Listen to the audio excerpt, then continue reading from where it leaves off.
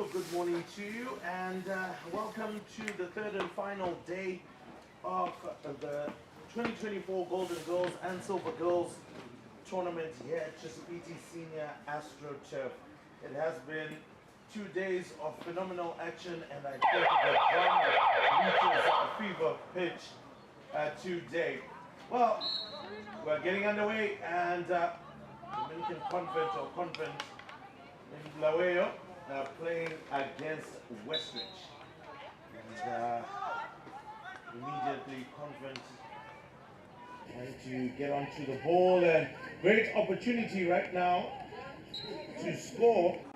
A little bit concerned that Westridge doesn't seem to have a goalkeeper.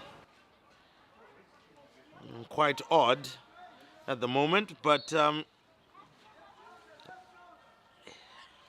I guess they will go ahead. It will be very difficult to try and defend some of that. Convent picks it up through their number 15, who's driving really well. Also got a very imposing figure as well in the middle of the park, and I'm sure that will continuously be difficult. Westridge somehow, some way need to defend this. Westridge obviously wearing the red and navy blue strip, whilst Convent Blaweyo wearing the blue and, well, predominantly blue, a mixture of blue there. A mix of turquoise or light blue as well as navy blue. So it'll be interesting to see how they go about business here. Surely should be free for all once you get into the D. But Westridge doing well enough, trying to get the ball across, but great interception. Decent drive down the turf. Great pickup. But unfortunately not finding each other as easily as they would like.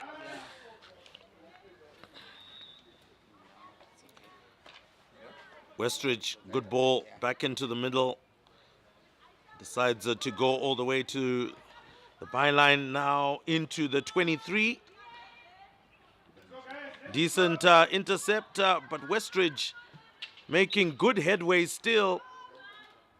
Unfortunately losing out on possession. Now Convent on the front foot.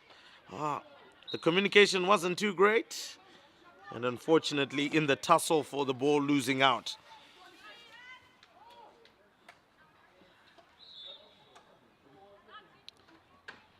Convent picks up, and, well, Westridge with a decent intercept and have regained possession as well, and with that foul in the 23 should be able to help things out.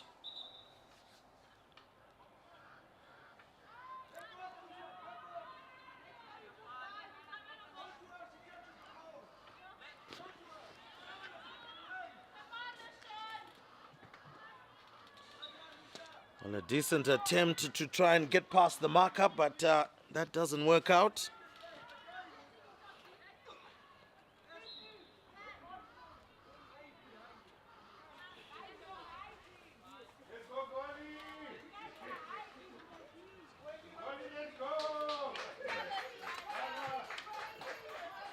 Picked up again for maybe a second bite of the cherry. Can she get the ball in? Well, it does get into the D, an opportunity, and they push it out wide.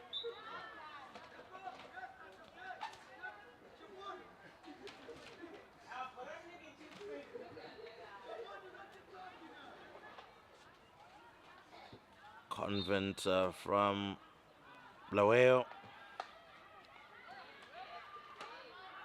have got a bit of work to do here, but would have loved to see a different strategy. Well, goes onto the foot.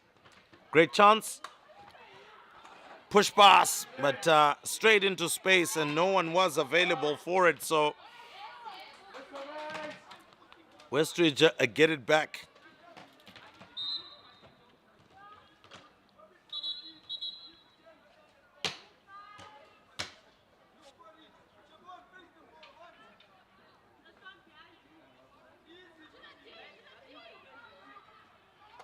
Looking for a long pass through the middle and even forward. And unfortunately, again, finding themselves with the back to the wall. So surely a different strategy is needed. A long ball up front would do them a lot more favors. Oh, that's a great pickup. Can she keep on going? Going upfield. Does get the ball. Needs more bodies up front to try and apply pressure.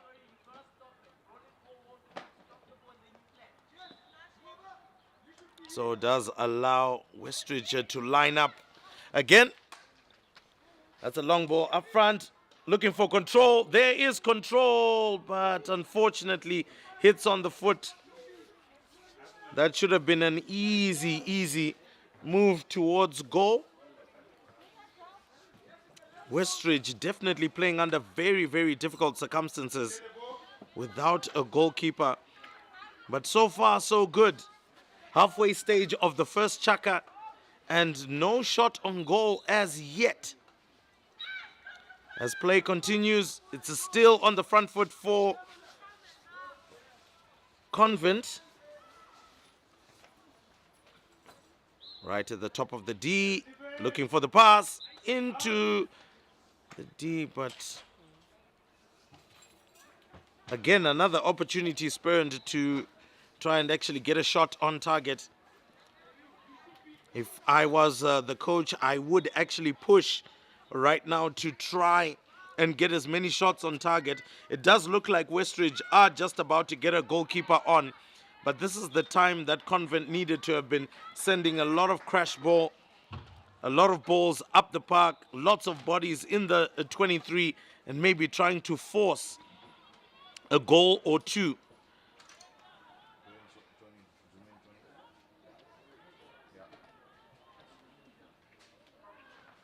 Westridge now with the ball, looking to clear their lines, go upfield.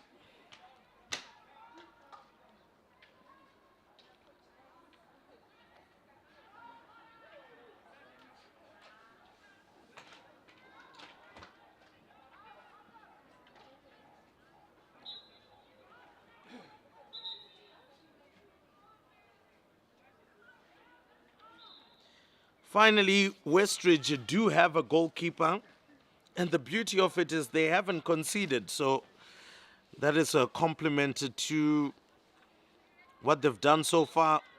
7 minutes without a goalkeeper. Great defensive work, ladies.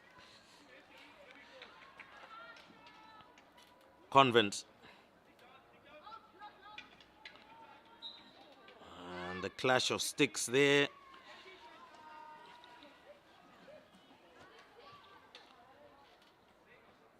That pass goes loose. This one picked up in the middle of the park by the lady wearing number 12. Gets it into the D, but unfortunately not to a teammate. So Westridge can clear their lines, but just only for a short while as they send that ball straight out. It's still the first chaka, first game, the dew remover as we love to call it, early in the morning. Still chilly conditions out there, but it is getting warmer slowly but surely, and hopefully will help the ladies and spur them on as the day continues. Well, lose control, but luckily for them,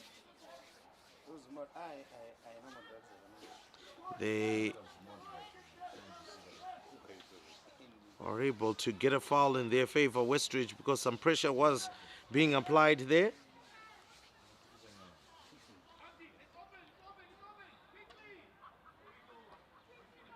Good pickup from Westridge, doing very well down the line, going further and further. Cuts back inside, needs a pass into the middle. Anybody to pick it up? Great hockey from Westridge. Tried to cut back in again and won the short corner. So first short corner of the game comes to Westridge.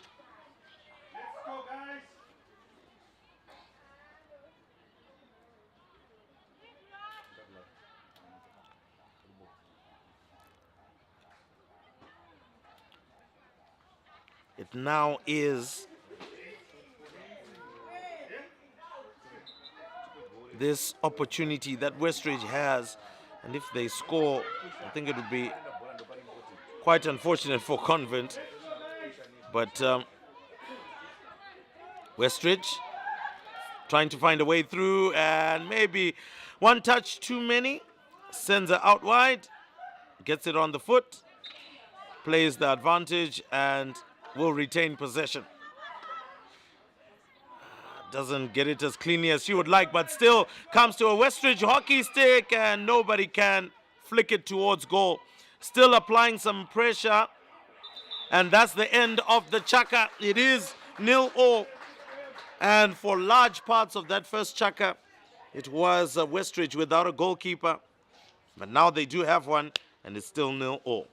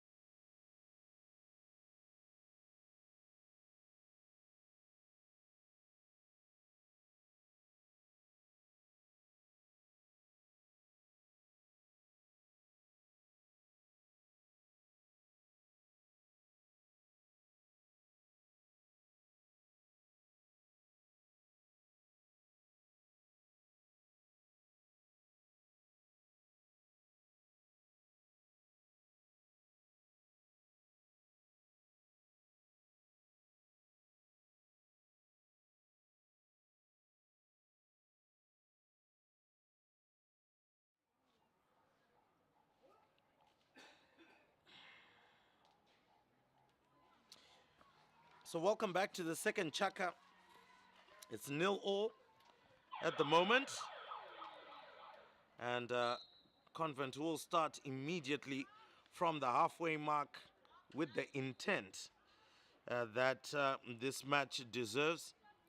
Unati Sibanda, and unfortunately Siobhan Mulinde can't get that one through. Neither can the control assist. Lashoni Margolisi rather, or rather Margolis, to get onto it. Mulinde going along quite nicely.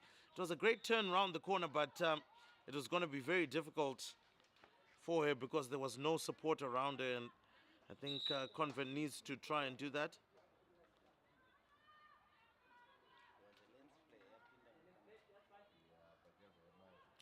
So Sibongu Musa Ngube gets onto it,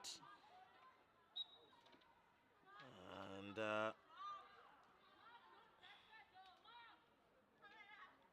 Ngube unfortunately goes well wide,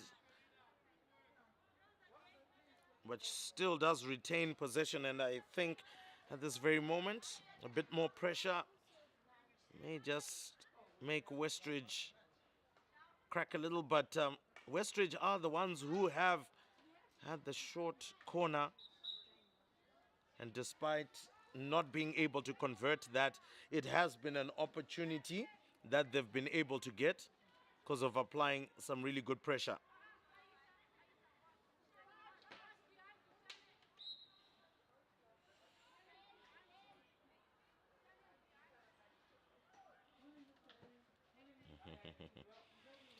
And again, an attempt to try and get the shot on goal, but Siobhan Mulinde doesn't get that one. So it's back downfield and out to Margolis. Margolis tries to get it forward, but Tichkiwe on the foot. Margolis gets it going again. Margolis, good stick work to try and get past Tichkiwe, but unfortunately loses out. Great from Tichkiwe to, oh, she doesn't get that one right.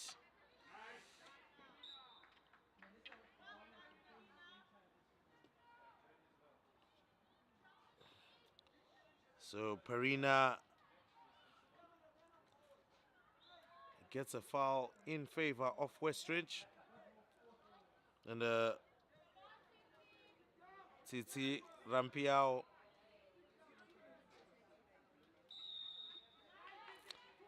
is able to force it. And now Westridge have got another short corner. So 2 short corners so far. We'll be looking to make use of it.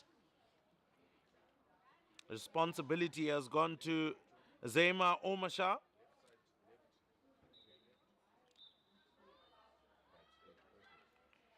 Ball comes out, goes for the shot. Ooh. Well, that was a really strong attempt from Margolis. Swept forward, but doesn't go anywhere. And now Convent in all sorts of trouble. Margolis reaches the ball. Can she go for a cross into the D? Can it be finished off? Oh my word. Hits the foot. And that was a good chance that it opened up for Cheryl Muguti up front. But they have a second bite of the cherry now. Right at the top of the D. And it is going to be another short corner. So Westridge getting the bulk of short corners and possession at the moment. I think it's now time for them to convert.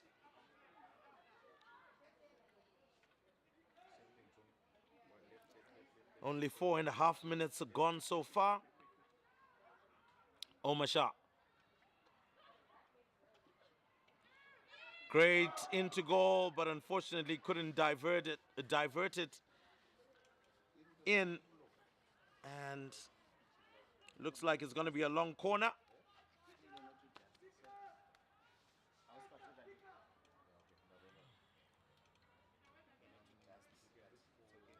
Tsitsi Rampiao. Oh, well, makes her way through onto the foot. And again, another short corner. So Convent have got some decent numbers in there, but need to try and minimize the mistakes.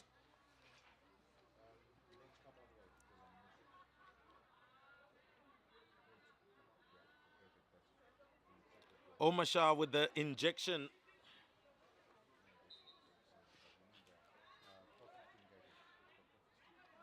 Oh, well, Rampiao doesn't control it nicely, and that ball is lost. There was a bit of confusion between her and Parina. Convent have got it. Also not communicating there. We're in a very large clump. Margolis. Oh, past Tichkiwe. Goes for the shot. And oh, what a save by the keeper. Another attempt, but this time round, Rampiao doesn't get it on target. But what a great shot from Margolis. Now Rampiao comes around from the far side, looking to make circle entry. Now at the top of the D, Margolis in a tussle at the moment. And great work as well from a Convent to try and get that ball away. A clash of sticks there allows a Convent to breathe. So ball straight up to Mulinde. Oh wow, she gets past 3. She's all alone, needs some support. Any runners that are getting there, well, there is support right in front of her, and unfortunately losing control was Ashley Nglovu, and opportunity goes a-begging.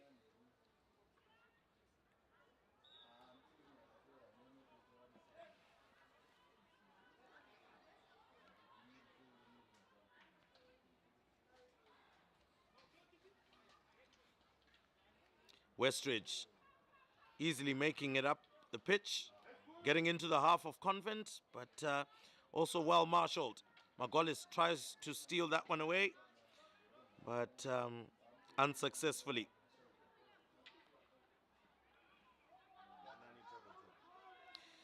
Chuma is going to pick up on the ball and allow the play to be restarted by Rutendo Chigerwe. Chigerwe still on the ball. Sweeps it forward.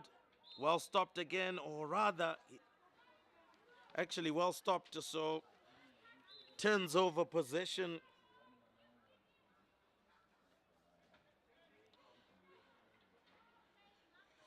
Just under 4 minutes left in the Chaka, still 0-0. We'll need to find a winner. Let's see if it will have to come to penalty strokes to determine who the winner is. But so far, very early days. Margolis, great touch outside Tichkiwe. Tries to get the ball in. It doesn't work out, but still retains possession. Goes into the D. Goes past 2 or 3, but not able to find the cross, but able to find the short corner. So Margolis having a pretty good game. Has had 1 shot on target so far.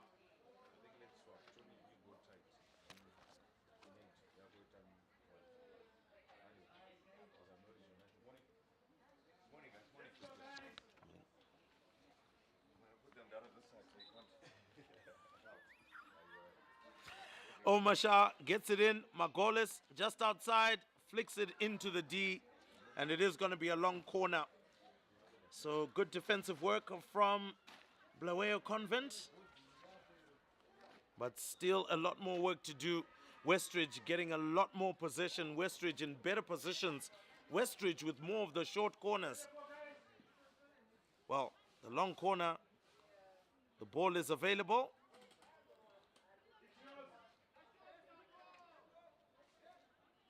Well, time continues to tick. And Margolis gets a final touch off a Convent hockey stick.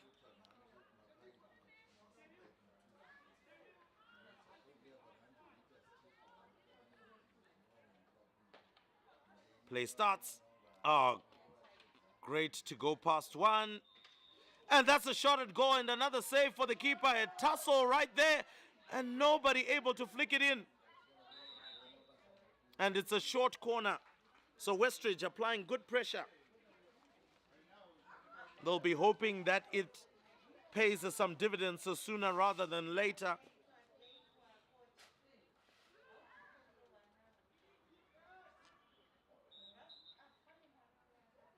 Omasha, injection. Margolis into the circle. Shot doesn't come in. Another chance. Swept towards goal, but well defended again. Margolis back into the D. Oh, and that's the goal they were looking for. And surely the pressure has finally paid off. Oh, that's a great goal scored by Westridge. So much effort that came into getting that one, and it finally did come. And that goal coming from, looks like it must be Omasha who scored that one, wearing jersey number 15, and that is Omasha. Westridge 1, Blairwayo Convent 0. Goal coming in the second chaka, and pretty much towards the end of it, Tichkiwe slips. Margolis goes past one, gets it into the D. Great pressure applied by Westridge, unfortunately illegal. Alicia Patel there making sure that she was getting a hockey stick in the thick of action.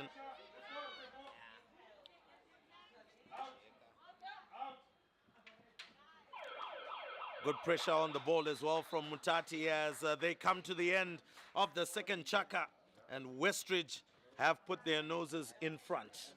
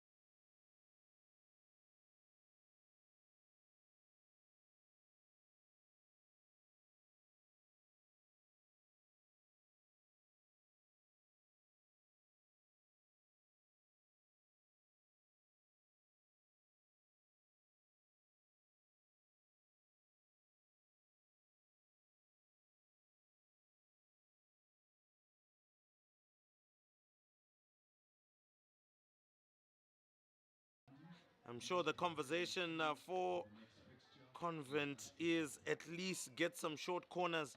Westridge were able to force close to 5 short corners in those first 2 chakas, and more so in the second chaka where they were able to just force that goal in. But I feel that Magoles has been pretty good on the ball. Great work as well has been coming from Rampiao. For Convent, they need to get the ball up a little bit more to Mulinde to apply a bit more pressure. The ball comes to Muguti and she's not able to do much with that, and Convent not able to do much at all with that one as well. But they quickly regain possession, and Asande Donga rather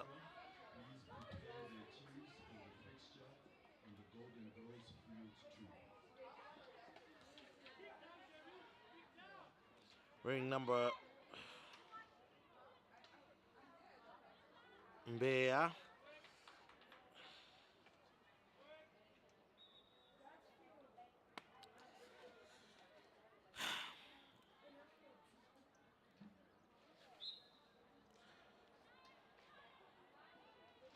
So Westridge right on the byline.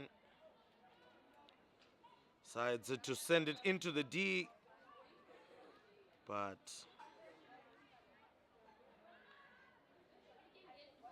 possession will go to Convent, who can push up the pitch just a little bit more. I think their midfield players are playing a little bit too deep. I think we can see some wing players now have gone upfield.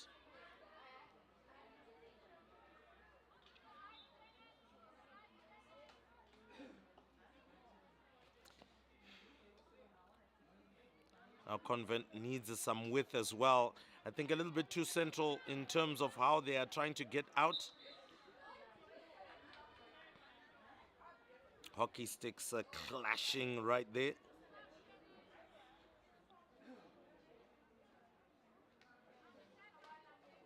Now it will be Omasha, goal scorer. Decides to send it out wide. Good pickup.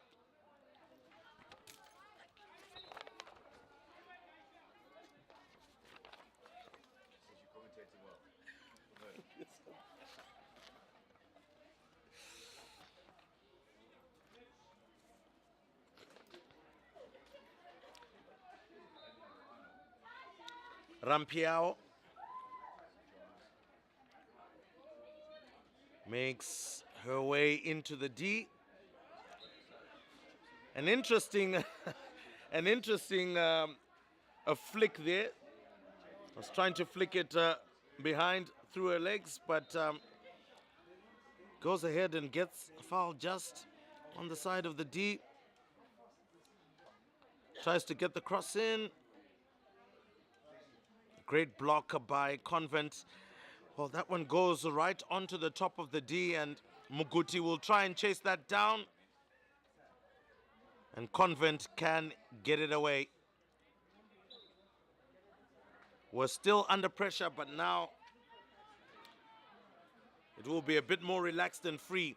Convent still guilty of trying to go right up the middle without much width, and is just allowing Westridge to get back onto the ball and apply more pressure towards them.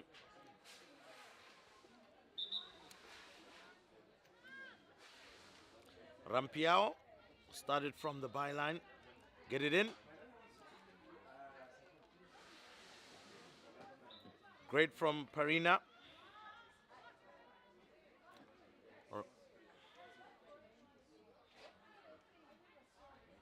Actually, that's Alicia Patel who goes on to that one.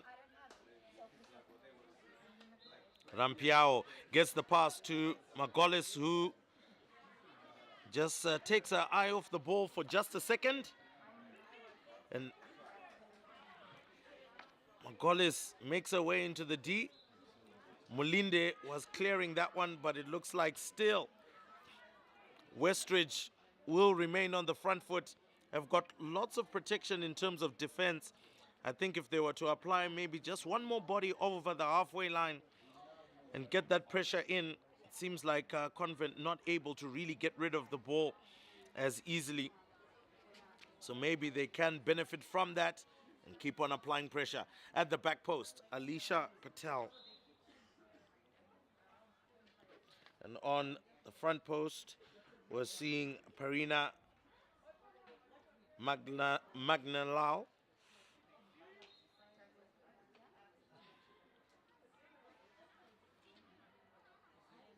Rampiao in a tussle. Convent wins it, but no one up front. And Convent not looking to get out of their own 23 either. Rampiao comes back. Convent very stagnant in terms of their defense. They can find it very difficult here to defend, and that's exactly what's happening. They're being found sitting so far deep in their 22, and I'm sure the coach needs to just bring out some instruction, get them moving a little bit more.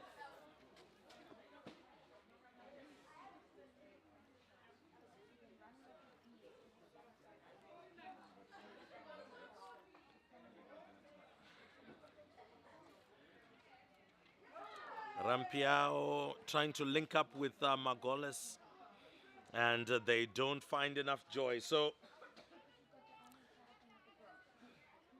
Convent Laweo have threatened very little in terms of goalmouth action against Westridge. Patel skews off the stick, but still has the support of Kunashe Mlingo. Patel looking to go forward. Loose touch allowed the ball to go away from her. Omasha. Mlingo. Mulinde. Mulinde picks it up. It's sent out wide. And Convent on the prowl. But not enough numbers again. Westridge have already lined up their defense, and it's going to be far too difficult for Convent to make through. And if they were to score, it would really be by happenstance, one would say.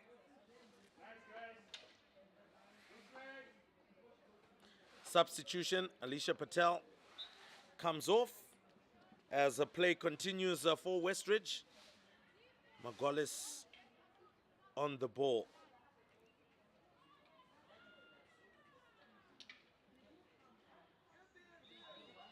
Onto the park. He is wearing number 31. That's Kayla Mba.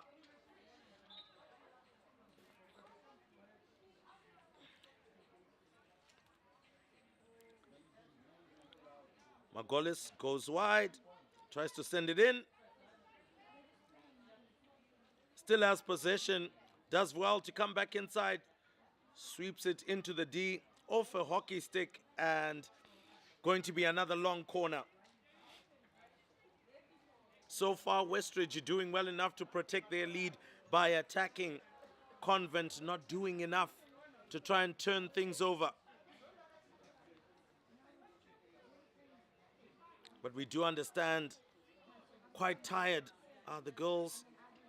Rampiao into the D, almost finds a hockey stick and forces a short corner. So I think the short corner count comes almost to 9 now for Westridge. Very effective in terms of finding these set pieces. Omasha. Margolis goes for the swing, and it is going to be another short corner. Luckily found a foot, and we'll have a short corner which will be taken by Omasha again with the injection. Cheryl Muguti is also waiting. Margolis, Rampiao, as well as Mba.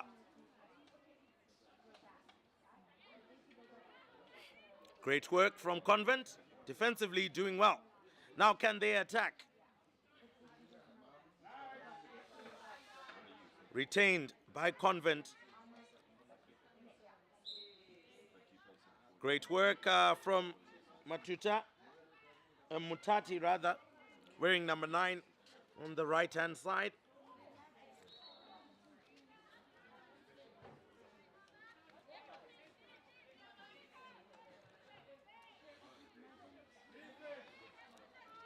Comes out to Mulinde.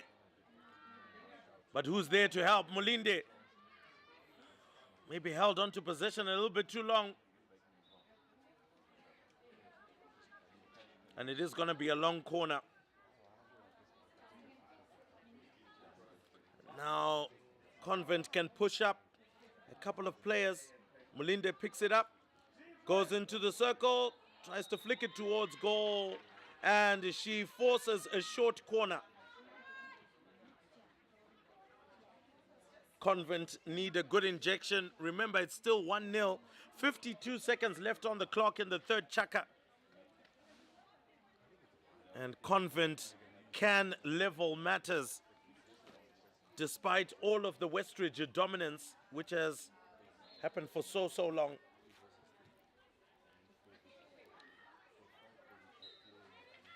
Here comes Mulinde, reverse stick shot. And unfortunately, that chance goes a-begging.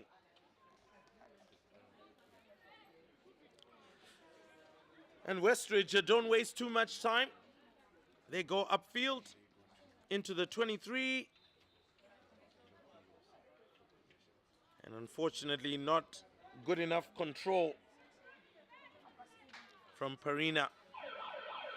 That's the end of the chaka. And Westridge still with a slender 1-0 lead over Convent, but much better play from the girls from Blair.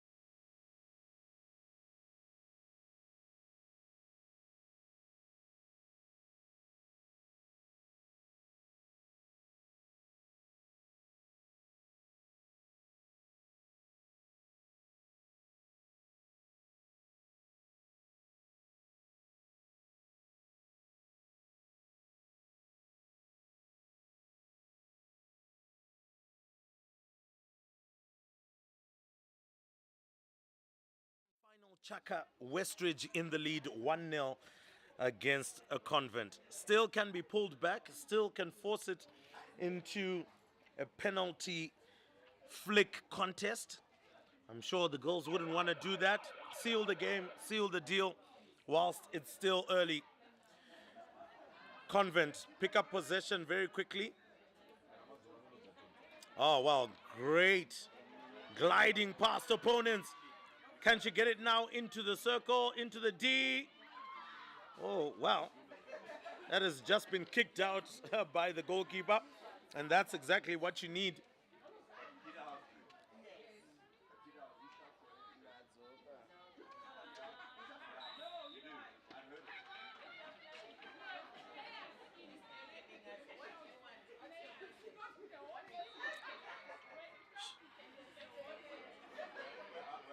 It is a short corner that has been given.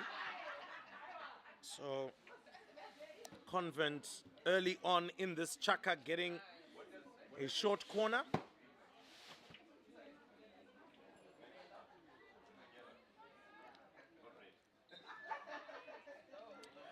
Oh my word, the injection not good enough, and Convent Didn't get that one right. And losing out on a set piece. But anyway, Convent can try rebuild into the 23. Circle entry.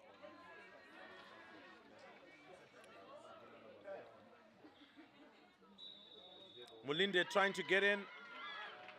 And it is a short corner again.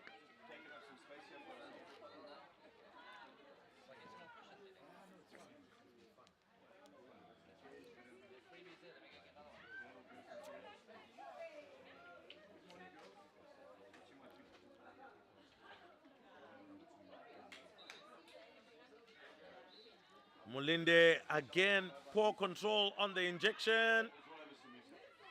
And Westridge clear their lines with relative ease.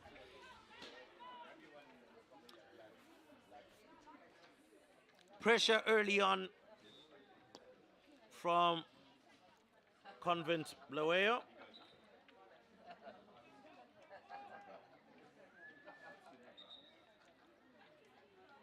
And Westridge survive that attack. So just for the last 2.5 minutes or so, Convent had an opportunity but didn't utilize it.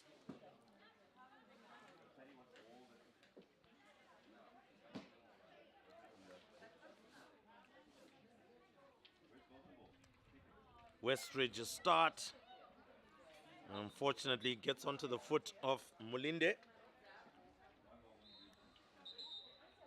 And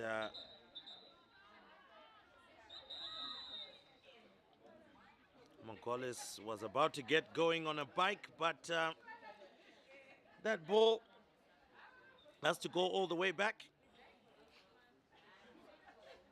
And Westridge have to start afresh.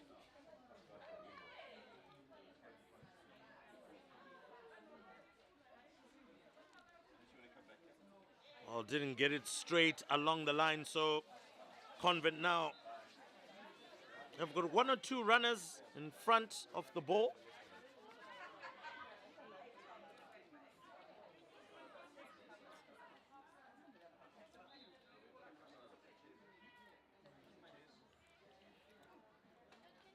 Just past the halfway line in Westridge territory.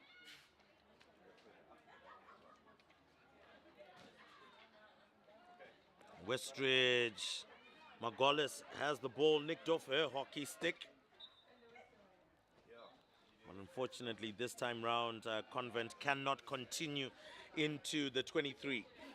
Westridge now sweeps it forward. Great intercept. Mulinde has been there getting the Lions' share of the ball. Just needs to find some partners running in front that could apply more pressure.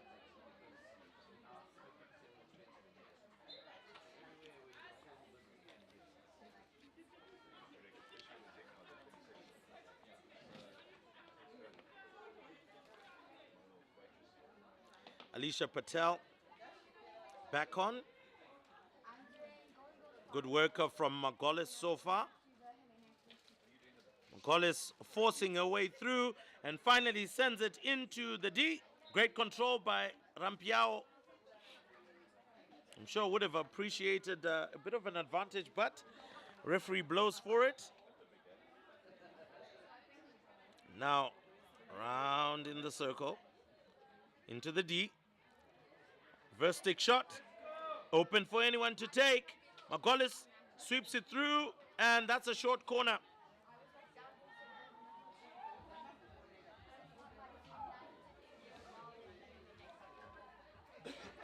So surely the one who has got the most set pieces is the one that tends to have the better chance of winning.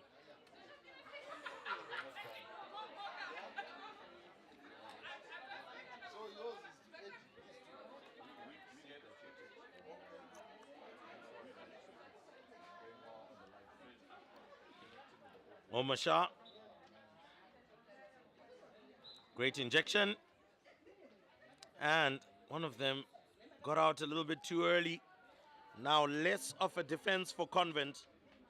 This should be the chance for Westridge to settle this encounter. Injection.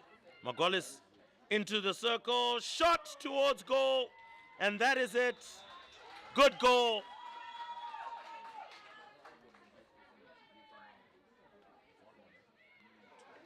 Mongolis with aplomb gets the goal, and 2 substitutions immediately for Westridge.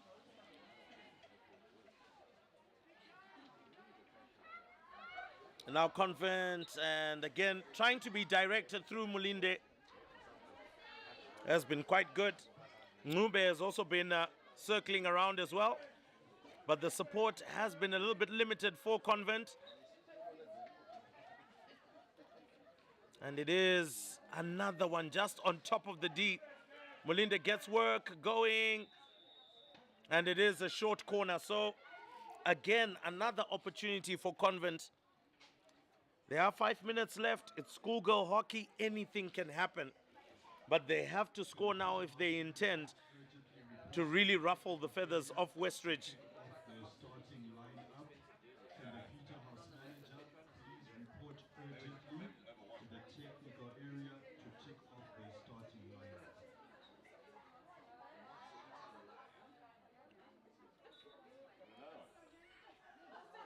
Great feed into the circle. Unfortunately made a meal of it. And will have to go out of that zone without having gotten anything.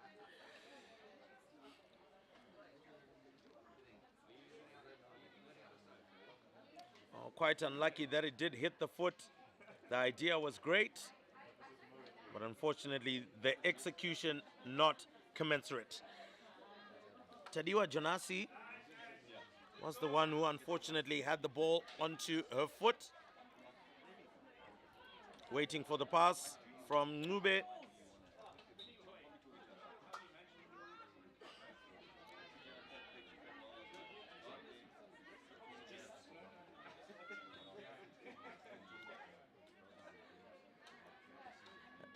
That pass almost goes through. Maybe it might be second time lucky, but ran into traffic there and still won the foul.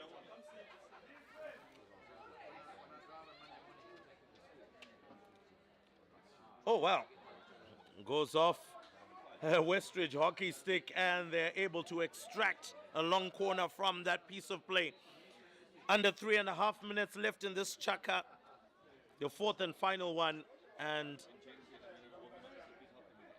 Westridge edging ever so close to that victory.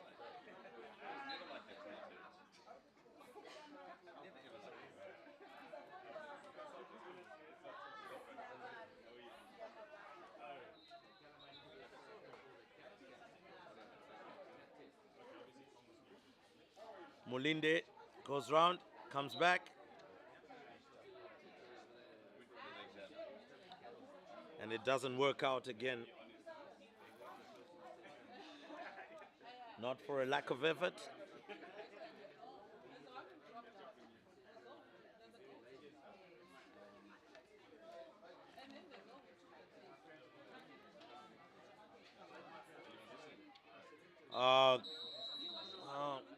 Decent physicality, but unfortunately will get the green card and have to march off. It was a good attempt, however, to try and force something. Mongolis comes all the way back. I'm sure we'll want to drive the ball up front. Does so through 1, through 2. Has been gliding through her opponents quite easily, and she restarts play. And to be fair, it has been made relatively easy as well from Convent, who have not applied too much pressure on players. Alicia Patel, great work to stop her from progressing. Again, getting some numbers forward. Mulinde goes into contact and loses out to Rampiao. Rather, not Rampiao, but Mlingo.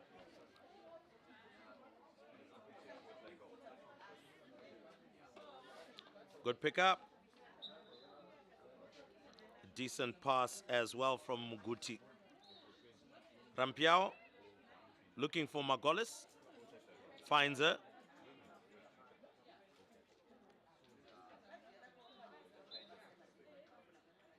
And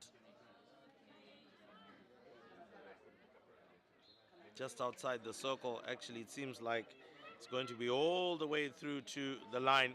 47 seconds left. Surely it's now game management unless they are looking for a cherry on top. Westridge have dominated this particular fixture.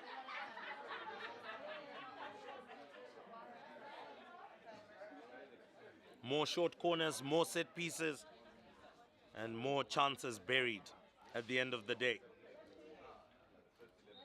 Goes for the shot and buries it.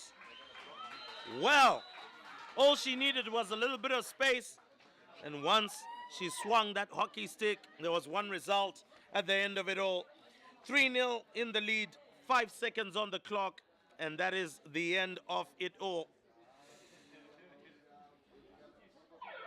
It's done and dusted. 4th chaka gone, and Westridge with a 3-0 victory over Convent of Bulawayo. It was a dominant win after all.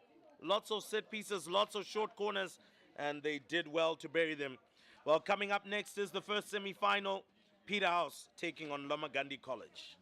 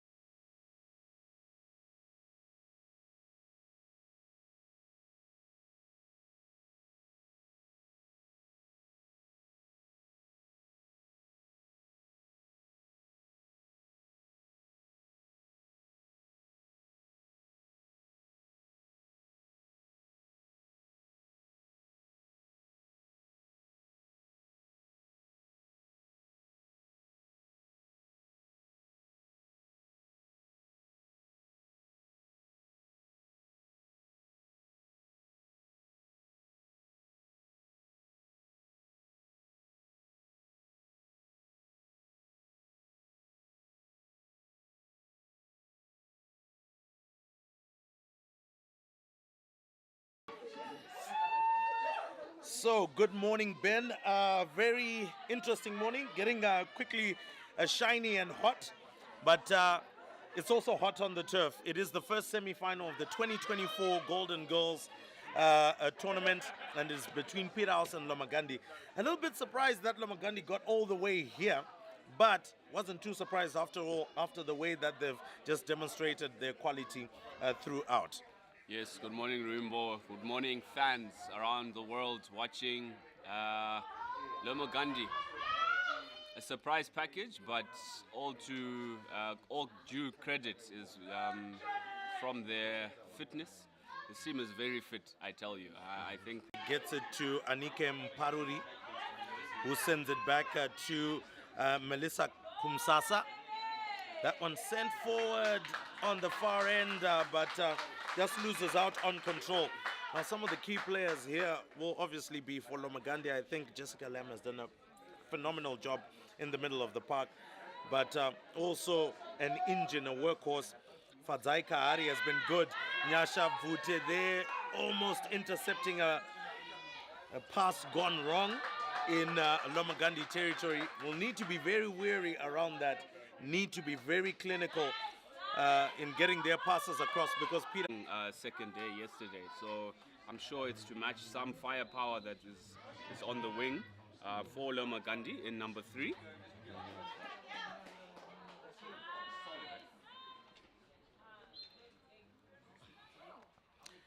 Yeah, the right link for Lomagandhi is a very strong player. Most teams like to attack down the right flank because it's easier to beat the defenders on their weaker left-hand side.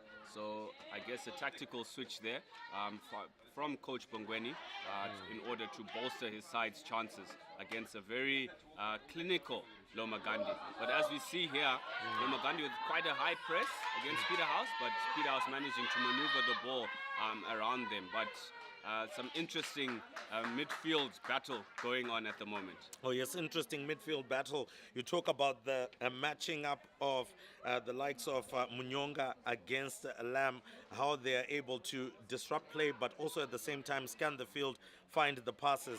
And of course, I think I have discovered who our number 3 is, Limbikani. She's also a workhorse down here on the right-hand side, but she'll also have a lot of work to do to try and help cover in the defensive lines, as Jody Anderson as well as Nyasha Vute try to occupy the left-hand side of the turf here for Peterhouse. Now, it's going to be hit out here, it looks like, for Lomagandhi. They go deeper, but they'll be inviting some Peterhouse pressure if they do that. And luckily for them, they do get a foul in their favor, so that will push Peterhouse up front a little. Yes, Peterhouse with a very high press as well, that they're trying to exploit the space. But then again, Peterhouse are right on the money. They're quite alert, all the players, and trying to mark in pairs, which is paying off really well for them. And a turnover already for Peterhouse, right up in the Lomagandhi territory. Oh yes, indeed. Lomagandhi trying to clear their lines and finally do, but they don't have enough numbers to cause enough problems here for Peterhouse. She may have started play, but Dambisi is all alone, and you'll have to do a lot of stick work to try and get out of trouble. That's Munashe Shoniwa. Munashe Shoniwa, they're trying with a quick restart. However, should have been a little bit more patient to allow her teammates to push up. We were quite deep, as they just won a turnover from Peterhouse. So patience, game awareness as well is important in this match, because it will definitely boil down to the finer percentages of things. Oh yes, indeed. As we're approaching the halfway mark of this first chaka, still a little bit cagey, but Peterhouse now with more territory gained. If you were to look at the heat map, spending a lot more time in Lomagandhi territory. Dambisi there missing out on the ball. Lam gets onto it, clears their lines just a little. Shoniwa sweeps it out, and now Lomagandhi on the counter-attack. Lomagandhi hot on the charge here. Brilliant breakdown of play from Fernandez, as Lomagandhi was surely in behind the defense there. So that is going to be a long corner, and Lomagandi now in the 23 of Peterhouse. And I think what's also more important here is to see how set pieces are going to be executed. This has been a long cry for us throughout the tournament. Execute your set pieces, whether long corner, short corner, or penalty, a flick if you get one. But more importantly, execute. And I think for Lomagandi, again, they are going to get another long corner. Interesting to see similar tactics being employed here. Both teams effecting a very high press. As you can see, the furthest, the deepest Lomagandi player is sitting right on the halfway line, congesting Peterhouse into their own territory, trying to force those mistakes and effect a turnover. And one would also argue as well that the likes of Peterhouse didn't face too much from their opposition in terms of being pressed high up. So this is going to be a test of their character, test of their wit.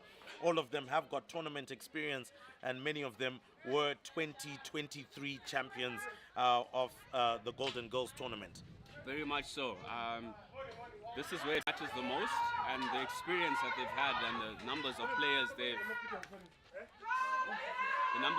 they have retained from last year's championship side, a championship winning side, can be to their advantage. However, Lomagandi have come to play this morning.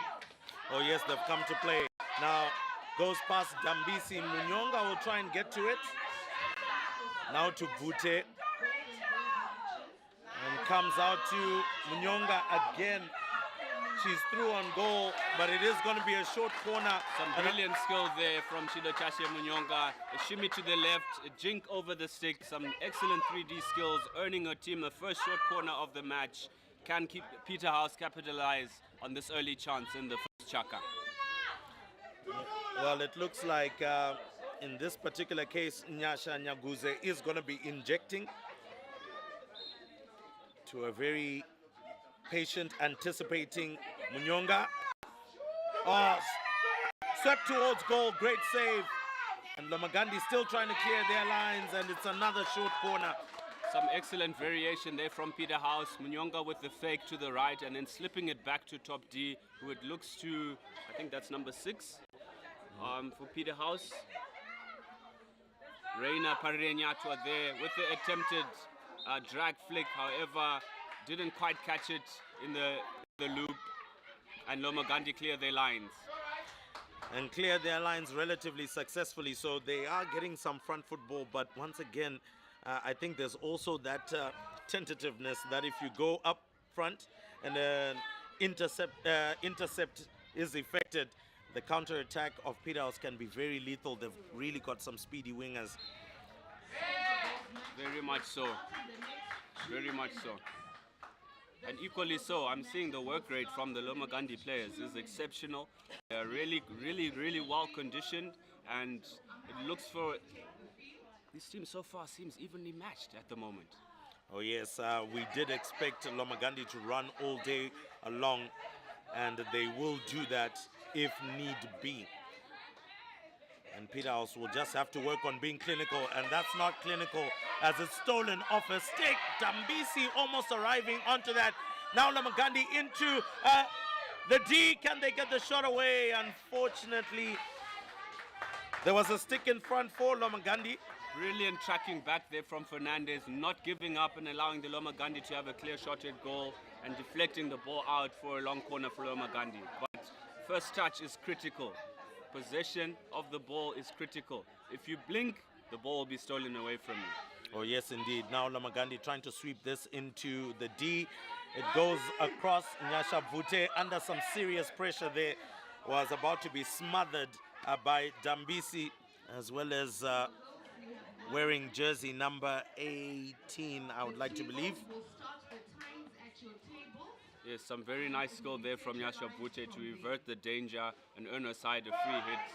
As we've seen again, some excellent distribution from Melissa Kamsasa, opening up the Lomagandi side and enabling another circle penetration for Peterhouse with the shot on goal and saved by the goalie. Well, a little bit of an appeal coming from Peterhouse, but I don't think it's the time for appeals. Get your stick down, get working. And continuing with play. Some excellent exploitation of space there by Peterhouse, who are taking another shot.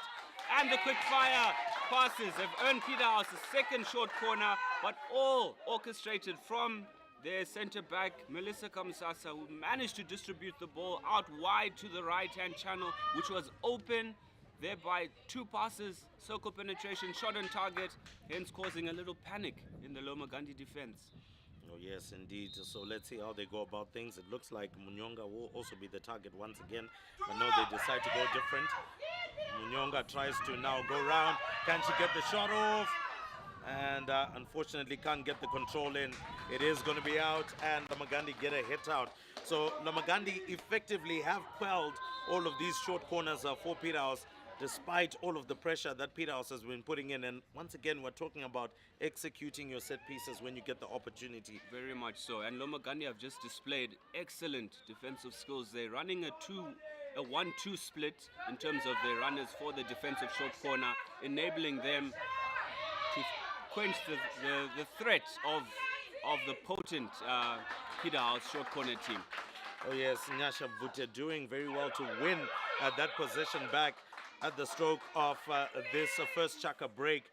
But again, Loma Gandhi doing very well in defense, pretty compact, very difficult to penetrate. But I kind of feel like it's going to be a weird goal that is most probably going to separate the two sides. But it ends the first Chaka, Peterhouse Girls 0, Loma Gandhi 0 in the first semi-final of the 2024 Golden Girls Tournament.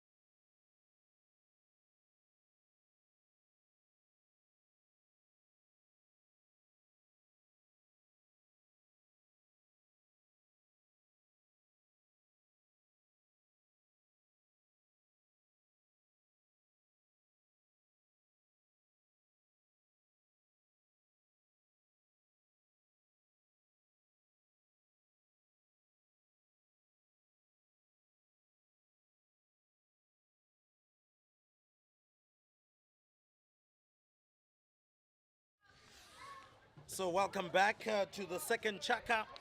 Tightly contested encounter here.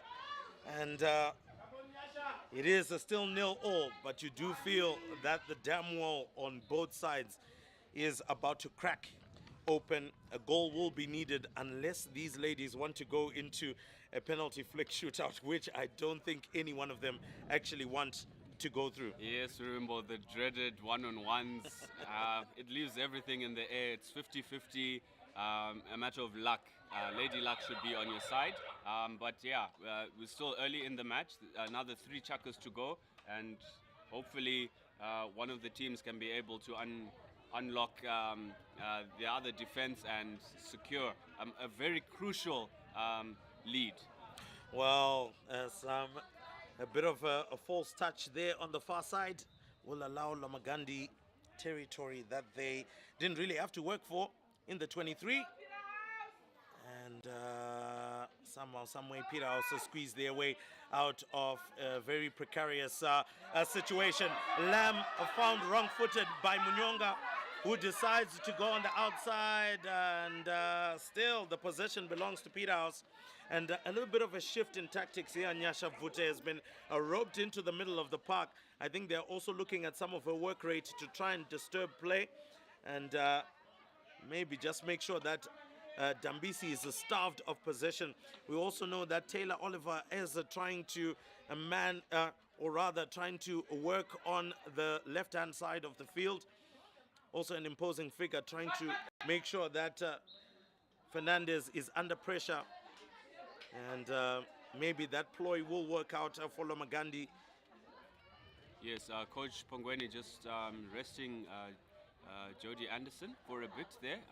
Tactical change, as you're saying. Nyasha has had a strong start to the match, and she's got some wheels on her. So maybe an interesting tactical change there, maybe to use the pace to her advantage in the left link channel. Also, more importantly, can complement as well.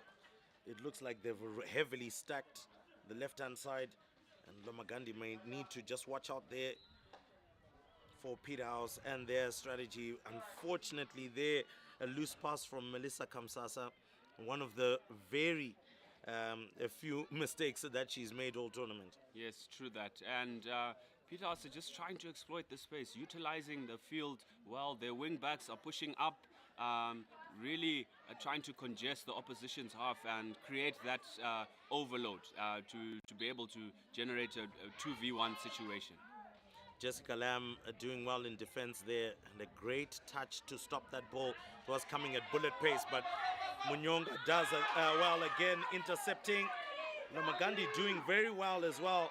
She had to stick out that hockey stick, Tadiwa Nashemuromba, otherwise it was going to be very difficult to stop that attack.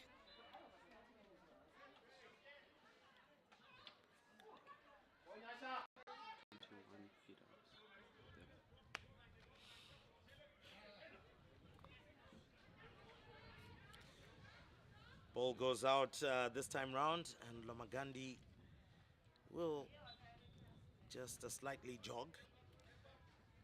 They tend to call it half pace, not three-quarter pace. True that. Jessica Lamb just scanning and looking for the ball. She's eager, she's ball hungry. She wants to impose herself on this game. Here she is on the ball, looks up, brilliant pass, creating the space for Lomagandi. Brilliant one-touch passes there. And unfortunately, a loose touch allows Munyonga to restart play quickly. Vute onto it, trying to get it into the D, and it looks like it is going to be a foul. Yes. Just at the top of the D. Yes, the ref blowing slightly there. I thought Peterhouse could have taken advantage of the advantage in play. However, play brought back, and they have to reset here with Munyonga. Back to Munyonga, goes past one, goes past the second, trying to get into the circle. Well, gets into the D, can't she get the shot away? Flicks towards goal. Lomagandi finding it difficult to get out, and finally finds a foot. Let's just top defense by Lomagandi there. Real grit, keeping their eyes on the ball, staying low as possible and allowing the ball to come to them. Very well defended there. And so here we go. Once again, Lomagandi just watertight in defense at the moment. This ball goes way upfield. Most probably going to go all the way out. Yes, some much needed pressure relief there as Lomagandi clear their lines. And as you can see, they're already transitioning and progressing to compress that field. But however, Peterhouse strikers are hanging high, giving the Lomagandi defenders something to think about. Oh yes, and definitely. I mean, you'd think twice about just going upfield now. There's going to be a quick attack here because there's lots of space on the near side. Vute unfortunately losing control of the ball there. And it looks like Zigora is going to try and go up.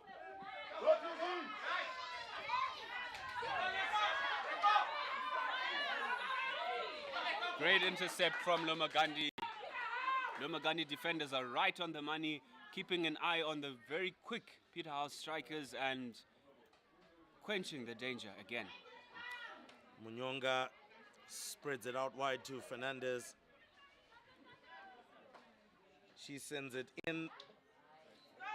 And Lamb again right there in defense. A chance to take a shot. And Lomagandi still that green and yellow wall. Stoic in defense. Yes, Terry Gorejena there with a shot at target. However, scuffed her shot a bit, and although they get to reset now, but Lomagandi off the hook again. An unfortunate foot there from the ball sent in by Peterhouse. Lomagandi concede another short corner. A little bit of pressure, sustained pressure being built here. Can Peterhouse make the most of it? Yeah, I'm sure they will need to look for a bit of a different variation. It was good to see that they did pick out someone a little bit different from Munyonga in the previous short corner.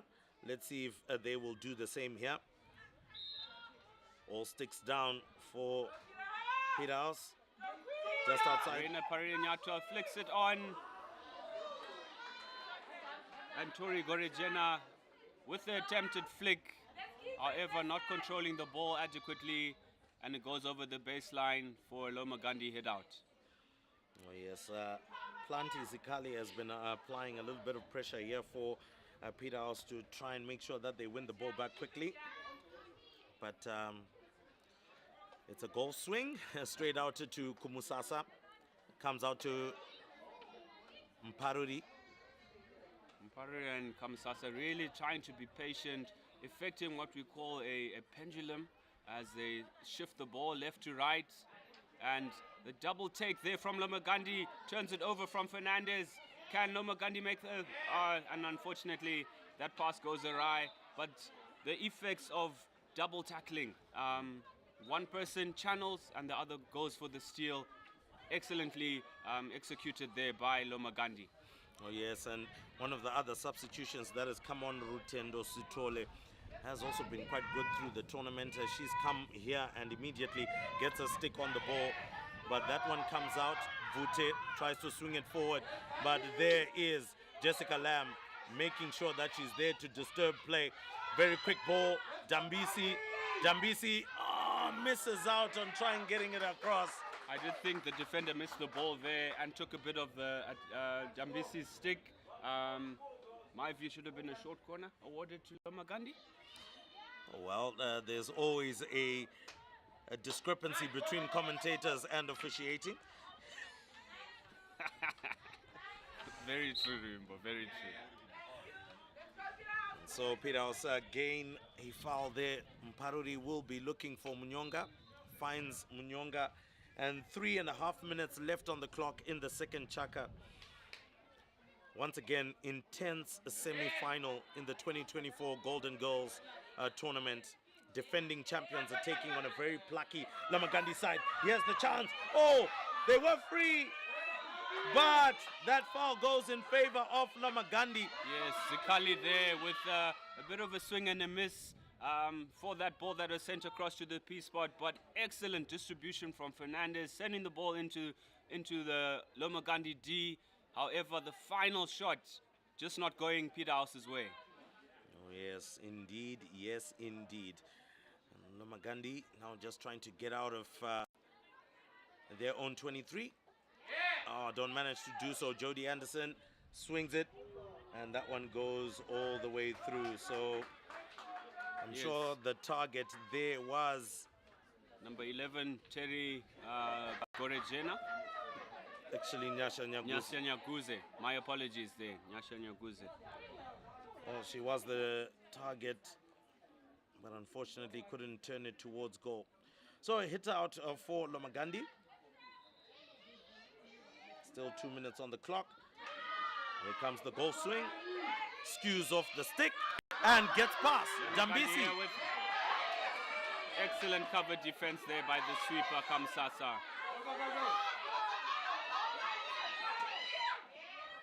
Well, Rutendo Sitole gets the final touch off Peterhouse hockey stick and will get a long corner for the ladies from Chinhoyi. Now, if we were to go provincial, it's a Mash West versus Mash East kind of tussle here.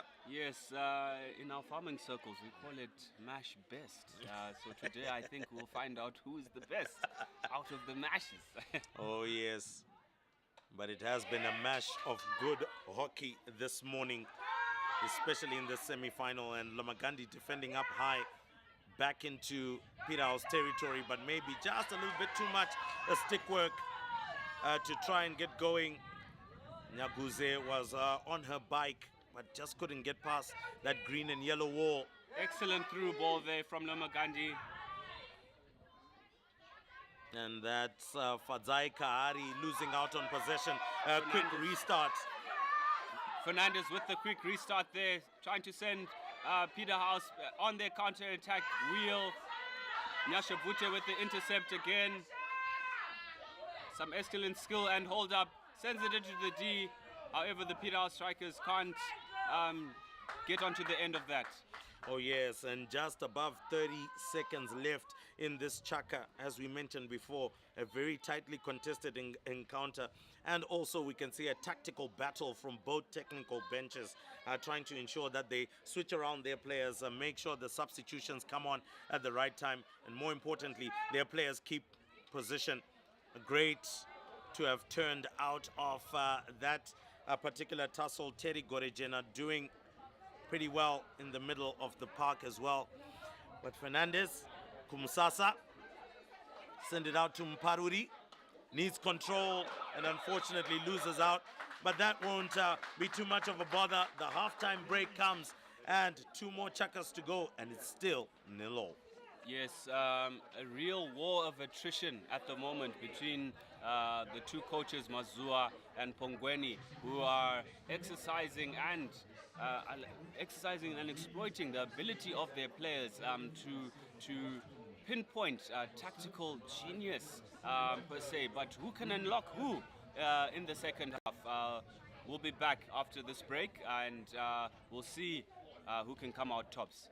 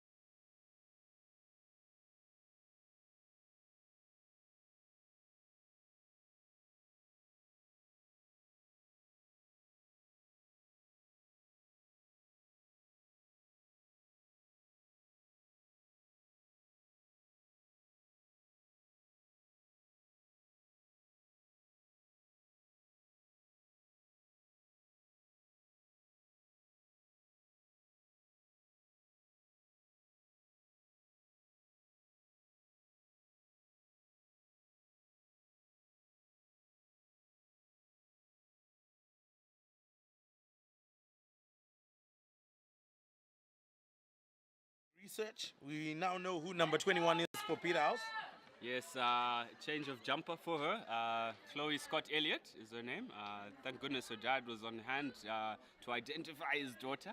And yeah, she's really played. Shifted from left back, left link yesterday into more attacking role. Let's see if that will pay off today. All right, and so Peterhouse do get Amanda Msongelwa up front, who's on the ball. Amanda Msongelwa there with a nice Peterhouse with the quick take, tap and shot on goal, saved by the goalkeeper. A follow-up shot, and it falls onto Jessica Lamb's foot. And Loma Gandhi conceded a short corner, but quick thinking there from Peterhouse, catching Loma Gandhi still maybe half asleep from halftime. Yeah, still coming from the halftime break. But also, once again, maybe do you also feel that maybe Loma Gandhi will have worked on short corner defense and will say Peterhouse will allow you to keep on coming, have the short corners, get frustrated at one particular point, and then maybe go all the way to the penalty flick. And oh, that's the goal! That's the goal! Very quick thinking, very quick passes, and it looks like Amanda Msongelwa is the one to unlock that Loma Gandhi defense. She gets the goal, and that now means Loma Gandhi have got to unlock the bus and now come out.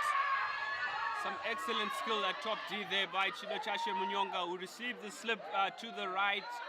A little shimmy to the left, shimmy to the right, slipped it back to P-Spot, and Musongelwa with a deft touch, sending it into the bottom right hand corner. Peterhouse 1, Loma Gandhi 0.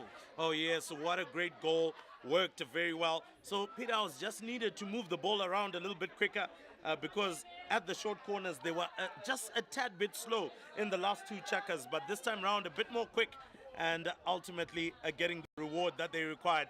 So Amanda Msongelwa doing very well. And now Loma Gandhi, it's up to you. Can you come to the party? Can you level matters? Super sub and Amanda Malongelwa, they started really brightly with the turnover right from the first play, resulting in then the short corner and ultimately the lead for Peterhouse. Nyasha Vute has maintained her position in the middle of the park. And well, for Loma Gandhi, ball got a little bit big on Terry Gorejena there, but managed to get the foul in her favor. So It's Chloe Scott Elliott there trying to control the ball in the hope to deflect it to her other partner Amanda Msongelwa. However, another turnover here. Jodie Anderson, early ball from Chloe Scott Elliott, and the keeper clears her lines. Onyasha Nyaguze was trying to apply some pressure up front, but Loma Gandhi did well enough to get themselves out of their own 23. Nyasha Vute getting ready to start. Finds Jodie Anderson. And looking to deflect that on goal. Msongelwa was looking to get involved once again. Well, she's really hungry for the ball and really hungry to attack. I think she's a bit angry because of having to sit on the bench the first two chuckers, and she's come out here all guns blazing. Well, that ball goes long. Kumsasa controls it. She does have Fernandez, but decides to go straight through the middle. A fantastic pass, actually. And unfortunately goes onto the foot. Fadzaika Ari wants to restart play very quickly.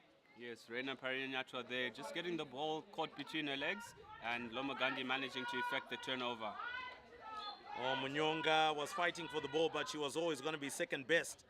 Well, false pass to Rutendo Sitole, and it trickles out of play. Yes, Peterhouse starting to turn the screw a bit here on Loma Gandhi as they, yes, the lead, they have the cushion of the lead at the moment, but also now dictating play, some effective and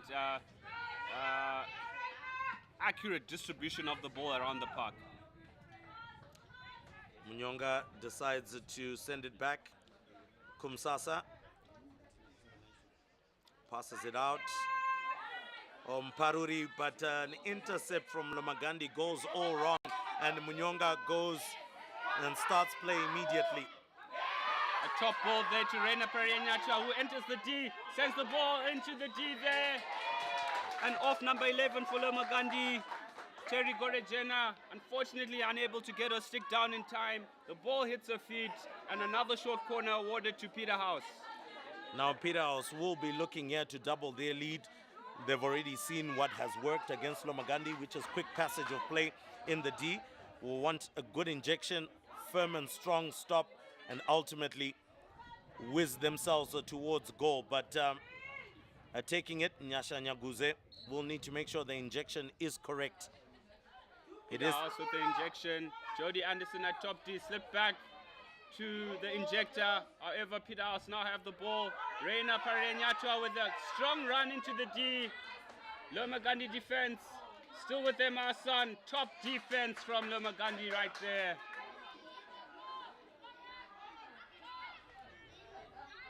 Fernandez swings it in, and maybe just a little bit too strong for anybody to get, but Peterhouse will retain possession. There was a Loma Gandhi hockey stick to try and intercept matters there. Yes, some very excellent defense off the short corner there from Terry Gorejena. Keeping her eyes on the ball, even still with the face mask on. She was really zoned in on that ball and made sure that she cleared the lines for Loma Gandhi there. Parodi into the D, great stop. Munyonga towards goal, and Loma Gandhi remain firm and get out of trouble. Well, get out of jail free card is coming, but look, Nyasha Vute rather, getting onto the ball. Munyonga contesting for it. Lamb onto it. Stolen away by Munyonga. Tries to go for the pass, but also great defensive work by Lomagandi. Still in. Play continues. And short corner invoked. Shido Munyonga, they're not giving up, trying, giving so much effort towards recovery of the ball and trying in their efforts to get a shot away, earning a short corner as the ball is lifted up off Jessica Lamb's stick and resulting in danger, and Peterhouse have yet another short corner. Here comes the injection. Goes for the shot. And well, goalkeeper does well enough to make sure that stays out, but it's another short corner as well. Interesting tactic on defense there. Lomagandi defense held their line, stood right in the goal, trying to block out the goal. Maybe because of the skills of the Peterhouse team in the 1-2 combination at top circle. Great work by Lamb. Flicks it out. Rutendo Sitole on it. Can they get a counter attack going? Great pass. Two players out here. Looks like Limbikani goes past Kumsasa. Tried to go for the flick into the D. Maybe needed to slow down slightly because she had gone past Kumsasa there. Very much so. She had time to get her feet round, really gather control of the ball and effect a great distribution of the ball here. But here she is again.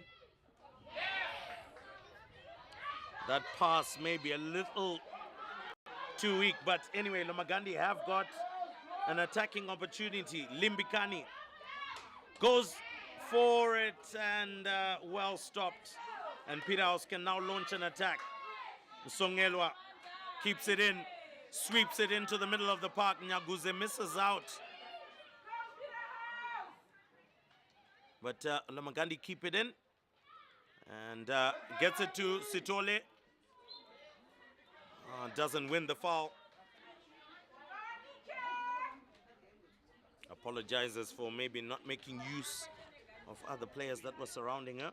Kumsasa, Fernandez, cut back inside. Anderson with the jink over the stick there, trying to find her teammate. Unfortunately, the ball going awry. Peterhouse still in possession here. Looks like Nyaguze on the ball and wins a foul for her team. Nyaguze will come off.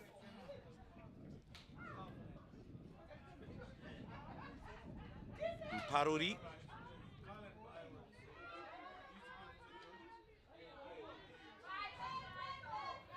Anderson with the attempted through ball there, regathered by Fernandez, back to Anderson. Anderson out wide, searching for Parenyatwa. However, Parenyatwa unable to reach the ball there. Some good patient build-up by Peterhouse on display.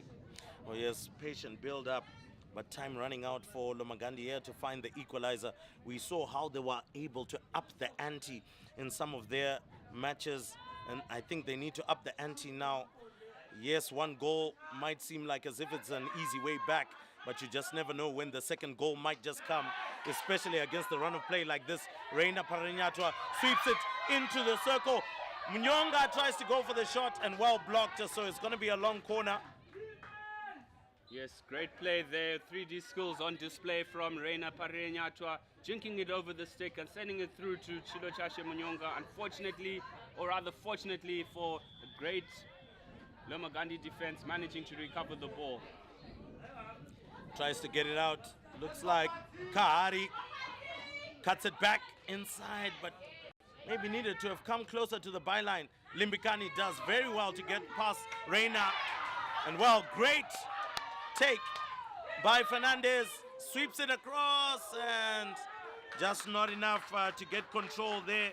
Yes, Limbikani with some skills here down on the left-hand channel, but Fernandez equal to it and be able to nick the ball away from her to effect another counter-attack. Lomagandi starting to get some inroads in this game. I feel the tide is shifting slightly, but they need to be playing more in the Peterhouse half. And here we go, whilst talking about where the second goal might come from. And that looks like Taylor Oliver. who's on the far side. This time round playing on the right hand, not on the left as we had seen her do for so many moments within the match in the D. And Lomagandi just need to sweep this one out somehow, some way. But luckily enough, the foul comes in their favor. They will get a hit out. Oh my word. False pass. Chido, Chashe, Munyonga. Getting past, a shot at goal. And finally, it's bundled over. Looks like it is jersey number 8. According to the team sheet, it says Sabina Brits.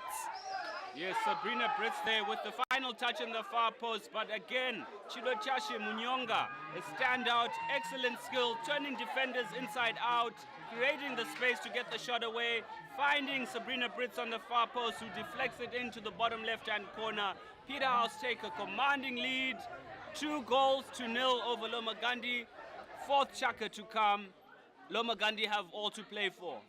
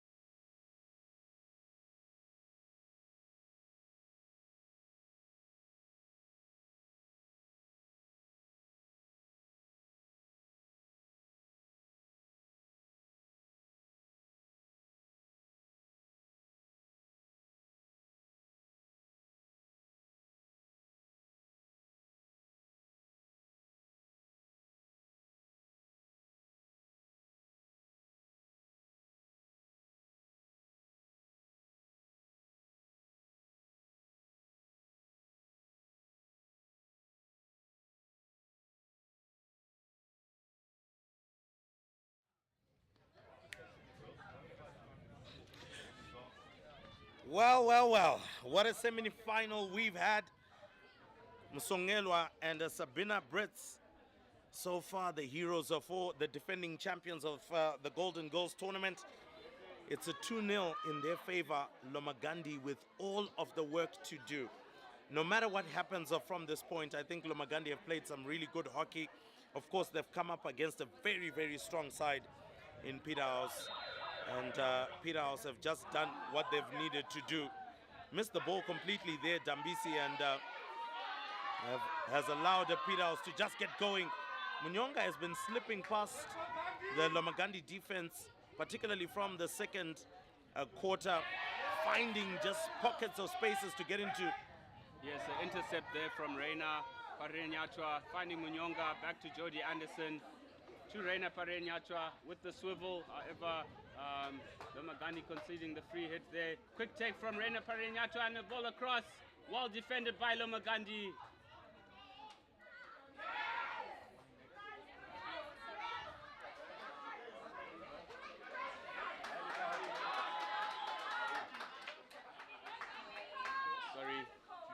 So really good pressure from Nicole Murengami from Peterhouse to try and make sure that Lomagandi didn't get away down this near side.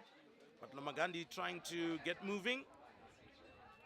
Play. Lomagandi playing hockey in the right part of the field now as they effect the counter-attack. I think Peterhouse have woken up something in Lomagandi with the effect of that, and unfortunately the ball goes awry and over the baseline. But a little bit of fire coming in from Lomagandi now as they're chasing the game, giving it their all in this last chaka. Oh yes, they have to give their all. You have to go full tilt right now. Doesn't matter what you have to do, but just make sure you do it legally to get that goal there, because a final spot is up for grabs. Rutendo Sitole, unfortunately, Dambisi can't get control on that ball. And another hit out for Peterhouse, who will also just allow the seconds to tick along as they get back to the spot for a hit out. Reina Parenyatwa loses sight of that one, goes out of play. And right here on the near side, we will see Nomalanga Mutimtema to try and get play going. And Lamb, the ball stolen off of her hockey stick. Munyonga with the counter attack, looking for that pass through but Lomagandi do enough to allow players to come back into defensive positions. Munyonga drives it a little further to Parenyatwa. Oh, stolen by Mutimtema. Tries to get the pass away, but I feel she needs to drive a little bit more. Parenyatwa crosses it in. There for the flick. And oh, goalkeeper sprawling on the floor to make sure that she keeps that one out. Vute drives in. And Peterhouse unable to take advantage from that point. Yes, some excellent rush defense there from Lomagandi, tracking back the Peterhouse players, and the keeper with a sublime diving save to be able to clear her lines, keeping Lomagandi somewhat in the match. Yeah, somewhat is what we can say. As long as the seconds are ticking, it means Lomagandi's task becoming harder and harder.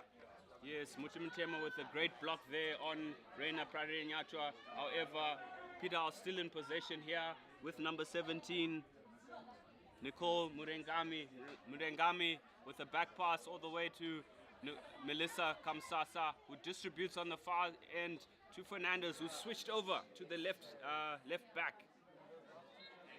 A ball through to Nyasha Vute, but intercepted by Jessica Lamb. Great turn by Dambisi, but once again all alone and easily taken over by Chidochashe Munyonga, who has been really good. Rutendo Sitole losing out a little bit. Mutimtema wins the ball back. A pass into the middle to Taylor Oliver. Taylor Oliver doing well. She keeps on pushing. She keeps on going, but the support from Lomagandi absolutely nowhere to be found. It looks like her teammates are just watching her go at it alone instead of pushing up, finding that extra gear to try and support her teammate in the hopes of getting a goal back here against Peterhouse. Oh, Vute bumps into the defender on the far side and wins the foul there. Looks like Munyonga just outside the 23.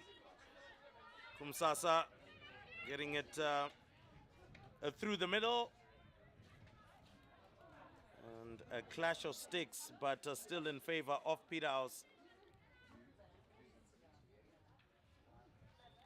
So just looking at it, Nongonema was right there to contest for that ball. Now it's Reina Parenyatwa. And really taking her time as we're getting closer to the halfway stage of the fourth and final chaka. Peterhouse leading 2-0. And once again, one would think that game management would be the port of call for Peterhouse here. Munyonga steals it away, but that's a foul. Now, Lomagandi just not looking like as if they're interested in attacking anymore. Just looking a little bit tired now. And again, I totally understand. It's been a long 3 days. But this is a final spot that we're talking about here, Ben. Yes, a much-needed 3-on-1 situation here. Can she find the pass? Lomagandi are clear on goal here. Lomagandi with a chance. Can she take the shot in effectively? Lomagandi find the goal! Some excellent firepower and quick thinking attack there, creating the 3-on-1 against Kamsasa. A simple square ball. Lomagandi were in behind the Peterhouse defense and effectively slipping the ball past the keeper, pulling one goal back. The score is now 2-1. Still to Peterhouse. Lomagandi with their tails up now. Oh yes, Dambisi with that goal after that fantastic counter-attack. Reina Parenyatwa trying to force her way through, and Lomagandi steal possession in the middle of the park, but giving away possession. Nyasha Nyaguze will go for it and taken away off the toe end of her hockey stick. Lomagandi with the fire now, moving forward. Munashe Shoniwa protecting possession away from Murengami. Shoniwa needs the support. And that looks like it came off a Lomagandi hockey stick. Who is it going to go to? Looks like Lomagandi will retain possession. Now some urgency in their play. Yes. And who knows? Yes, 5 more minutes here to go for Lomagandi to salvage, to retain the scores, to a draw at least. given them a chance still in the semi-final. The pressure is now beginning to tell. The tide has turned. Nyasha Vute there with the swing and a miss, however, no danger created. Well, Vute does well to keep on driving up and forcing Lomagandi to get a stick in there in terms of defense. Lomagandi can retake possession, and oh my word, a clash of heads, but glad that both girls are fine. Yes, Lomagandi desperately need possession of the ball here. Peterhouse being clever in trying to retain as much possession as possible, starving the Lomagandi defense of the ball. Without the ball, you cannot score. So Lomagandi have to work out something to get the ball onto the other side of the field in order to create a chance for themselves here. Yes, so stolen away by Lomagandi. One out driving up, trying to go past Jody Anderson, but it's a foul in their favor. Lomagandi need to push numbers up if they intend to attack, but they're deciding as well to use the full width of the pitch here. Do have a free player in Mutimutema. For Silver Girls Field 1, can the managers of the Heritage and MCC Almost stolen, and actually possession turned over. Silver Girls, can the managers of the Heritage and MCC come to Yes, Nyasha Nyaguze for Peterhouse here. Just slowing things down a bit. Back to, and unfortunately a mishit shot there from Vute, and turning the ball over back to Lomagandi. Lomagandi now need to be clever about their possession here, really be clinical in their passes. And we just have 3 minutes to go here in this first semi-final. 2-1 still to Peterhouse. Lomagandi have all to do now. Well, it doesn't look like as if it was the smartest idea to have tried to go upfield. Munyonga, great control. Vute also gets onto it, but Jessica Lamb does well to intercept play. Well, swept now to Rutendo Sitole, and unfortunately doesn't get to Fernandez quick enough. And you'll expect play. Well, it comes back to Lomagandi, who restart quickly. Well, I don't think it needs to be a little bit slow there, but Nyaguze tries to defend. Oh, great work. Going past 3 defenders, and she getting earns herself a short corner. Some quick change of pace there, driving at the Peterhouse defense. The Peterhouse defenders deliberately going for the stick instead of the ball. Umpire Forbes Tindwa ruling a short corner for Lomagandi. A vital chance here for Lomagandi to convert and bring the scores level. Well, what is important right now, they need to get to the short corner quickly, because you never know whether you might score or it might be defended out. Time is running on the clock, just under 1 minute 45. Sent out, controlled for the shot. And it is going to be a long corner, and there we go again. Time is going to be going, so Lomagandi taking far too much time to restart play. Need to throw that ball out, get it going as quickly as possible if they intend to remain in this match. Very much so. An excellent, desperate dive there from Chilo Chashe Munyonga to deflect the ball away for Peterhouse and keep her team still in the lead here. Unfortunately, Lomagandi unable to come up with a brilliant set piece in order to unlock the Peterhouse defense. Under 1 minute here to go. Peterhouse still in the lead, 2-1. Can Lomagandi turn over the ball whilst they're still in Peterhouse's half? A decent press, and possession has turned over. 45 seconds. Can Lomagandi do it very well and quickly launches it into the D. It's there, flicked around, and oh my Lord! Oh no! That was the chance. That was the chance. I really felt that ball go in. I was about to dive into the goals myself in celebration for Lomagandi. Unfortunately, the bounce of the ball, going slightly wide. Lomagandi need to hurry here. Just 10 seconds 10 on the seconds clock. to go. 9 seconds to go. 6, 5, 4, 3, 2, 1. And it's done and dusted. Peterhouse have managed to make it past Lomagandi. Of course, they will be dejected, the girls from Chinoy. But what a match it was. Surely If this is anything to go by, it means the final is going to be phenomenal. Well done to the girls from MASH West, but it looked like it was going to be a MASH East all the way. That was fantastic play from Peterhouse. Great work from them in order to get past the true mark of champions. Very much so, Ririmbo. Credit to Loma Gandhi for bringing the fight in the last quarter. They were down 2-0. They really brought the fight to Peterhouse, pulled 1 goal back, and just in the last final seconds, just the bounce of the ball going the wrong side of the post, we could have been in the first shootout of the day, but unfortunately, Lady Luck wasn't on their side. But what a spectacle of hockey this morning. Oh yes, they deserve a standing ovation, and we will give it as commentators. It ends in the first semi-final. Peterhouse Girls 2, Loma Gandhi College 1. Peterhouse through to the final, 2 consecutive finals in 2 consecutive years. Coming up next, Chisipite against Hellenic.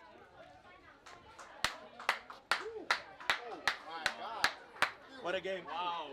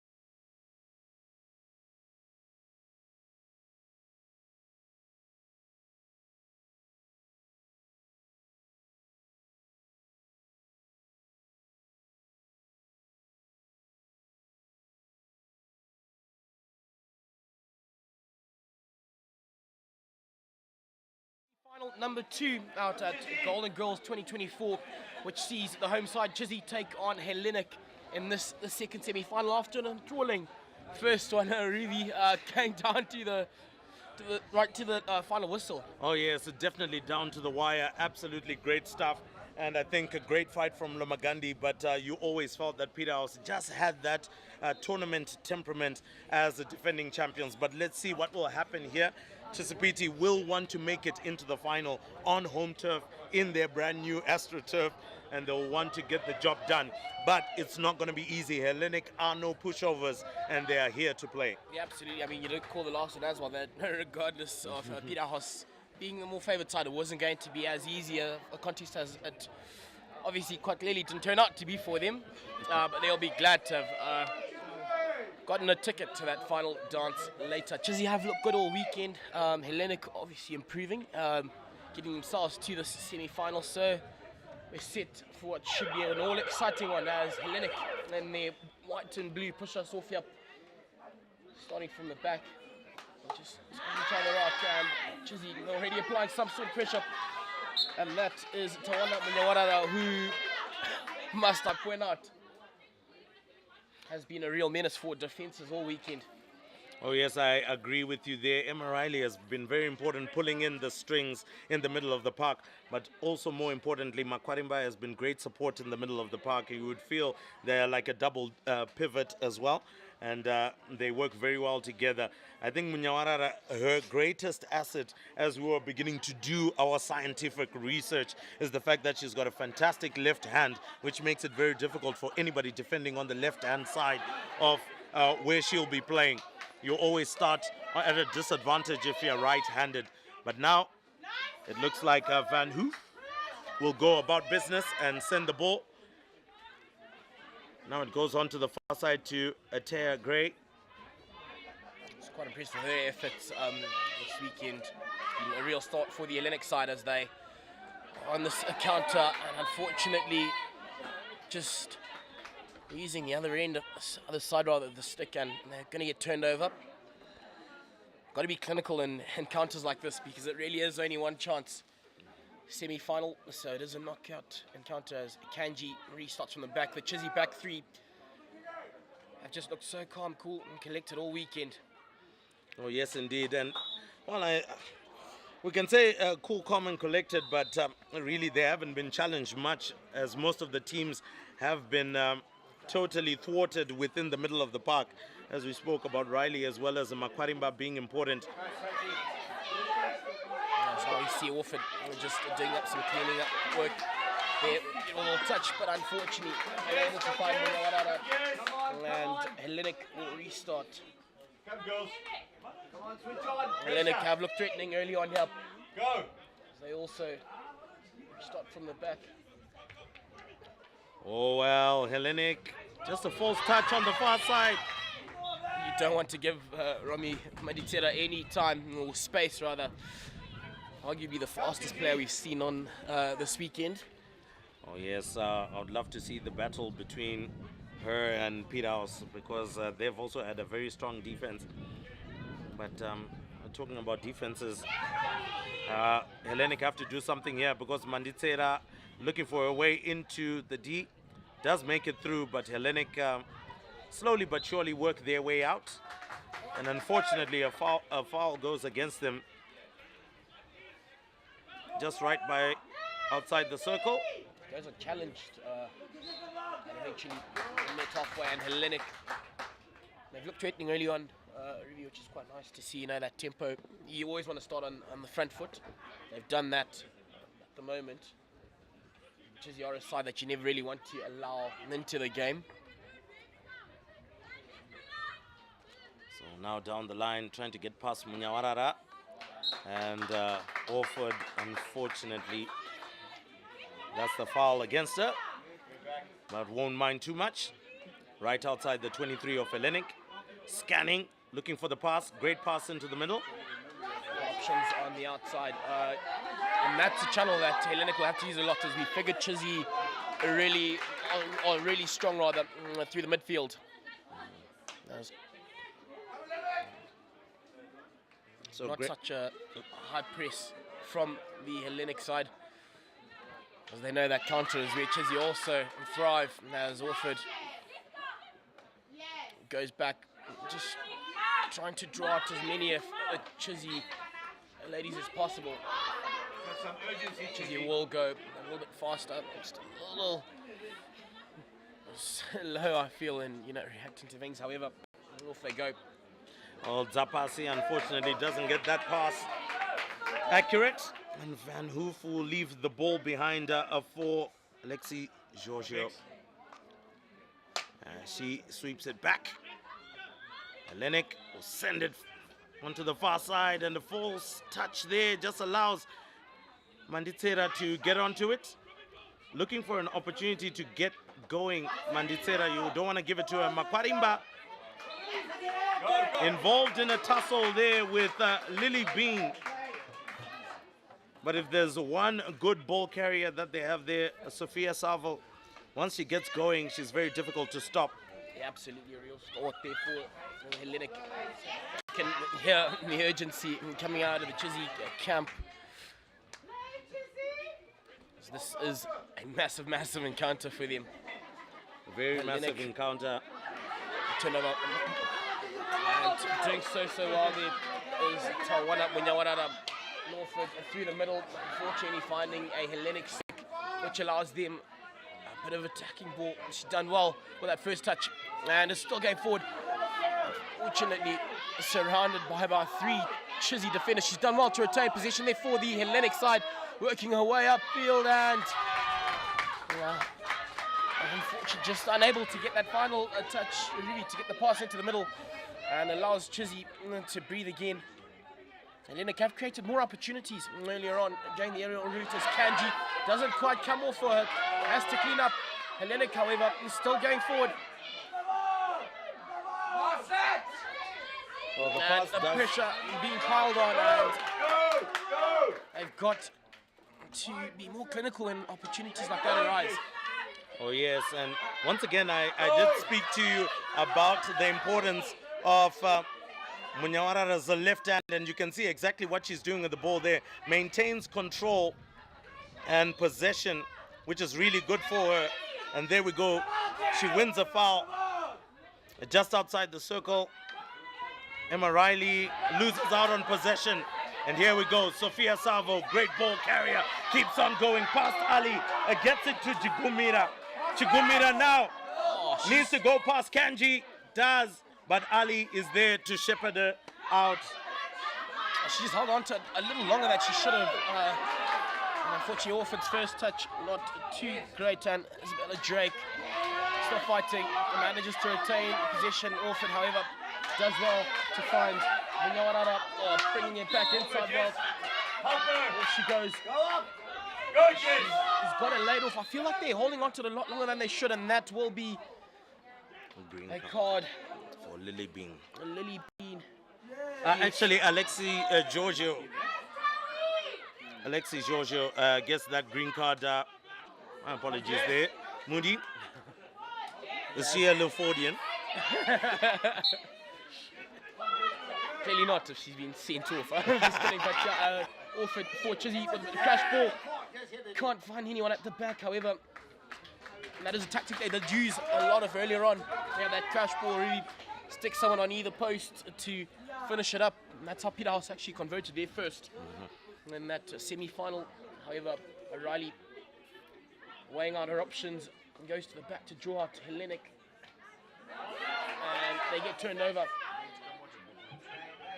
Bit more urgency needed to get bodies up park for the Hellenic side.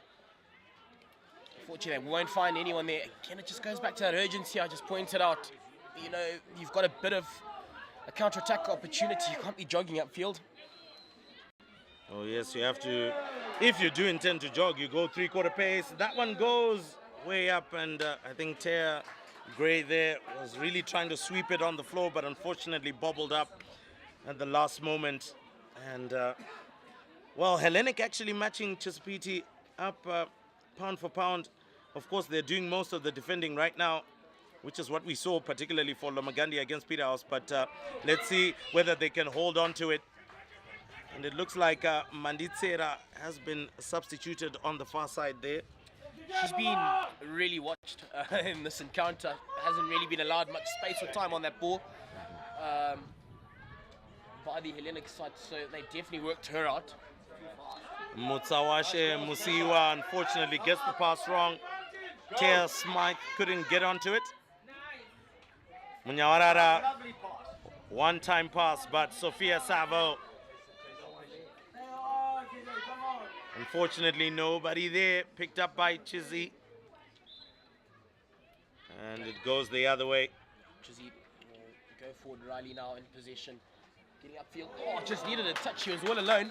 Could have caused problems there for this Chizzy side who are slowly working themselves into this one, Ruby, after the first bit of exchanges. Hellenic had looked the stronger side, leveling up. And now the Chizzy side. That's going to go down to just being clinical. For example, in situations like that, she's not too far off as we see Zapasi off to Riley. Not the greatest of passes. And Hellenic managed to retain possession there. Zapasi, however, she's got options up and linking up so well with Forfeit, who finds Munyawarara. She's got to get a touch, find that advantage, get a foot in. As I say that, she does just that and earns Chizzy the first real set piece opportunity. First short corner here going in the way of the Chizzy side. Ruby with a minute 50 remaining in this first check-up. Well, look, it's important right now for Hellenic to be able to shut down the centerpiece of every short corner.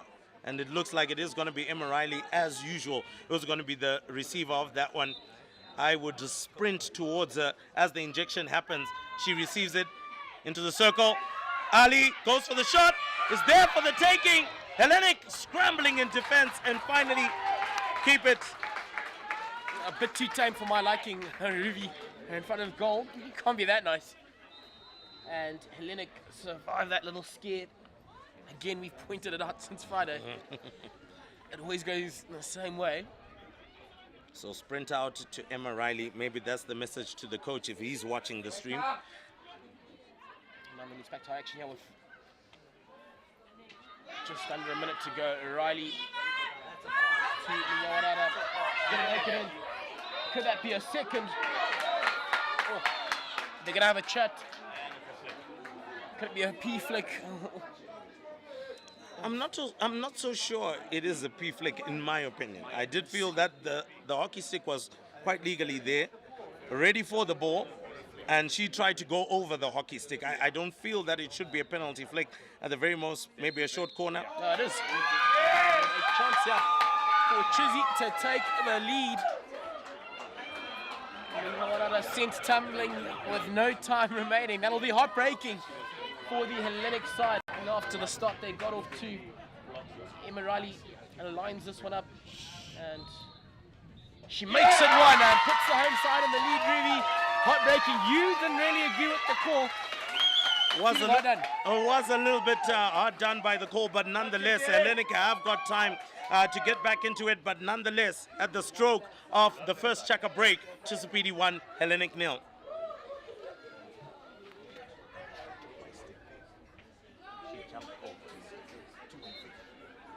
It really could have gone either.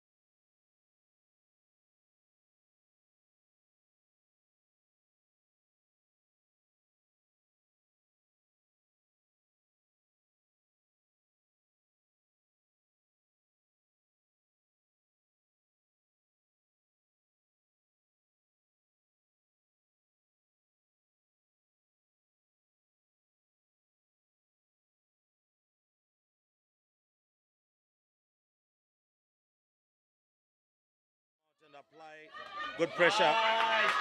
So Nyawarara doing well as well to just make sure she reached out for that one. Alexi Giorgio got a yellow card a little bit earlier on. Obviously, she'll be tentative to want to be too aggressive. Now, as you see Nyawarara make her way into the midfield. Very busy player for the Chizzy side. He's linked up so well with Orford. I mean, if there is a side that you really want to look after, it's those two. However, that could be a tactic off the Chizzy side. Draw them all on and then they've got one on the other side. Hasn't been going too good on the far side. A couple of balls that she's not been able to stop, as well as coming to the feet. And I only boiled that down to nerves. It has been a tough encounter. She's been well looked after, he must point out. An absolute dangerous player, lethal to say the least. We saw that. We've seen it rather this weekend. So Hellenic still going forward. Looks like we do have a green card on the far side as well for Hellenic. So down by 1. Of course, just being a little bit too physical. I think we were talking about it yesterday. Hockey has become the new rugby. Oh, that's a great first-time pass. But Zapasi will watch that one all the way out of play. Yeah, some good game sense, not to pressure yourself, really. As we see Chizzy now go forward. She decides to go down the line to try and find Nyawarara. After by Hellenic onto the line. Nyawarara will certainly try to find Orford. He's got to make the run now and turn over. Unfortunately, a little too many touches. Orford was there waiting. However, back to Makarimba for the Chizzy side.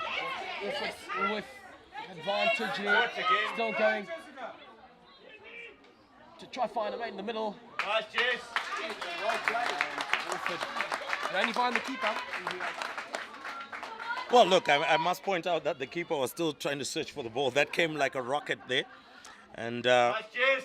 at least she didn't have to pick that one out of the back of the net. But again, on the far side, Hellenic trying to make inroads and unfortunately losing out on possession. Danica Swan making good progression. Now right on the 23. Riley gets the ball through. That could be the shot. And that's a great block against Tanya Masamba's shot. Hellenic survive. Manditsera just straight to Masamba, I beg your pardon. I feel she had one more touch. It could have gone onto that left hand outside and created a possible opportunity for her to put that away. And that would have dropped Hellenic heads. However, they're still in this one. It's just a goal down. Nice, Toyna. Hellenic still going forward, and it's Georgia with a brilliant effort in her attempt to find Taya Smythe. But they just can't hold on to it long enough.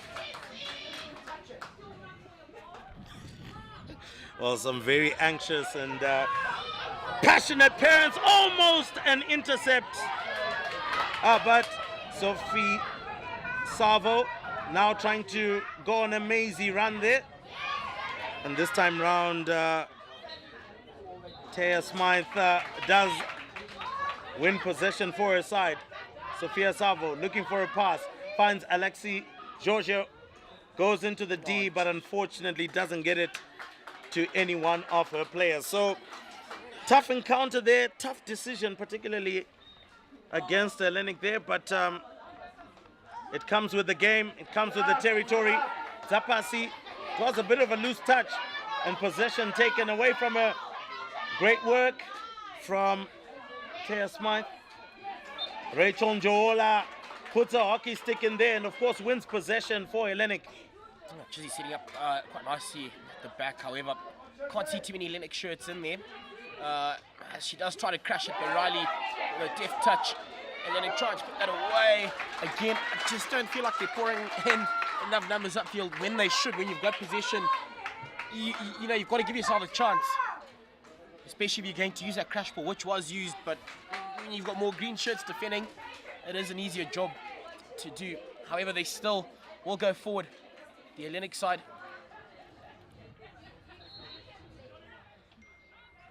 Chizzy playing with almost all of them behind the ball, and they survived that little scare.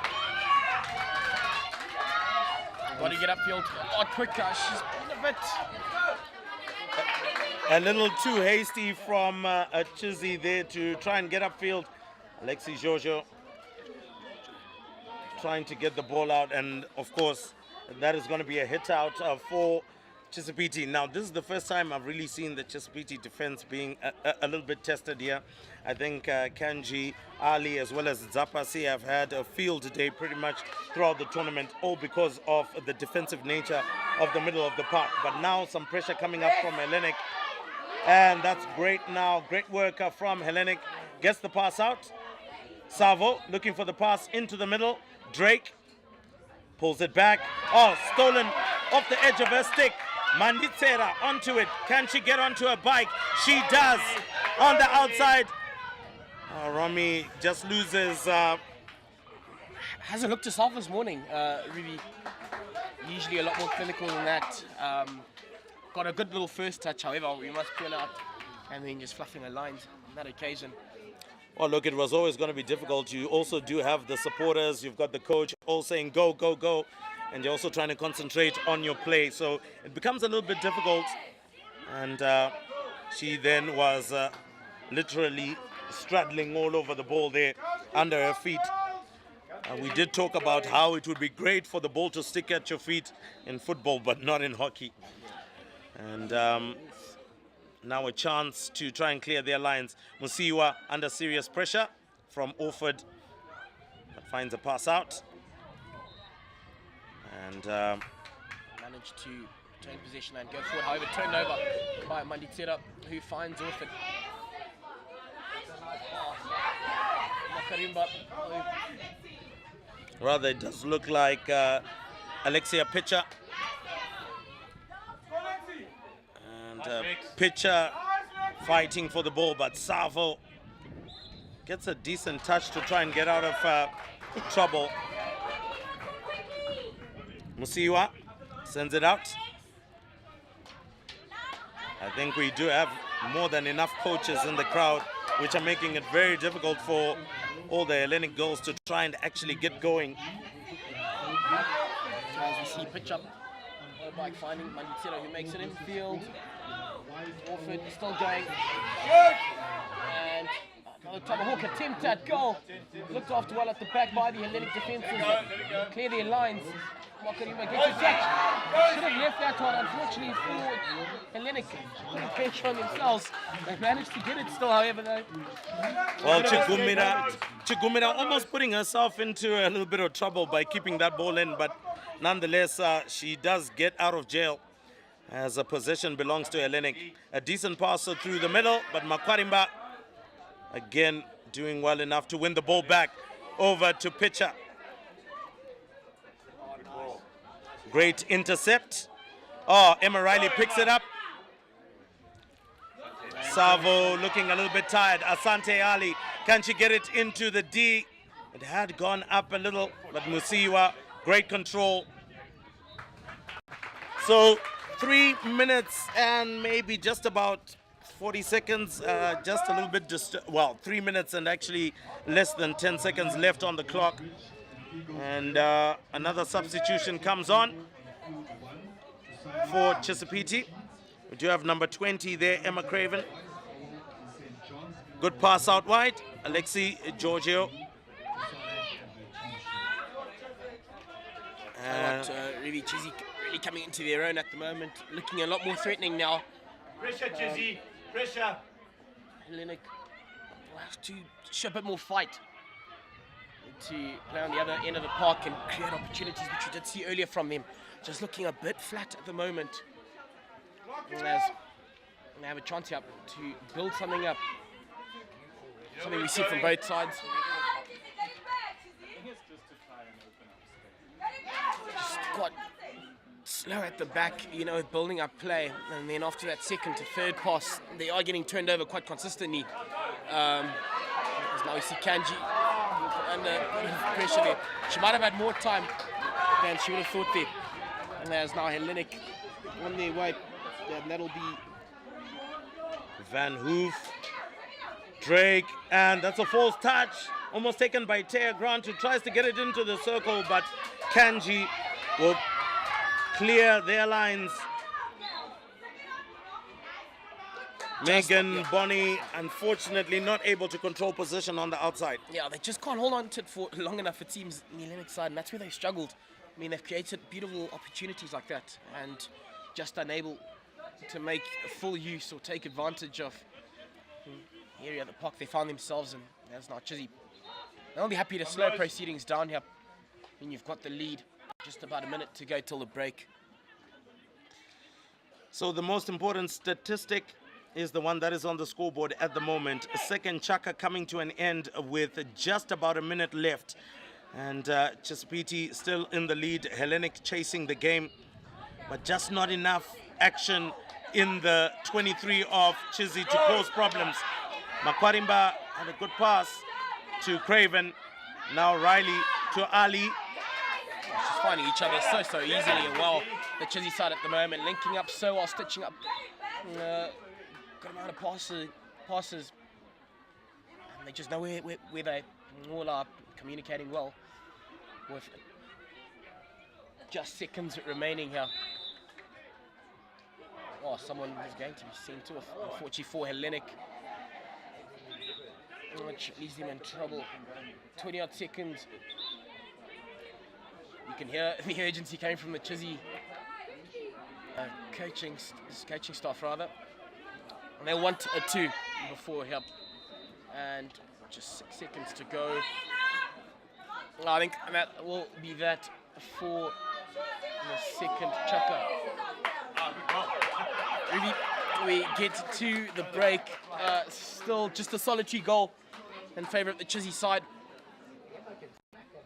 Well, let's see how it all goes when we get into the next half, which will have 2 chakas, the third and fourth. It is the 2024 Golden Girls and Silver Girls tournament. A great big thank you to all of our partners who have made this a possibility, in particular our live stream on Rising Stars Media YouTube channel. Make sure you share the link, like, subscribe, share, comment. Would love to hear all of the feedback wherever you are around the world as you're enjoying this action. Thank you to Coral Soft as well as Steel Center.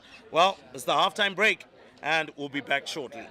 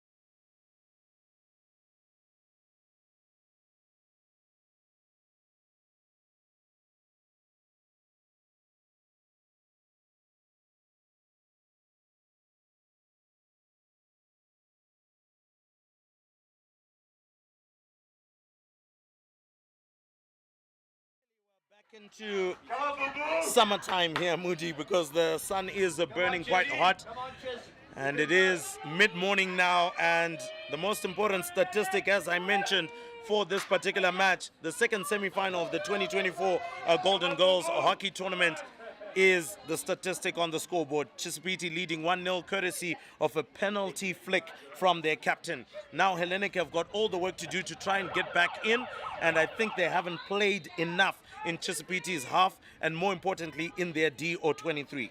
Absolutely. Starting quite well to the Hellenic side, however, they just haven't looked as clinical as they would have liked. They have created a few chances, but just not enough DF, you can call it, from him. Jizzy looking ever dangerous. They do have a lead, so Hellenic will have to work extra hard to level things up and conjure up an effort good enough to see them take a victory. This is the second semi-final, Peterhouse having gone through in the first. Who are you putting your money on for this one? Well, I do think Chisipite have the upper hand. I do feel that Hellenic have got a goal in them in this particular match, but maybe overall, if it is to go to a penalty, a flick shootout, then you just kind of feel that Chisipite might make it through. Munyawarara gets to the ball, makes it into the D, but unfortunately it's a long corner rather than a short corner, which you would have hoped for. Yeah, geez, like Chizzy is showing some real speed on the outsides, both sides, which is quite a daunting thing if you are part of the Hellenic defences. Well, Turnover. look for a first time, pass into the D, and unfortunately no one was home at the time. I think we can see Manditsera has come back on the right-hand side. A substitution taking place here as Shamaya Magodora comes off and Chigumira comes on. Chizzy on that left-hand side, making inroads. She's all alone to make it 2. Looked after so well, but boy, oh boy, it's a short corner going the way of Chizzy. They were applying the pressure, really, and it's tough for something now. Can they make it 2? Oh yeah, they need to make it 2 if they want to put maybe this tie on ice. But I don't think Hellenic will give that one away easily. I think we saw Sophia Savo just putting her hand on her head because she wanted, of course, possession to come back to her. And it looks like the referee has blown against the penalty corner, or rather the short corner. And Hellenic will be happy to see that umpires having a bit of a chit-chat and changing that call. Orford intercepts. They've got the numbers up at the top to the Chizzy side. Riley, but too dangerous. Not too chuffed with that call, however. Coach, Chizzy, you can hear him across in the tech area as Taya Gray for Hellenic. She gets intercepted, but a good little fight being shown by Hellenic. Oh yeah, Chigumira does very well to pick that one up. Picked the pocket of the defender there, and now Berinova to Musiwa. Spreads it out wide to Alexi Georgia. Back into the middle for Megan Bonny. She loses out on possession, and Munyawarara stock free on the far side. Musiwa struggles. Munyawarara comes back on the inside. Flicks it towards the keeper, who doesn't really kick it away, and Berinova does very well. I think Kuchocha there was a little bit too casual in terms of the clearance. Needed to have really booted that one out rather than to just be casual. And it is a short corner for Chizzy. Yeah, I'll tell you what, Munyawarara has been a real menace for the defences on that wing. I mean, just that ability and skill making her difficult to deal with. And now a golden chance here for the Chizzy side to make it 2. Hellenic will be hoping to look after that 1 goal margin that they currently sit with. Chizzy. 2 short corners in the space of around about 2 minutes. You feel Chizzy might just have a second goal in them. Emma Riley passes it out to Ali, and Fortunately, Riley dragging that one, not getting to the intended recipient. And Hellenic survived that little scare with 7:50 to go in this, the third. Just a slender 1-0 victory lead so for the Chizzy side. So Moody, as Hellenic are now on the counter attack, is it time for a change in variation for Chizzy? Of course, it has come to the captain. We know she's very able well and able in many of the instances to get the right pass or even take a swipe at goal. But is it a time to change the variation? Oh, you know what? They've used the same all weekend, and unfortunately it seems as if we're the only ones who've picked it up. So I would crack on for only that reason. There haven't really been any defences that have exploited that. So I would just crack on with the same as you see Chizzy and his Orford to the midfield. And a chance now, beautiful work for Chizzy. Just a touch needed, and most certainly will be a P-flick. Sent flying. It was Manditsera applying pressure. And Hellenic behind the lines, unfortunately, she had no other option. Defenders weren't helping her at all. Well, to be honest, Kuchocha was left to hang high and dry there. Defenders were not there. I think I saw Stephanie Burinova struggling with her hamstring there. Just couldn't catch up. Once the pass went through, it was going to be P-flick all day. And it looks like Emma Riley might just have a brace. Oh, decent effort by Kuchocha. But unfortunately, it is going to be two. So Riley has got a brace in a very important match, which should send them into the final. And you kind of feel now they've got a strong grip on this encounter. And Hellenic now are going to be fighting tooth and nail to get somewhat a little bit of a consolation more than they can to get back into the match. But who knows? They might have better luck than what Lomagandi had. Straight into the D now. Can they force a short corner? And the pass goes out wide. Chigumira does well to wrestle. Yeah, you've got a feel for Kuchocha on those lines. She was left all alone, having a bit of a breakdown at the back. Unfortunately, she's got to crack on with it because this Chizzy side, they are relentless. They will be coming back. 44. Hellenic, you've got Manditsera all over Stephanie Burinova.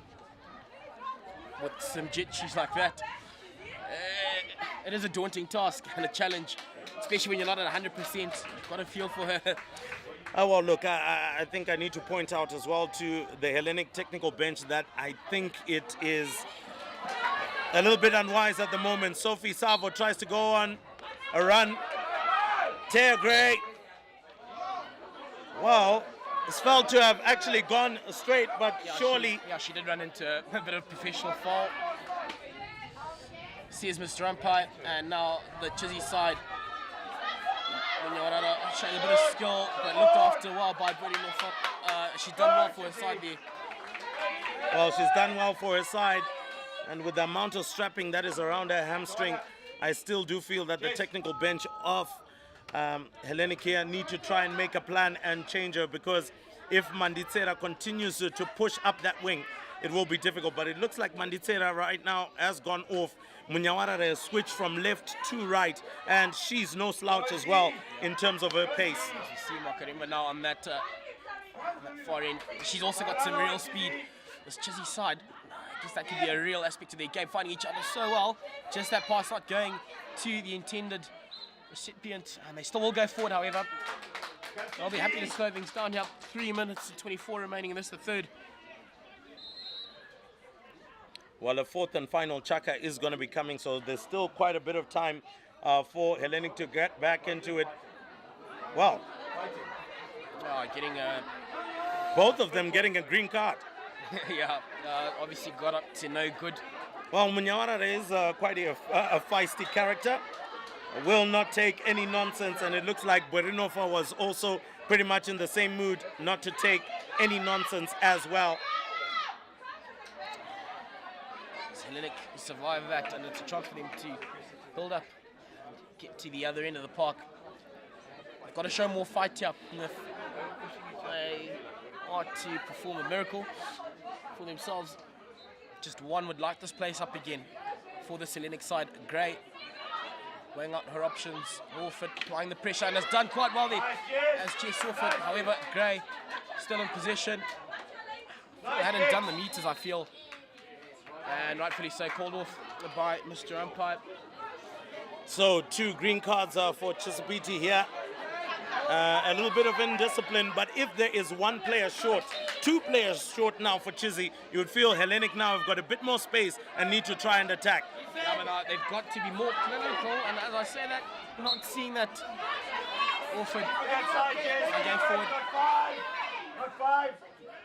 And making it away past 2 defenders. Orford with a beautiful little pass.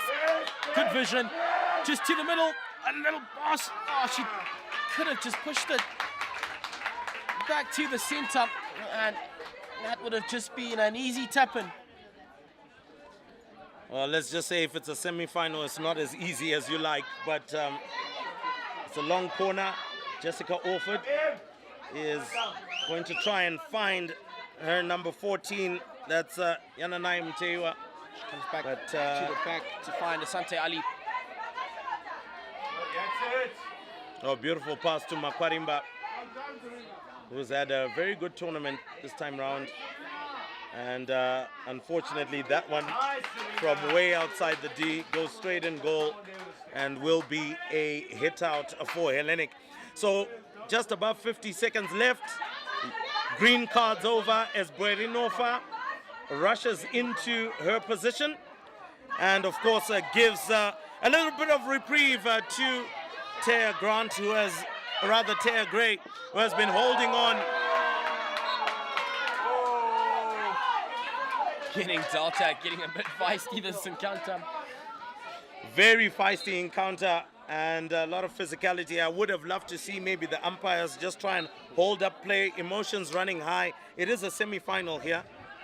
So you need to try and get the girls to calm down just a little. We do have a running clock, yes, I do know. But you never know what might happen next. A hockey stick in the face. I hope we don't get to that extent. But it seems as if they've taken note of Munyarara and they're really trying to deal with her. Unfortunately, not quite working out for them. She quite clearly has gone into their heads as we get to the end of the third quarter, ladies and gentlemen. Chizzy with a 2-0 lead at the moment, just the final 12 to go in this second semi-final.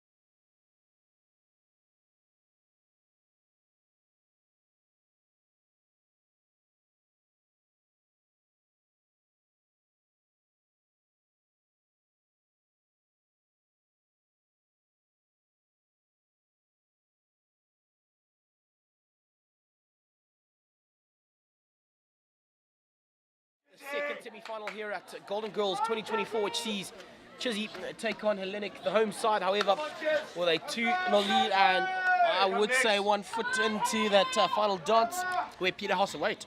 Oh yes, Peterhouse await. 2 very clinical sides. If Chisipite make it through, it's 12 minutes left. Anything can happen. We saw how Lomagandhi came back into the match, and it was quite fortuitous that the ball bounced and Lomagandhi couldn't finish it off to force it into a penalty a flick shootout. But anyway, lots of work still to be done for Hellenic to get back in. Rachel Njola on Makwarimba. Good pressure. And the back for Chizzy Tewa doing well. An attempt to find her mates there. And now Makwarimba going back to Mtewa. Mtewa back to Kanji. They've just found each other so easily almost. Oh, as I say that, the commentators curse. I'd like to see some more urgency for this Hellenic side. I mean, you've just retained possession. you've got to get upfield and catch that defence unaware. They were short at the back. Ali out to Rinofa, who put on a good fight for this Hellenic side. Well, she's in trouble, and I think Chisipite have actually spotted it. I think I would also advise Taya Gray to come in and help cover, because Stephanie Burinova is now under pressure. We saw pitcher running right into her and running very close to her. It's going to be a long corner, but I think now the secret is out. Yeah, absolutely, it sure is. As will be Wakarimba to restart proceedings here. She will go to the back for Chizzy Gray coming out, and unfortunately for this Hellenic side, Chizzy needing someone to finish off the job. Well, great defensive work and great from Stephanie Burinova. Game awareness, knew she was under pressure, flick it out and realign yourselves. Mteiwa, a great pickup by Savo, needs a pass up front. Wow. I think Shamia Magodora there needed to just have passed it forward, and Savo was going to be in a clean break. But again, still more time left on the clock, just under 10 minutes. Again to Gray. Gray gets it right, but unfortunately Njola was not there. Yeah, didn't anticipate that piece of play. Now Chizzy at the back. Gray doing a good fight. So, you know, just can't find pitcher up on that line. Hellenic will still crack on going to the back. However, a high press, so pressure on them still from the Chizzy side. They've got to exit that, holding on to it a little too long. Her teammates weren't really helping her. They're not making themselves available. Almost a bit too static for my liking. 100% in agreement, and that is a false pass. Pitcher picks it up. Will go back to Makwarimba. Makwarimba under serious pressure. It looks like it hit the foot of Burinova. Feels outdone by the decision, but can't say much. Happy to start at the back with Mtewa for the Chizzy side. Great work. Now Savo on the charge. Here she goes, Njola up front. Can pass it forward if she can. Savo still goes past the defenders. And it looks like a stick right there. It's going to be a short corner and green card. Well, that's a yellow card upgraded. And that is some of the pressure that we were talking about, that Chisipite have not been put under, and Zapasi has to go off. And that's going to be for a longer period of time. A much longer period of time. No, short corner and a chance for Hellenic to make a contest of this as we pop into our last 7 odd minutes in the second semi-final. They've got to convert here. Shama Magodora will be in charge of the injection. Come out! Oh my word. Just didn't really come onto the stick in the way that she would have liked. The variation was good, but unfortunately the execution not as. She was all alone. We could have controlled that, I feel. Under pressure. And now Chizzy survived with 7:20 to go. Hellenic with some more go forward ball. Decent pass on the outside. Great touch into the D. Still in control. And it looks like she gets a short corner. So good pressure, it looks like, from Rachel Njola. And another short corner for Hellenic. I really don't think there's much time for too many discussions right now. A proper team meeting taking place and deciding on what they feel will be the best for them to work around. All right, one of the other things as well I need to point out is the fact that Rose Zapasi was sent off with a yellow card, 5 minutes off. And I think we've already clearly seen the space that is now being exploited on the far side. Here comes the ball. Oh my word. Went in between all of them. Drake now trying to recover, and they've lost out on a fantastic opportunity. Yeah, unfortunately for them. That's criminal almost, really. Especially with the current situation they find themselves in. Unfortunately, that long discussion that they had bearing no fruit for the Hellenic side. With 6 minutes to go, I'm sure Chizzy will feel a lot more confident on top of things here, regardless of them being one down. They'll be happy to slow it down, and rightfully so. Kanji well, that's an opportunity. Taya Gray, misses it. Runs past it. And unfortunately had far too much pace going into it. But Taya Gray, if she had picked that one up, surely that was going to be the goal that they were looking for. Absolutely, as Chizzy restarts here.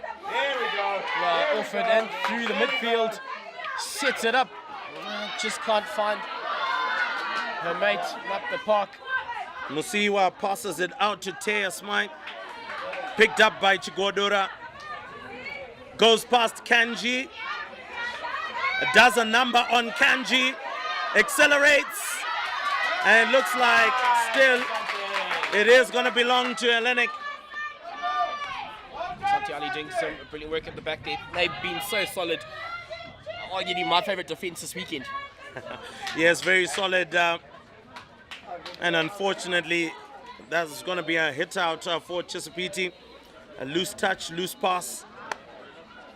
And Chisipite can clear their lines. A great intercept. Drake sends it up. Good contestation by Chigodora, but illegally so. They won't mind that, the Chizzy side. As they're well on their way to that final dance in 2024 out at Golden Girls Hellenic. Munyawarara comes off for Manditsera. Guerinova passes out to Taya Gray. Holding on to the ball, doesn't have too many options to pass. Well, she had Guerinova quite free, and I think they may be just focused on going forward, but needed to have just passed it back to Guerinova, who was stock free. Alexia Giorgio, but Taya Smythe unfortunately not up to that pass and not anticipating where it was placed for her. Chizzy, there won't be any hurry rush at all. Ruby. Ali. Oh. Got options. Well, finds tail quite easily. And Chizzy, Rebecca wins up, putting on a proper fight. Gets out of there with possession still to Orford. Orford making inroads. She gets upfield and cleared off the lines at the back quite well by the Hellenic side. They've got to get it up. They need numbers upfield. Well, Zapasi there loses her shin pad and decides to throw it off the park. Already shows that she's solely concentrating on what is happening on the field of play. Yeah, I had bigger fish to fry at the time. Clearly bigger fish to fry. But Hellenic have got an even tougher task of scoring 2 goals in the next 2 minutes. Well, the goal swing doesn't necessarily produce much fruit. Emma Riley stolen off of her. Savo goes in for the shot. And short corner. So another chance, but this time round, less discussions and more execution. That is what they do require here with a minute 58. Chizzy will, on their part, be hoping to keep them without a goal. If they score this, it'll be a quick restart, I'm sure. Boy, oh boy, could we see something as near as exciting as we finish that first semi-final. Charge! Ejected quite well. And She's held on to it a little too long. And Asante Ali with a phenomenal effort at the back for the Chizzy side. Really was up in her face in absolutely no time. As Chizzy now on a counter. And just that fight and, game sense to realise the moment in the game is what I've really enjoyed about this Chizzy side. Hellenic haven't had too much of it. Orford, a crack at goal. It's a short corner going the way of Chizzy. They turned it around quickly. Just show some fight. Well, would have loved to see as well the referee allowing the advantage because the shot was being taken there at the time that he blew the whistle. So I guess a little bit interesting, but in any case, 45 seconds left on the clock. One would feel that Chisipite have sealed their spot in the second consecutive final of the Golden Girls tournament. They do have this one. They can take all the time they need in the world. A running clock here as we can see Zapasi coming slowly, gingerly to the mark, and is going to send it out as usual to Emma Riley. Out to Orford, cuts back in, goes for the reverse stick shot, blocked, and it is going to be Hellenic's ball. Yeah, but I think rightfully so. Chizzy have been the strongest side in the second semi-final, and rightfully so. They do march on. We are so excited really for what will be an all-exciting final as Chizzy, the home side, have made it through to the cup final of Golden Girls 2024, getting past Hellenic 2-0 Ruby. Well, look, to be honest, Chisipite were just far the stronger side, had more control on the game. Hellenic didn't spend enough time in the 23 and in the D of Chisipite, and that's all as well courtesy to the fantastic defense that Chisipite holds so dear. But well done to Hellenic for reaching this far. Obviously, it's going to be a third place playoff between themselves and Lomagandi. That's going to be another tough tussle, but it is going to be a remake of the 2023 final. That is going to be Chisipite, the host of the Golden Girls tournament, taking on the defending champions, Peterhouse Girls, in the final. Next game coming up, it is Arundel who are going to be taking on Girls College for the 5th place playoff. Girls College, actually.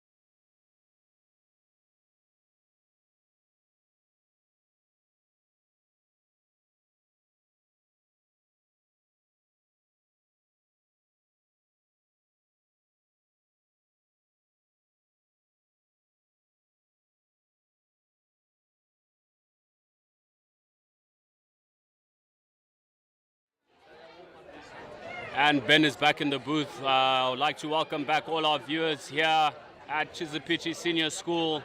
Some brilliant hockey, the 2 semi-finals, great results. Peterhouse heading through, as well as Chisipite, the host team, who will battle it out at 1 o'clock for the Golden Girls final. Before that, we'll have the Silver Girls final. The team's yet to be announced. But next up here on the Astro, we have Arundel versus Girls College from Bulawayo. A battle of the cities. And we're looking forward to having a fantastic match. The crowd here is built up nicely, quite vocal, and exciting hockey ahead for us.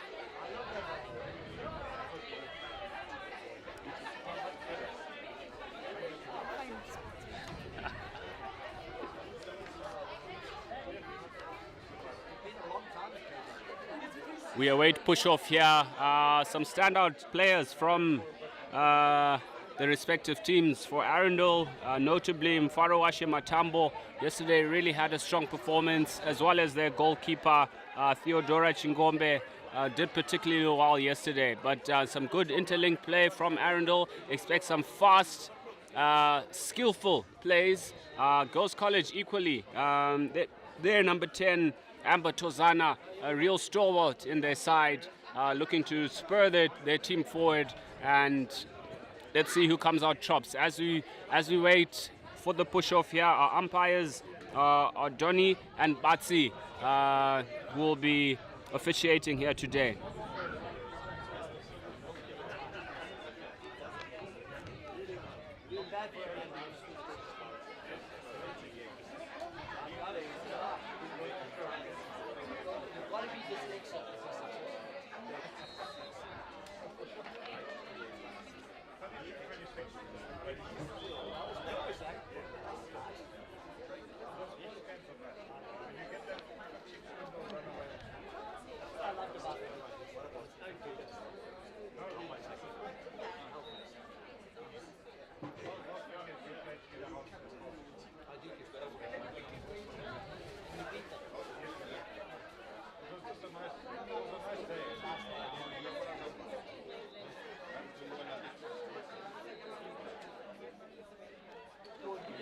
We're not sure what the delay is here. However, play is underway. Ruarashe Mashawi with the push-off.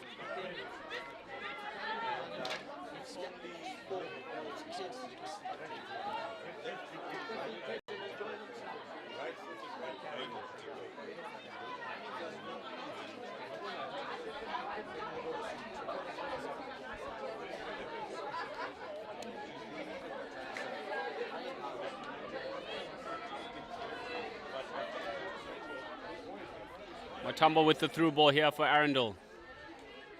Dispossessed.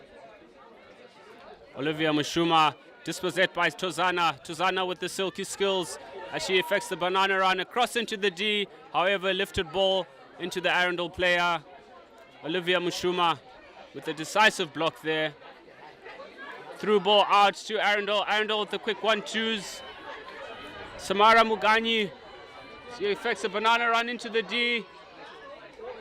Ball played across, and it's stopped at the line. However, illegally so. Girls College concede the penalty, the short corner.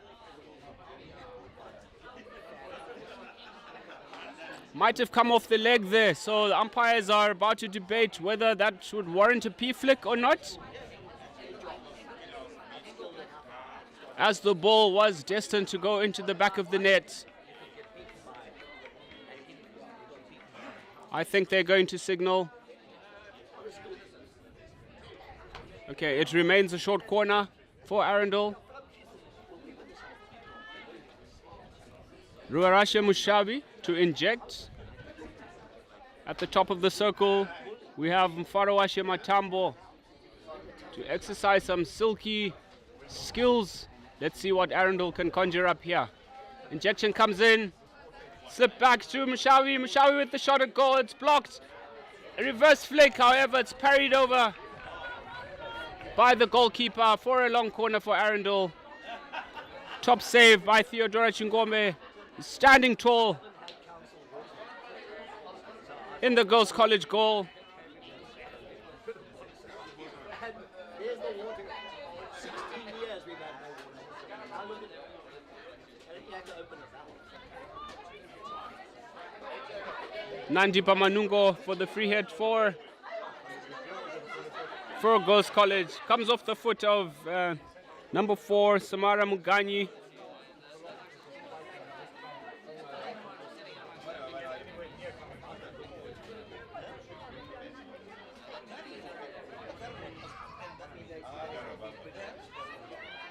Girls College with an overhead ploy there. Some silky skills from Kelsey Mutisi.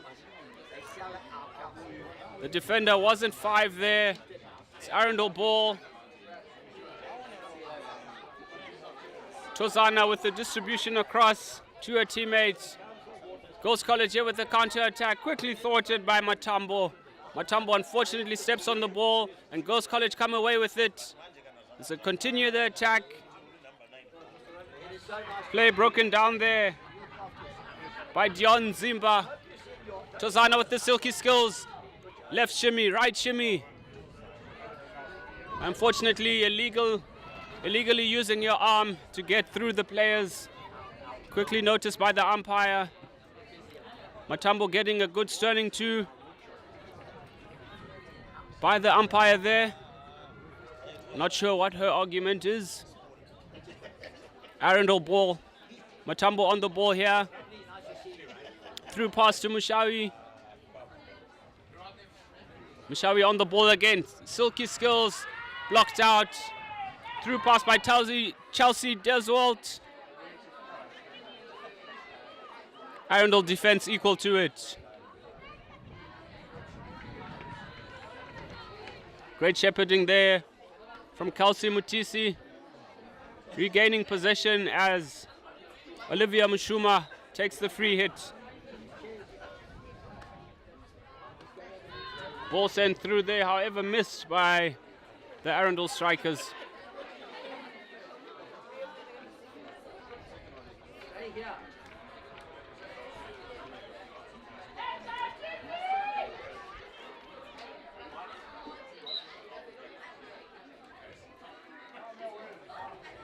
A bit of scrappy play at the moment from both sides. Passes failing to stick. Both teams sussing each other out at the moment. As we're approaching the halfway mark of the first chaka. Both teams still to assert their dominance on this match.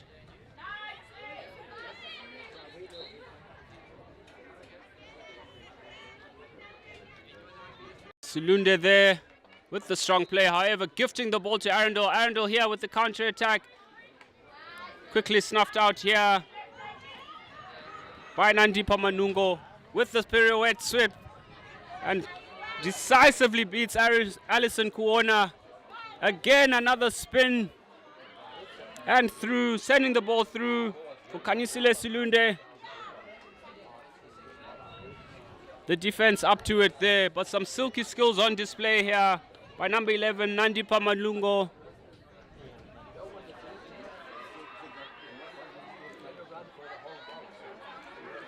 Girls College in possession. Manungo with the through ball. Slightly dangerous, but the ball picked up by Tozana. Tozana with the decisive run. Banana run, spins back into the D. Unfortunately, that could have gone either way, but the umpire rules in favor of Arundel. Quick take by Matambo, who distributes the ball further up the field. However, Arundel striker unable to gather the ball there.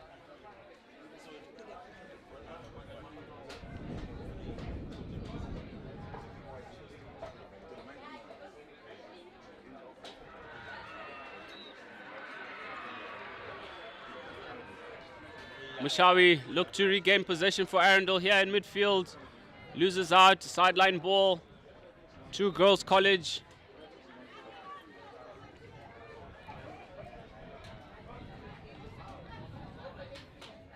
Some circuit skills by Deswalt there. on the right-hand channel. Point of creation, Taylor Ellerman. Good ball control along the touchline. Matambo here for Arundel. Slows it down, change of direction. Tries to dribble away out of trouble here. The Girls College team was all over her there. Managed to get a free hit for herself. Deswald with the block. Mushawi on the ball here. Dispossessed, but falls kindly for Arundel, who's then blocked. A brilliant block by Ellerman. Ellerman with an attempted through ball. They're still in possession. Deswald here. Back to Ellerman. Ellerman sends the ball through. However, blocked by Zanile Ntini.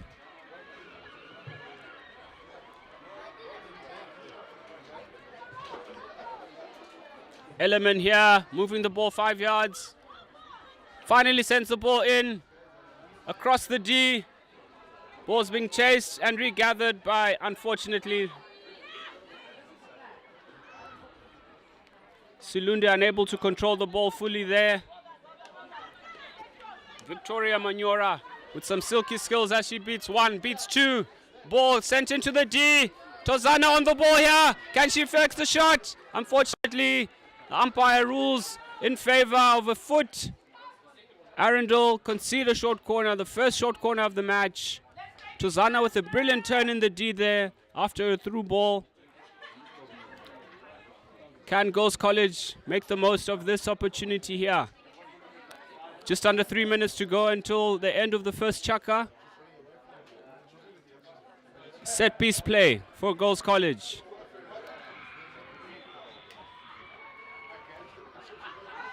Manyora injects. Tozana sends it across to Ellerman. Ellerman with the swing. Mushawi affected the block there, disturbing Ellerman, who didn't manage to connect onto the ball. And it's a free head out. Arundel bring it out here with Matunya in midfield.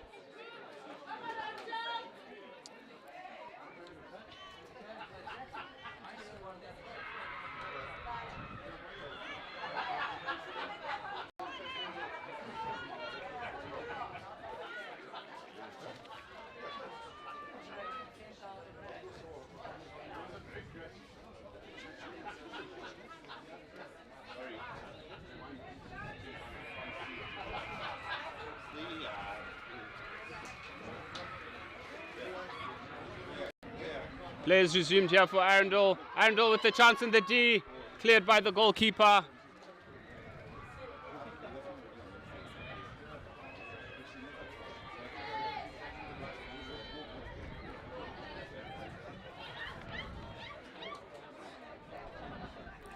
Shoko here with the solo play as she looks to create space for her teammates.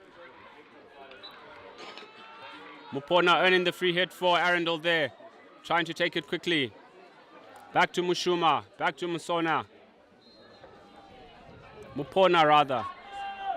Tozana with the silky 3D skills as she canters down the right-hand flank. Slows things down. Trying to find her teammates. Doing a little bit too much there. However, still earning herself a free hit for Girls College.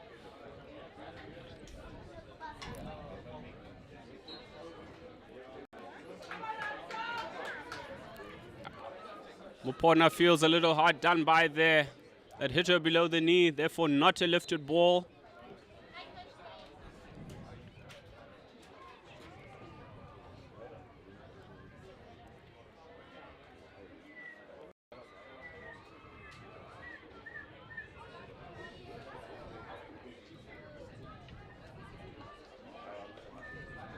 Girls College ball here. Ellerman on the ball. Looking to create for Girls College within the 25 of Arundel.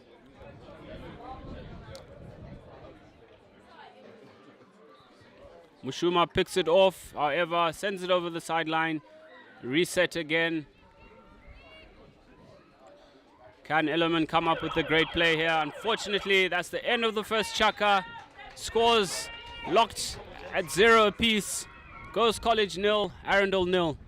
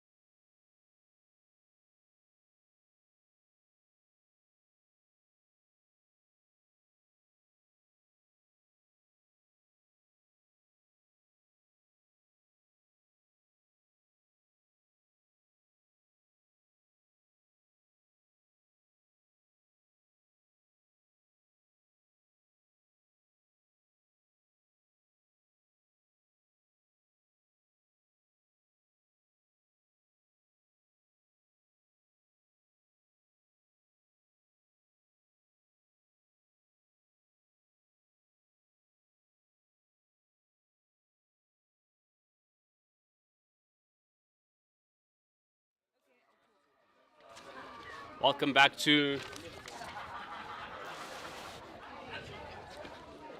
here to the second chukka. Arundel to push off with Mshawi. Gigi, an interesting first chukka. Your comments? I think that there's a lot of pressure from both schools, although 5th and 6th position isn't that deep, but a lot of pressure being applied from Arundel as well. And the star player from Girls College, I think her name is Kani, Tozana. number 10. She seems to be carrying the team very well. Ultimately so, and here she is on the ball here with a brilliant change of direction and a brilliant through ball to Elemen. Elemen, top save again from Chingombe, from Arundel. Well spotted, Gigi. Tozana really coming into her own in this match. This game is a very open, free-flowing game, allowing the skill of the players to be on display, and Tozana using her skill to great effect across the park there.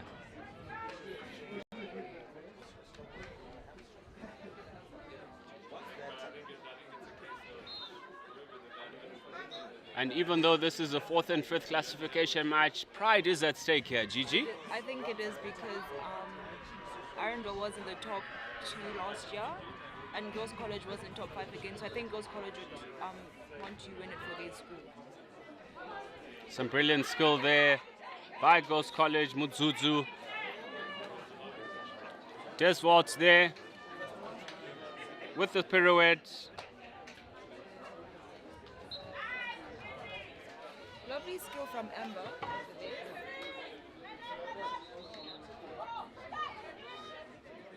Deflected out there for a long corner.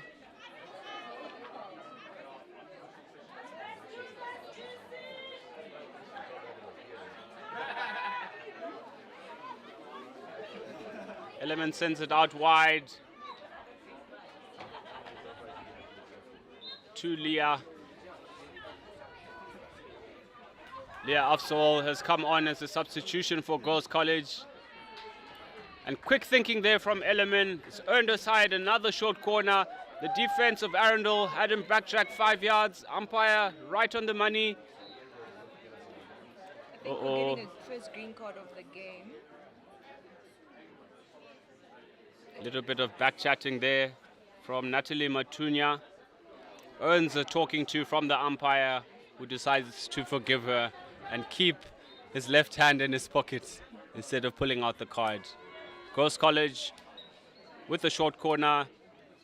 Elemen with the injection to top D to Tozana. Tozana with the cracking shot. And it's come off Mashawi's foot for another short corner for Girls College. I think Girls College should try a different short corner and maybe slip it, because I think the whole team has noticed that the slip keeps going to Amber and everyone's rushing to her, so I think they should slip it to give them more space. All the observes there. Let's see what Tozana pulls up, and rightfully so. Questionable call there. Girls College feel hard done by. Play continues.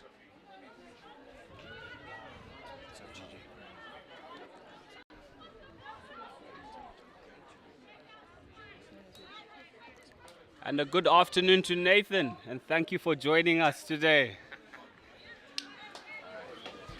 Morning, everyone. Hope everyone is well. Thank you for joining in for this game so far. It's Girls College against Arundel School, and the score is currently 0-0. Thank you for all of those that have been with us since the morning, and those who have just joined in. We hope you enjoy this match and the commentary that will be provided. Yes, Nathan with a very late night last night, therefore waking up late and absconding his duties of commentary this morning. But all the same, glad to have you on board, man. It's good to be here. Thank you.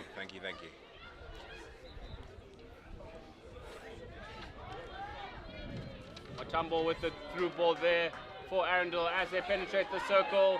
Advantage being played by the umpire. Arundel have earned themselves a short corner. Brilliant run by Samara Muganyi as he penetrated the circle there from the through ball from Matambo, earning Arundel A short corner, their second of the match. Can they convert?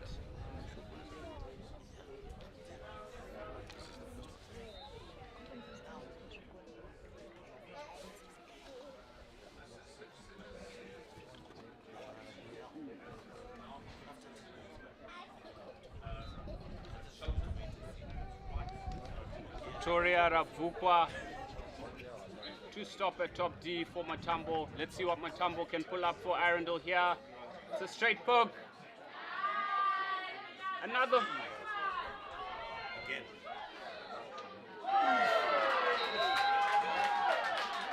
Chozana with the cricket bat kind of swat at the ball. Unfortunately unable to control it. Skies the ball into the air, posing danger in the circle. Another short corner to Arundel.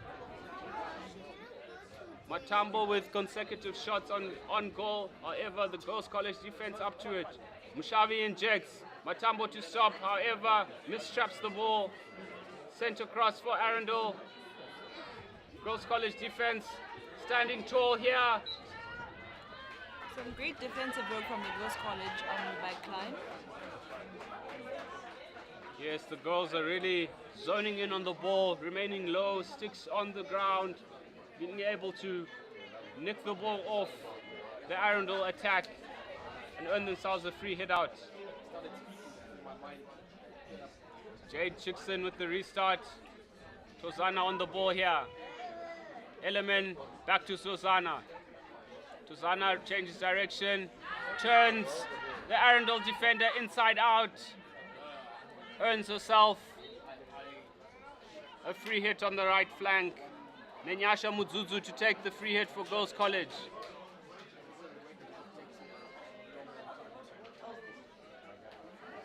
Tosana on the ball here.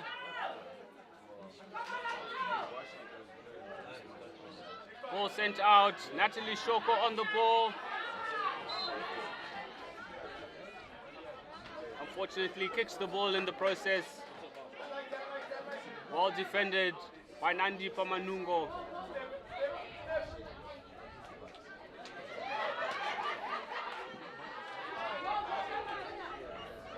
Great 1-2 play there from Manungo and Lindley.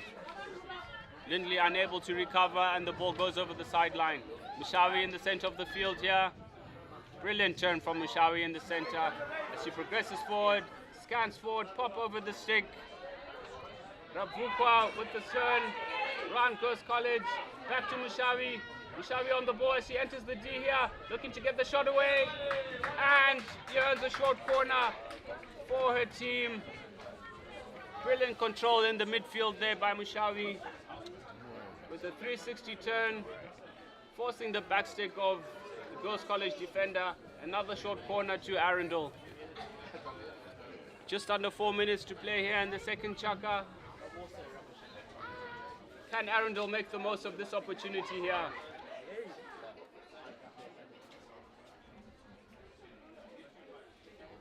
What play do you think they're going to do? Slip. I think they're going to use a slip. Straight poke from Matambo with the flick, follow up, and it hits the foot of her teammate on the way into the goal. Mufaro keeps hitting the ball straight to the keeper and the keeper keeps stopping with the pass. I think they should try to do a slip so that they can have deflections to go into the corner of the goals because the keeper keeps marking the center. Yes, the disadvantages of not using the angles at top D. If you stand at the center of the goal, it's only going to go one way. Maybe to shift 2 meters to the left or 2 meters to the right to open up the angle for himself. Well observed there, Gigi. Lindley on the ball here for Girls College. Passes it into the midfield.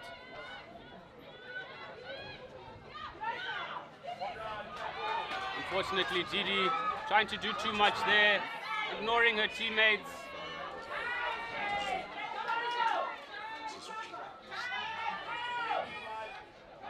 Lindley on the ball here. Tyler Lindley.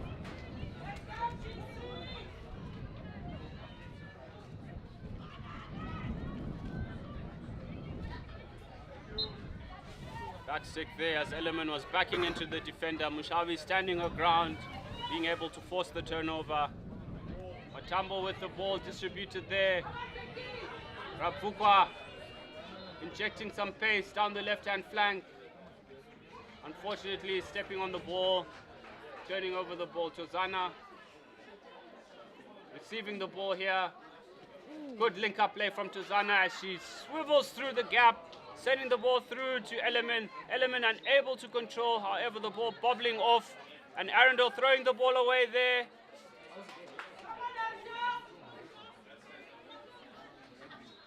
Normally, player would be given a card for playing the ball away.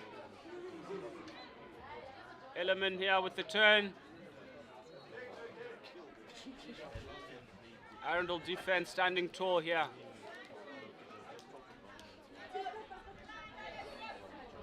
Taylor Element, hands to her hips. Looks a little bit gassed there. Maybe she should be signaling to the bench for some time. However, we have just 1 minute to go until halftime for a much needed breather. As she's worked her socks off, trying to get the advantage for Girls College here this morning. Des Ward there, unfortunate.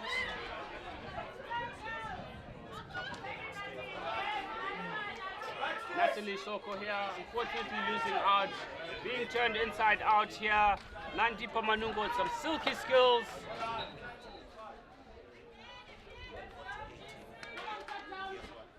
Some good individual skills there from Nandi.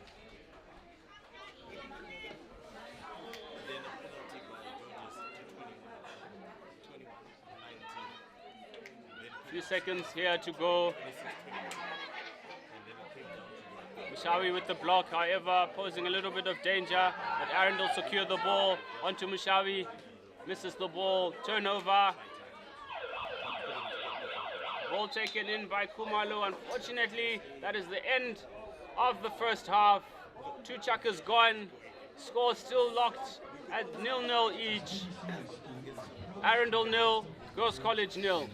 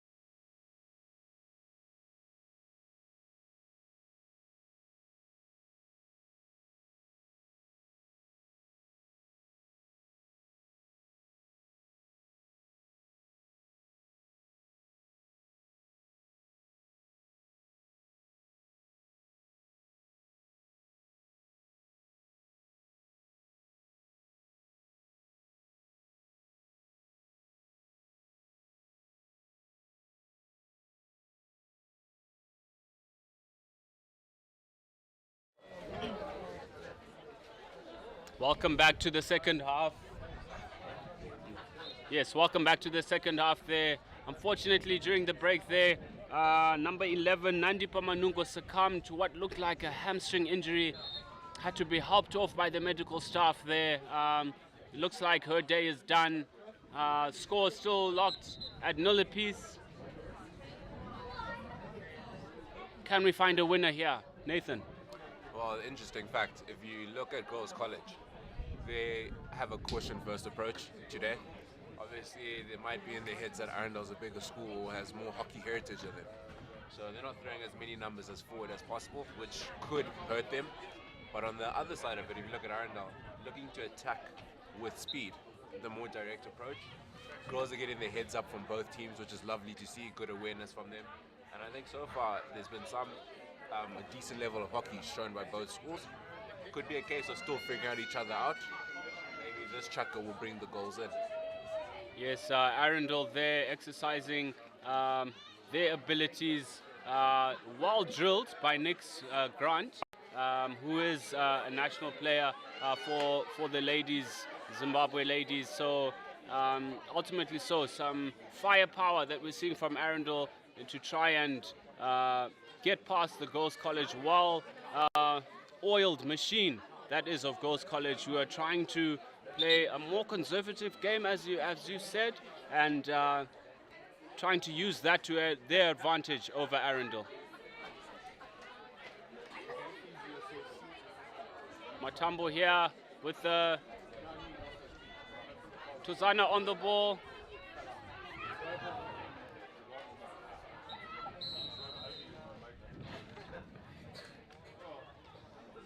Now a deliberate backstick there from Kanisile Silunde after her tumble. Has earned herself a green card there. Girls College down to 10.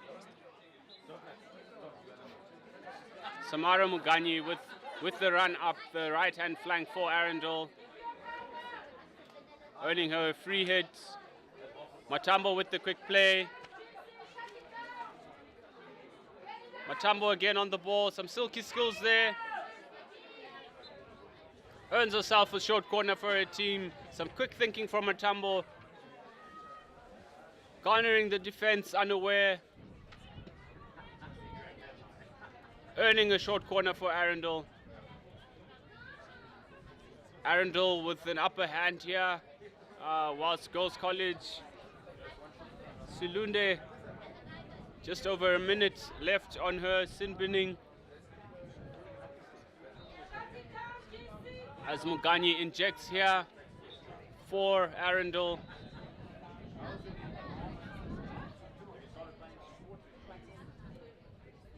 Ball sent across. Mushawi with the flick there. However, slightly off target, but fortunately for her, coming off the Girls College foot. That ball was going wide, therefore not deemed a P-flick. Another short corner here for Arundel. Can they make the most of this?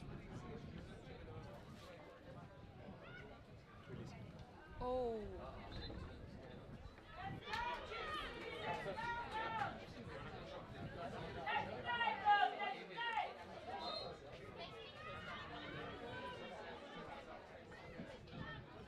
Matambo here on the ball.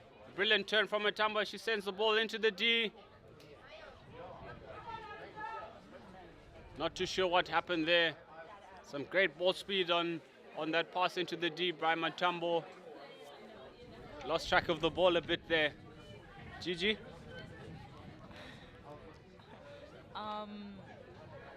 The game seems to be getting a little violent and intense. I'm not sure where the pressure is coming from exactly. I'm not sure on the violence part, but I do know in terms of the competitiveness. As Girls College, Tozana here charges into the D with a shot and a cracking goal from Tozana. What an excellent display of speed, acceleration, skill, creating the space as she bundled into the D with a cracking shot at top D. The ball whisking past Chingombe, had no chance there. Girls College finding the bottom right-hand corner and taking command of this game early in the second chaka.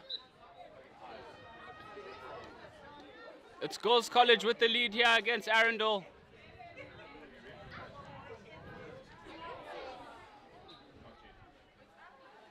A little bit of a nervous reaction, I'd say, from Arundel. A little bit of a wake-up call whilst we're at it.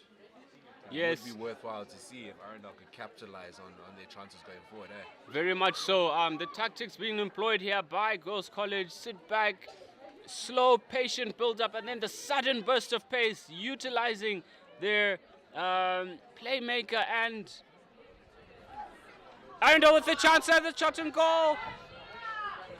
Mpofu with a decisive foot, blocking the ball out from the goals and kicking it out. Matambo here for Arundel. Ball sent across, swept into the top left corner. What a goal from Ufaro Ashe Matambo, the Arundel number 5.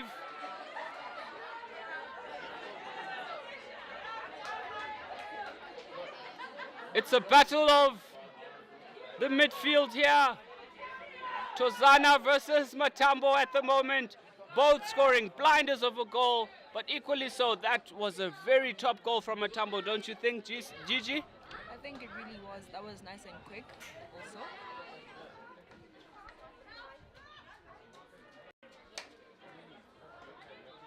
I think this was a wake-up call for both teams now to avoid getting into penalty shootouts. Yes, this game starting to liven up a bit.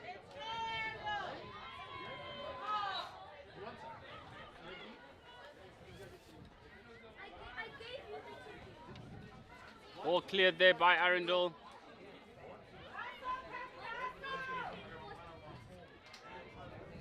Silunde now back on the field, hustling and bustling for the ball there for Girls College. Lindley dispossessed here by Matambo. Matambo turning the defender inside out, getting into the D.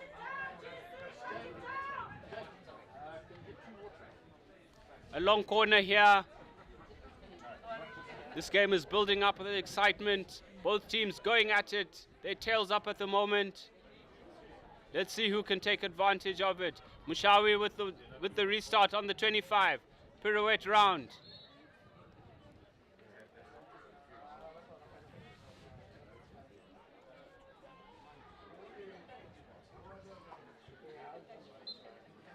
Quick thinking from Mushawi there with the slip ball to Matambo, who quickly paddles it on to the Girls College defender's foot, earning Arundel another short corner.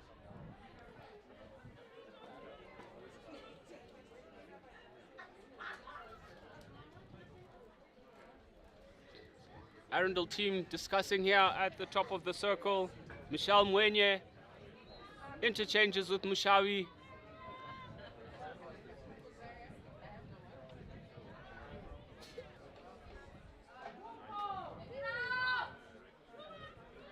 Mushawi with the slip to the left-hand side there for Alison Kuona.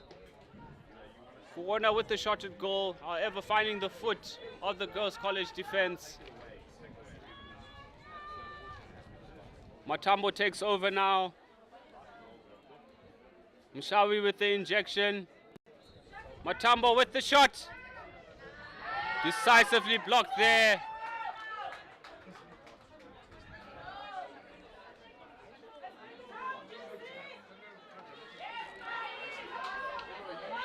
Girls College here with the counter-attack. Kumalo here, dispossessed, illegally so.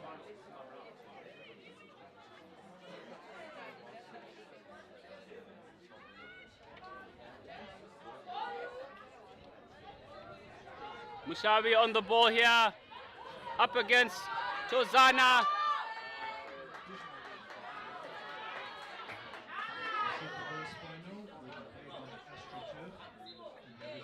Mushawi with the quick spin there, earning himself a short corner, coming off the feet there of Nandi Pamanungo.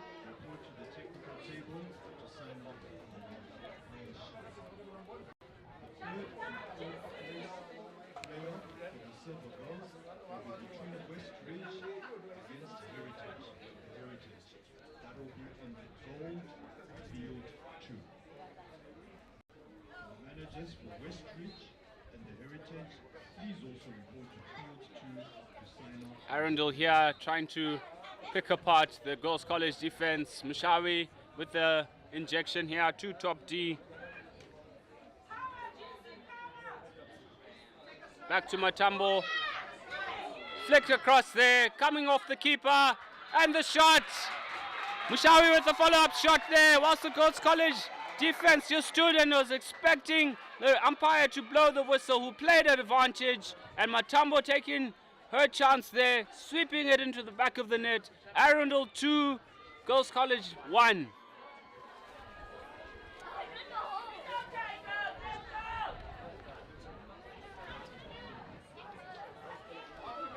The ball is in play by Girls College deep in the right, looking to advance across the 23. They get the advantage.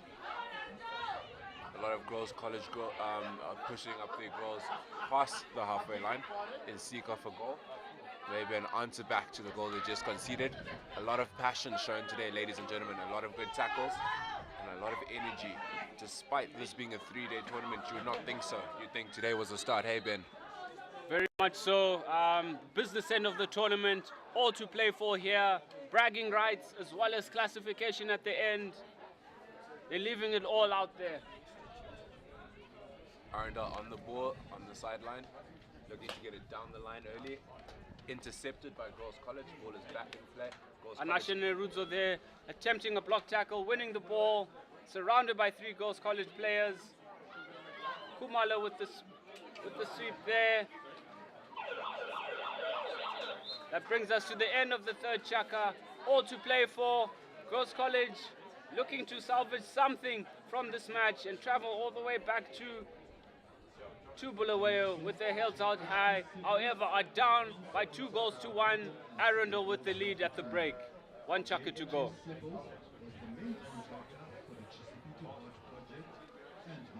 Very quiet.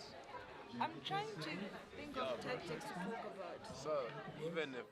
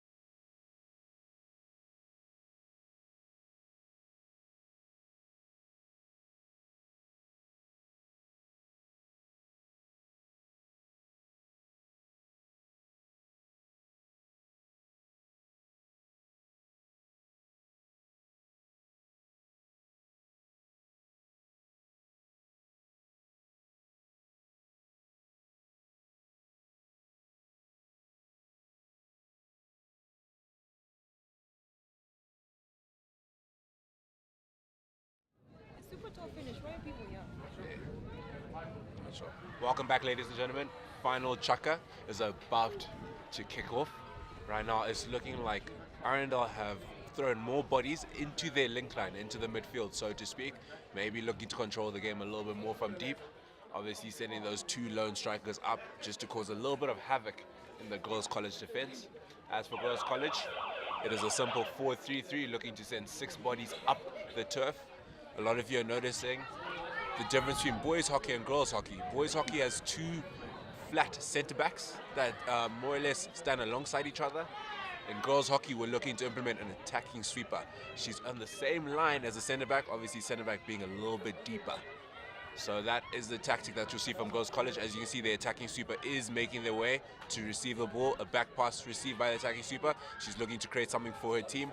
Unfortunately, Arundel have recovered the ball, but the umpire's blown in Girls College's favor. Arundel are losing a bit of momentum, ladies and gentlemen, so far in this opening minutes and seconds of this chaka. But right now, Girls College are on the ball. Let's see what they can conjure up. A lovely overhead. A little bit of a dangerous attack down there on the left. Arundel win the advantage and are looking to attack down the right-hand side. A lot of bodies gone forward. This could be potentially to pose questions to Girls College defense. What are you going to do if we send 2 girls up there? Will you ignore them, or will you keep them in mind? Ball is switched out to the left. Girls College have it back, managing to sustain possession. A quick spin, lovely individual brilliance. Down on the right, making opponent lose his shoe even, ladies and gentlemen. Arundel on the break. Unfortunate foot, not seen by the umpires. Arundel keep the ball in their position. They are about to enter the D. Heads are up. Keeper makes a crucial save. But Arundel are hungry once again, ladies and gentlemen. They are hungry. Seems like whenever they go up there, they are motivated more and more and more. Scoreline once again is 2-1 in Arundel's favor. Yes, Arundel making the most of the 50-50 calls there. A clear foot, however, missed by the umpires, and they continued playing on whilst Girls College were appealing. Just play to the whistle, girls. Girls College looks like they came back in this chaka with more aggression because the first 3 minutes of this chaka was very fast and it was played in the Girls College's D. So yeah, that's a lovely point brought up by Gigi with us. You can see Girls College are maybe throwing everything forward, so to speak, in search of a goal. It's a popular concept you'll see, and I think you'll see it for the rest of today. You know, if the scoreline is really not in your favor, what do you have to lose? You don't have anything to lose. However, at the moment, yes, they're committing more players forward, but they're without possession of the ball. Arundel are being clever about it and starving Girls College of the ball. So that overload is literally nulled because you've committed players forward, however, failing to track back on time. As Arundel have earned themselves a short corner here, across to Matambo, but blocked by Ellerman for Girls College here. She forgot to take off her mask. Is that meant to be another short corner? It is supposed to be another short corner if you pass the 23 and your mask is still on. Oh, well, welcome, ladies and gentlemen, to our commentary. As you can see, commentators and umpires are having a little bit of a battle, but please do not let that spoil your day so far and the matches you've seen. Yes, Matambo there with the spin, unfortunately doing a little bit too much instead of using her teammates. Whiling up time, I must say. Still a long way here to go in this match as Girls College send the ball further up the field there. Lindley recovers the ball for Girls College. I think the one thing I've noticed from Lindley, both today and yesterday, she's obviously got the mentality that she'll always ask for the ball from a team, regardless whether circumstances are in her favor or not. It's not a quality you see a lot, but it's lovely to see that Girls College have someone like that amongst their ranks. Yes, very much so. Well tracked by Mushawi there with some brilliant skill. Mushawi holding the ball well, however, passing it away to Desvold.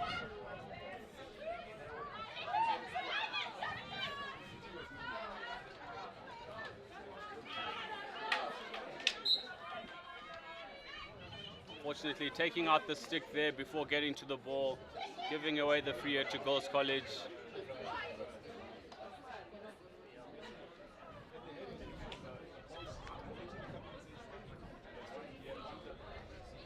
Girls College with all to do here, still with a very conservative approach, but time fast running out as the ball is given away to Girls College. Arundel on the prance again, turning the defenders inside out. An easy pass right there, however taking a wild swing in the process, taking out Tozana, who looks a little bit injured there after taking that knock from the swing, but she's a tough one. She's a tough little girl and shaking it off.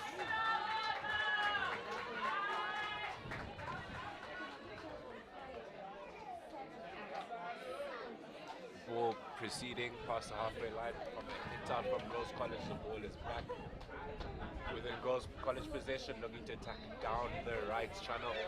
Will she be able to get a head up? She's running into. One funny thing we've actually seen a lot of teams do is pushing 3 girls to shut down an attack. So the best way to describe it is she ran down a wall of Arundel players, so to speak. So it's good to see that the teams are trying different variations of a press, You know, there's a little bit of individual pressing at times, but you're seeing a good team press, and then the ability to go and hunt in packs. Yes, Arundel there effectively showing the benefits of hunting in packs, shutting down that play down the right-hand flank by Girls College. However, the Girls College player able to salvage something and regain a free hit, as we see Arundel here on the prowess again. Looking to exert more pressure on Girls College. Unfortunate backstick there.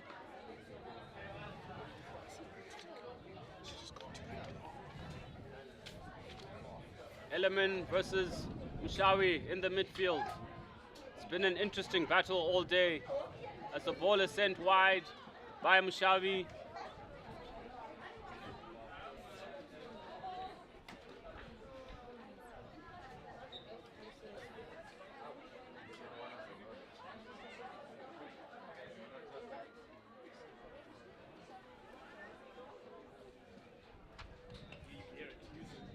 Girls College with all to do here.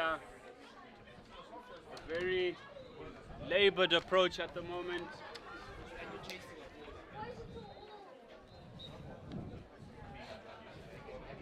All right, Girls College get the advantage as Arundel had obstruction. They're deep in the right of the turf, looking to exploit Arundel. Ball goes through into the deep, picked up Arundel player. Good composure to clear it. A foot found along the way. Arundel maintained possession. A lovely pass down the left, or will she take it herself? A little bit too long on the ball, ladies and gentlemen, but she does manage to regain it and pull off the pass. The ball's looking to go into the middle. Lovely touch by the Arundel players. Good combination play. Let's see the attack down the left. One thing I would say is Girls College appear to be a lot more aware in their tackles. Not giving away as many fouls. Yes, very much so. A reserved approach whereby they're not frantic in their defense. That way they're trapping the quick fire of Arundel and allowing the ball to come to them virtually.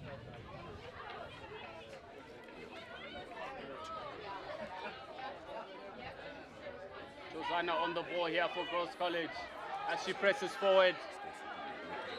Ultimately wins a short corner for her team. A deliberate barge in the back there.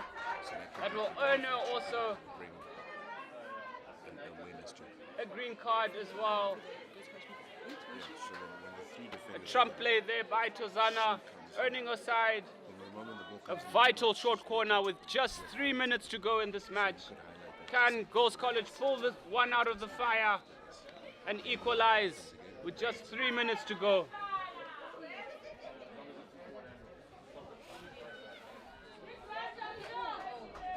A long discussion taken by Girls College, obviously not looking to waste the opportunities that they get. The ball is about to be in play, ladies and gentlemen. The ball is live, crosses the D, slipped off onto the right. Shot taken, keeper saves. A brilliant shot there by Elemen, however, straight at the goalkeeper, who stood tall in the goals, denying Girls College the equalizer there.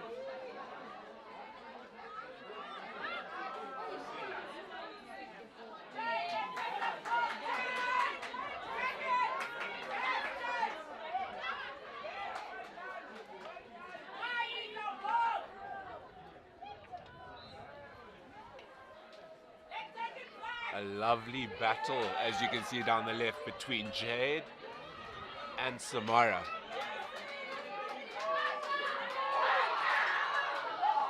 Lovely run from number 2 from Girls College, because I've noticed she always stays back whenever the ball's in the front as they're hanging forward, which I think is very good, because like that ball that went to the D, she could have gotten it if she just got there on time, but that was some very good thinking from number 2. Well, good point out from Gigi with us. Movement is key, and even awareness, you know, even if the ball is deep in your own 23, center forwards, attackers, however you like to name them, have a job to do in play, and that sometimes is like what you've highlighted, to anticipate that kind of a ball. That does happen in hockey, not everything is certain. Arundel on the ball, most probably could implement a switch, looking to force their way down the line, intercepted once again. Ladies and gentlemen, we have just shy of 50 seconds on the clock. Can Arundel see this out, or will Girls College gain a point out of this fixture? The current score is 2-1 to Arundel. Yes, 40 seconds to go here. Can Girls College pull this one out of the fire? However, playing in the wrong part of the pitch at the moment. One would guess this will be the last chance for Girls College to either equalize and salvage something, salvage some pride for their school today. I think the girls' college nerves are not getting the best of them because they now seem to be making silly mistakes because the ball has not managed to cross the halfway line and we have under 10 seconds left. I think that's something we highlighted later in the evening last night, ladies and gentlemen, at the day 2 of this tournament, which was not a lot of variation on passes. You know, sometimes less power but more accuracy is a better bet. But it is a learning curve. This is what this tournament is for, and that is the end of our match final score. Arundel 2, Girls College 1. A good match to tune in for. We thank you all who have been with us this entire morning. Those that are logging off on the stream, thank you. Please don't forget to like, share, subscribe, and comment. Let us know which commentary people or personalities you've enjoyed today, eh? Ultimately so, as the teams show some good camaraderie with high fives all around. A well-contested match, finishing Arundel 2, Girls College 0. Next up, we have our Silver Girls final, followed by the Golden Girls final.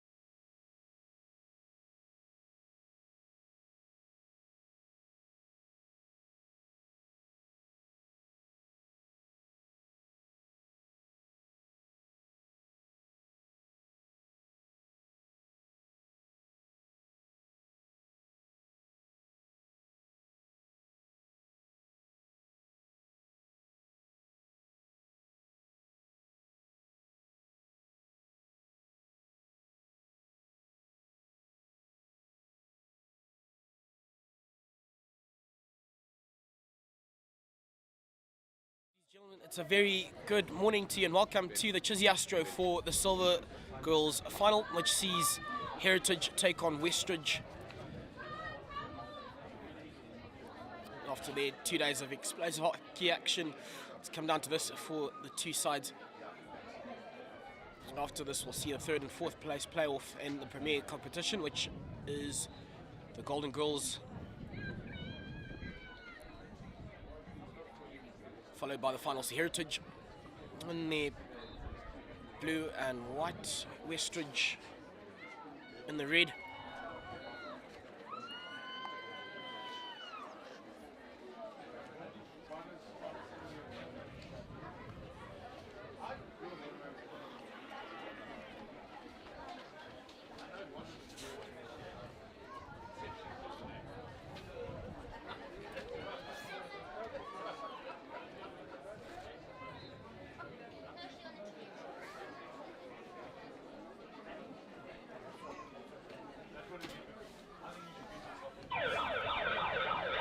And here we go, ladies and gentlemen, pushed off in the Silver Girls final, which sees Heritage take on Westridge.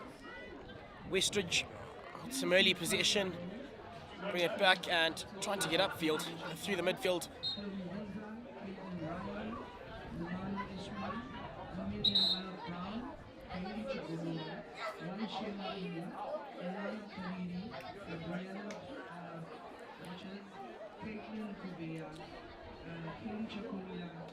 And a bit of a crash ball, trying to find each other there, and they earn themselves an early short corner. So golden chance in the early stages for the Westridge side to possibly take a lead here. Interesting to see what variation they're going to work around here to try and put themselves ahead in this, the Silver Girls final early on.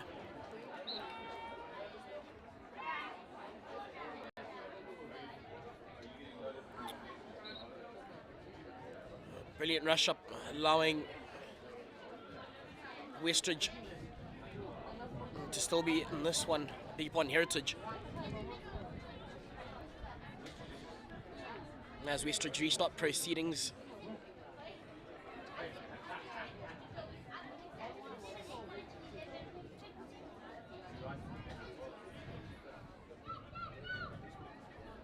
Just take a bit too much time. Liking, but she'll get a second bite at the cherry for the Westridge side in the early stages here. Heritage pretty much pouring all of them into that circle as another crash ball comes in. However, on this occasion, Heritage retain possession. She's got so much time, space and the speed right through the midfield. She's gone unscathed, pass to the right hand side, I think on left hand side, and just no one to meet the pass on the other end of it. And that's a golden chance wasted by the Heritage side, rather, with a brilliant run right through the midfield, untouched. However, we still deadlocked up in the early stages of our Silver Girls final. Heritage restart here, both sides pouring in lots at the back.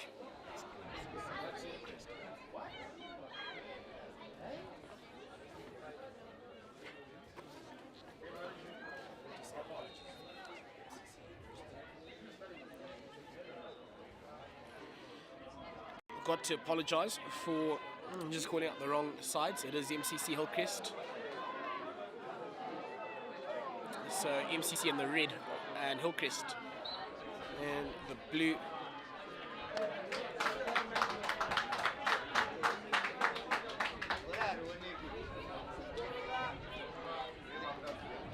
So Hillcrest now making their way up.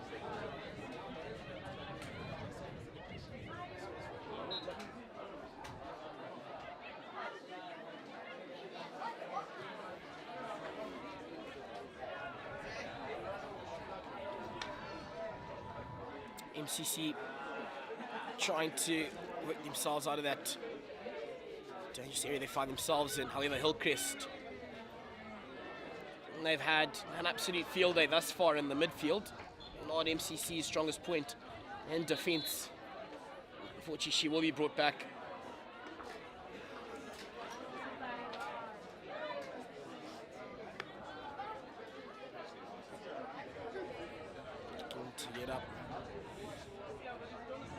Hillcrest under a bit of pressure at the moment. Fortunately for her, she retains possession for her side. And taking it quick. And showing some good speed and pace on the outside. She's got it laid off. Teammates a bit too static at the moment.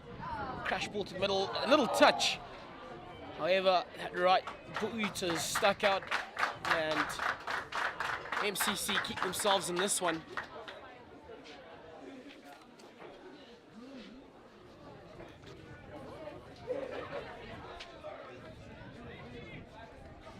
Still on the attack on the Hillcrest side now. A beautiful little dip touch.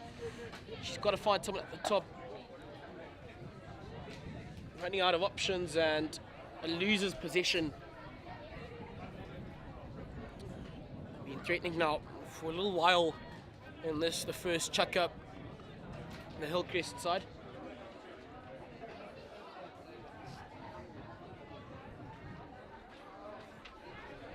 Going past everyone.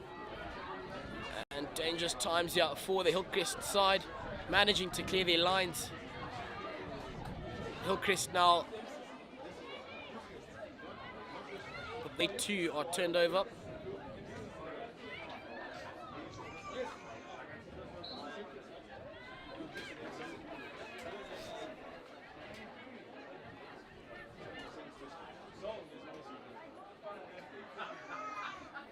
Hillcrest. Oh, showing a clean pair of heels there. And with the numbers and space, it all seems a little too easy at the moment for the Hillcrest side. Just needing someone at the top. It goes past everyone again. And fortunately for MCC, Hillcrest not as clinical as I would like in the early stages here.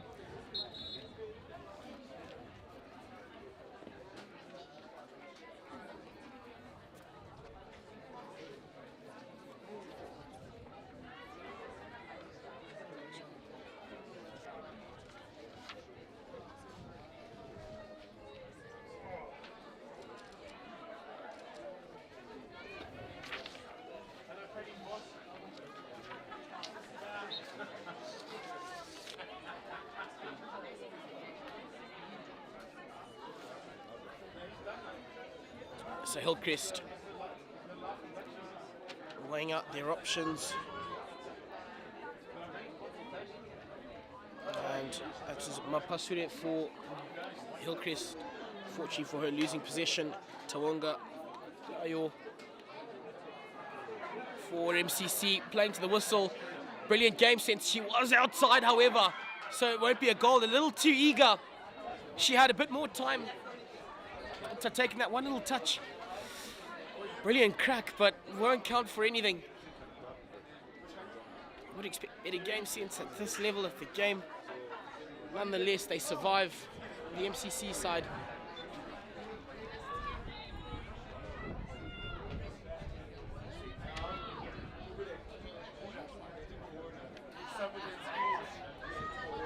Now Hillcrest making their way upfield.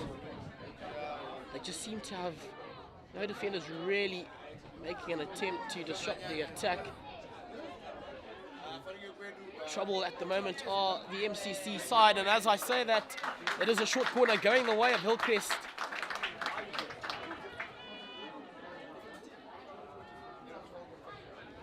So having rather the lion's share of possession and doing most of the attacking in these earlier exchanges. We are about 4 minutes away to the end of our first Chaka Help, and this is the Silver Girls final. Sees MCC take on Hillcrest. Hillcrest inject. Just waited on it a little too long to put the final touch away. Taken right off the line. Just not able to put it away. No, the Hillcrest side.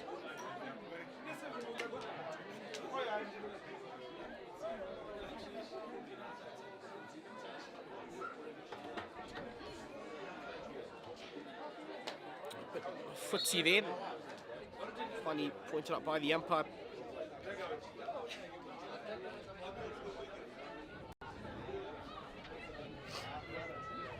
MCC on the attack. but doing well in defense are the Hillcrest side, and now they've got more numbers than defenders on attack.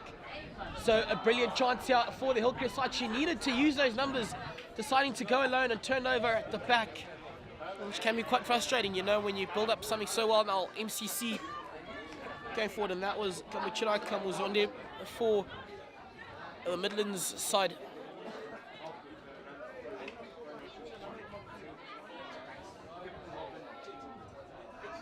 And still going, no, the MCC side. Hillcrest again turning them over, and again having more on attack than defenders available. They've just got to use each other. Someone's got to get a stick to it, needing the final finishing touch. Just not on the right end of the park, no one on that post, which is about a third or fourth opportunity created that they haven't used. Dormo for the MCC side at the back, building up a nice little touch, but cannot find anyone. All T-Static standing on top of each other almost. The Midland side.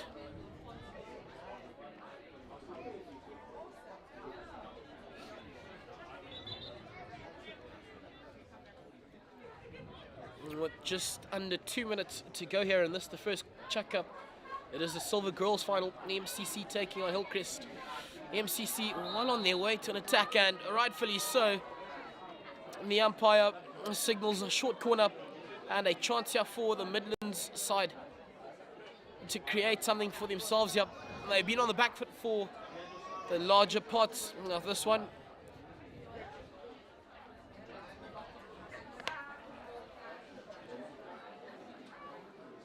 Hillcrest doing most of the attacking, MCC getting a chance. We've seen that this weekend. Just have to be clinical in front of goal. The sides that have dominated have sometimes fallen to just that one little chance at the end, and that will most certainly be yet another short corner going the way of the MCC side. They've just got to be aware of that line. Genchi took the shot from outside again. Fortune gets away with it and gets a second crack at it.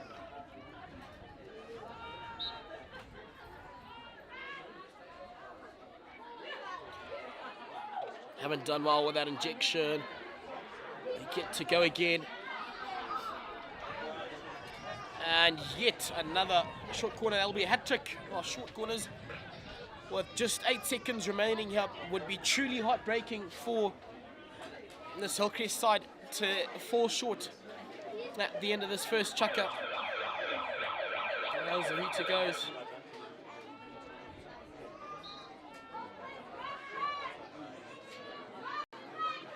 Looked after a lot better, but just a bit of a hack at it, and MCC cannot convert. Hillcrest going to the break, first break rather, unscathed. And our Silver Girls final, where MCC take on Hillcrest. We are still deadlocked without a goal. Another thank you to one of our sponsors, Mozambique. Mozambique caters to every flavor, from the freshest seafood to tender chicken and gazelle. Come on down to Mozambique Chisipite or Honey Bay restaurant and make a normal soul of the most delicious Afro-Cultural flavors. Mozambique's Westridge restaurant is opening soon.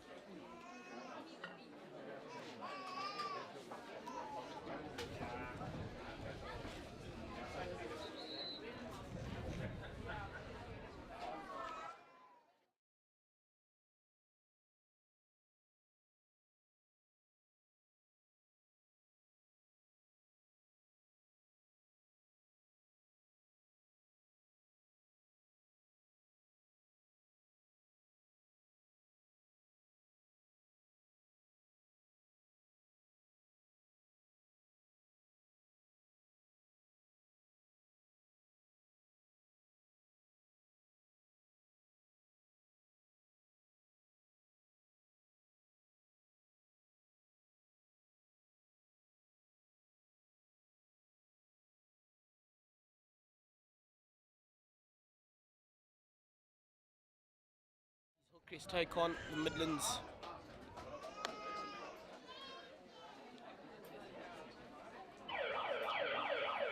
And off we go. Still without a goal after the first little break. Hillcrest have been the more threatening side in this one thus far. MCC creating 1 or 2 chances as well. Getting turned over, but putting on a good fight. However, called off a bit by the umpire. Starting from the back now are the Hillcrest side. Turned over, however, by Tawonga. Skipper Ndoro for Hillcrest, putting in a good fight in that midfield for her side.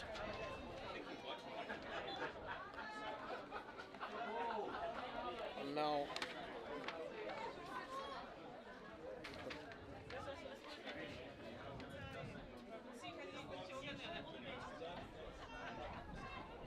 Hillcrest just weighing out her options at the moment, decides to go down the line.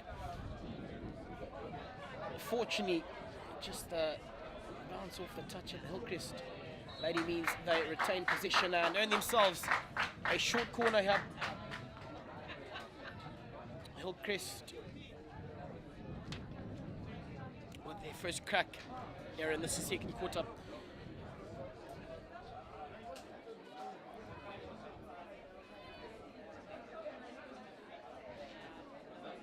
Just a bit of an interesting setup, or they still are at it rather. All get to go for the injection. Chooses a quicker option and a brilliant rush up off the line. However, the umpires will bring them back, and having to line up again behind the paddle lines are the MCC side.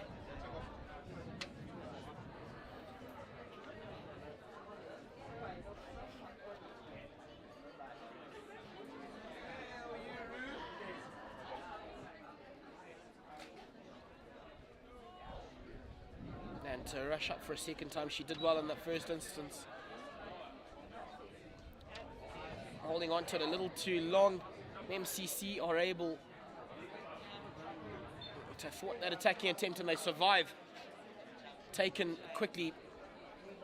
Now making her way up. Lays it off in good time. Just needed a better first touch to have gotten away a lot cleaner. Now making their way up, but the umpire happy with proceeds at the moment. The skipper for Hillcrest.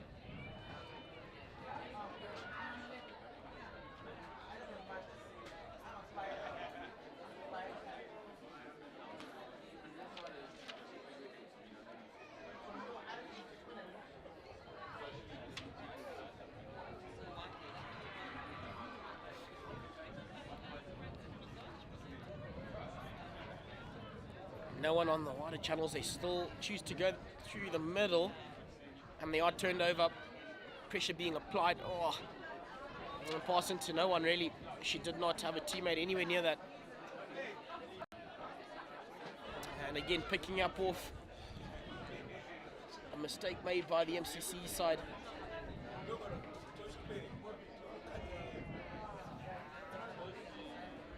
Haven't really recycled ball well here, especially in that attacking D area. Just something the coaches were certainly crying for an improvement for from their sides.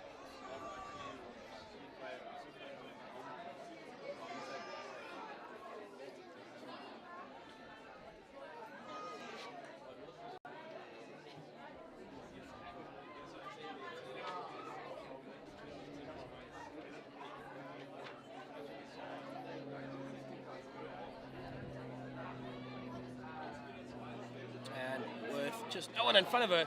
She had one more pass there still, choosing to go alone, and unfortunately it hasn't paid dividend for this Hillcrest side. MCC now on attack. She's got the space and numbers. They need to get ball upfield.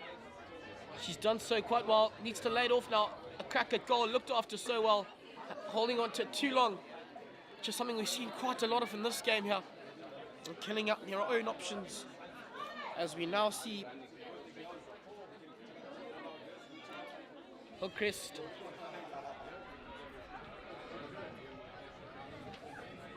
MCC survive.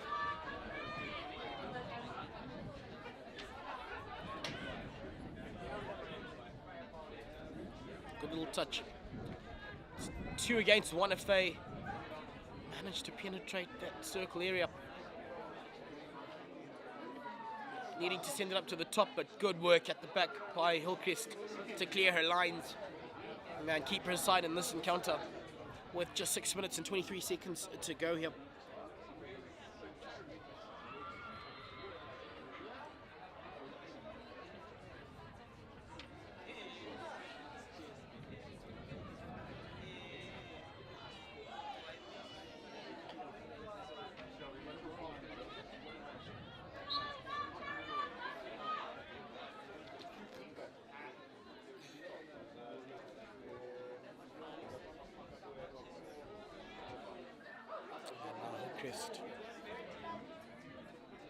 Crash ball, can't find her mate, and again turnover. Could get quite frustrating here for either side, as they haven't been able to capitalize on the hard work they've put in.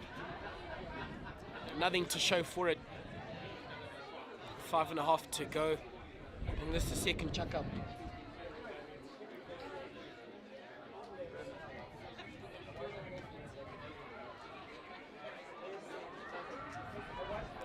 To retain the,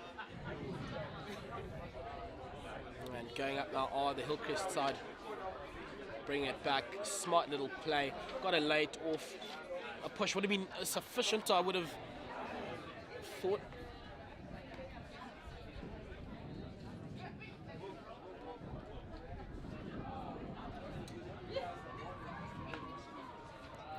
Good little fight on this hand side. MCC going forward. It's Tawunga.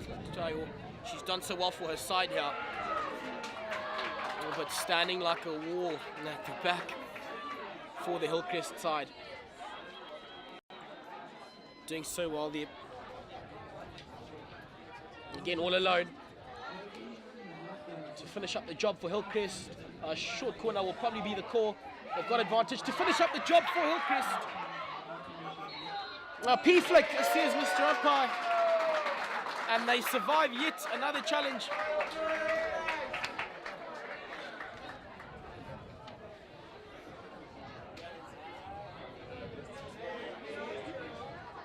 They've been threatening all morning, and this could be their chance to take the lead with 3 minutes and 25 seconds to go here. She's got to convert here because they failed to finish up in the front. They have created the chances, almost losing count. And just like that, Hillcrest get themselves 1-0 up in the Silver Girls Cup final. 3:29 to go. Hillcrest won MCC without a goal.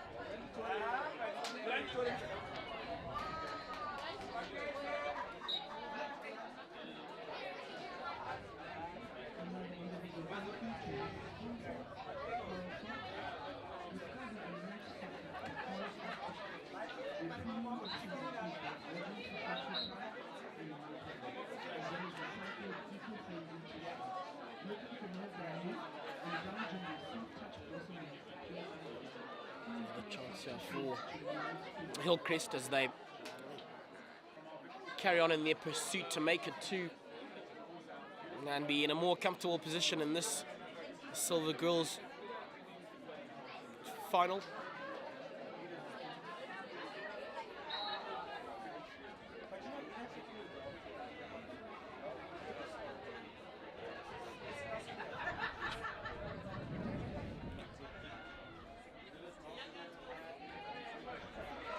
Now making her way up the park.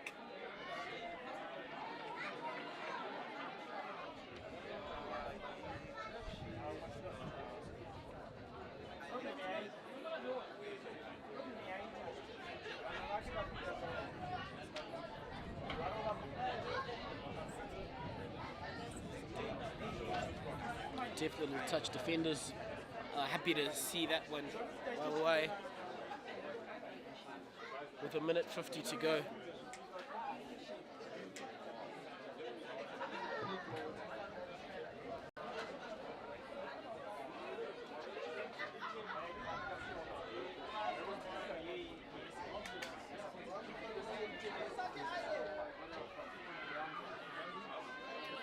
And a little touch needs to finish up the job. There probably was an option to have gone to the top of that D area. Had two of her teammates waiting on possession there.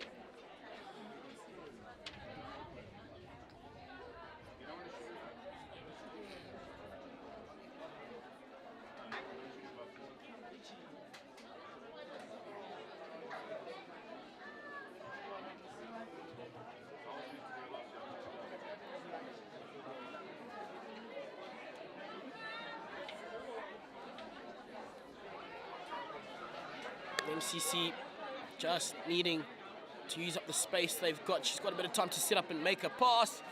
Didn't utilize it to the best that she could have.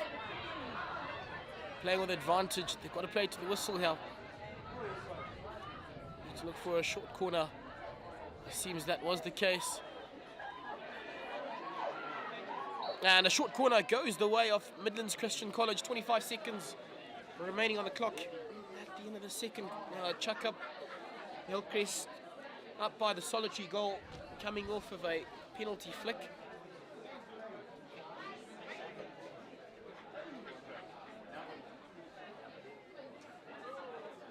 There won't be any time after this. It should see us going to the break. The completion of this. And ladies and gentlemen, that will be it. We get to our halftime break up in the Silver Girls final. Hillcrest with a 1-0 lead.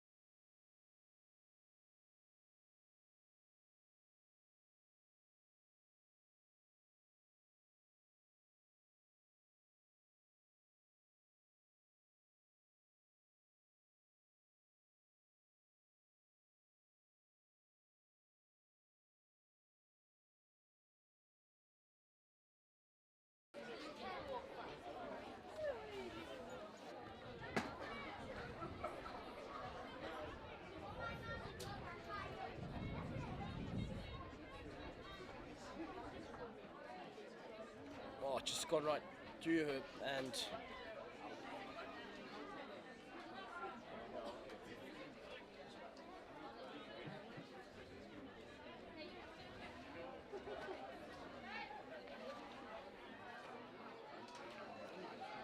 opting to go down the line, but getting a touch off MCC, Hillcrest rather. So MCC will still get a second crack at it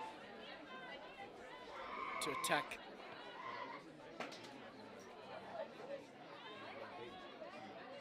And worked around so well by General Normal. Hillcrest, however, back onto the attack.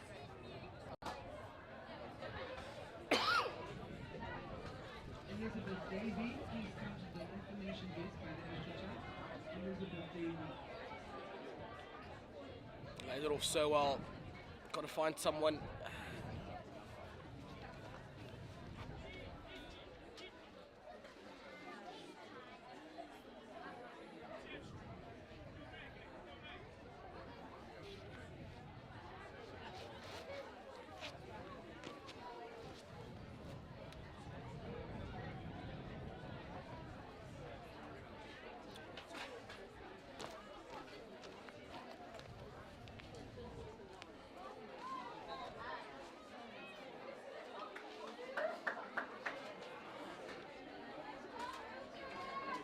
Short corner, it seems to be going the way of Hillcrest.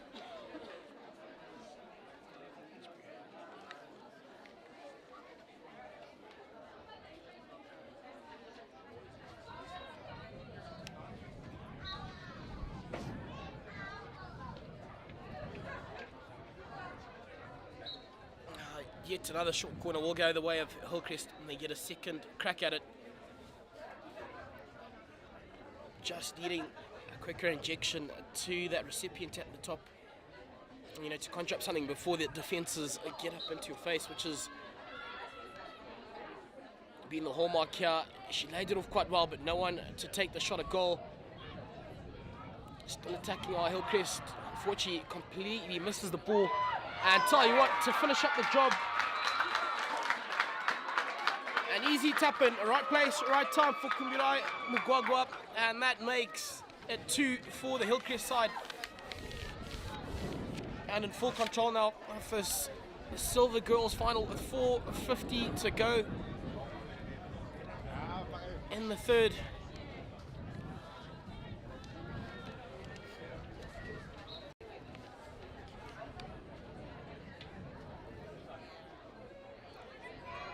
Past a few defenders now.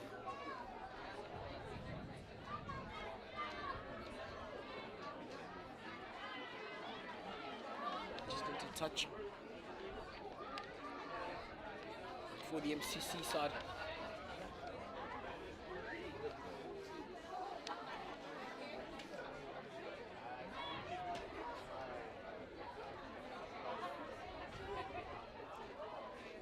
Now working up from the back.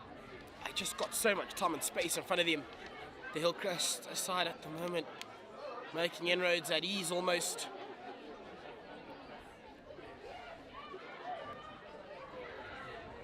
And just unable to make it in time.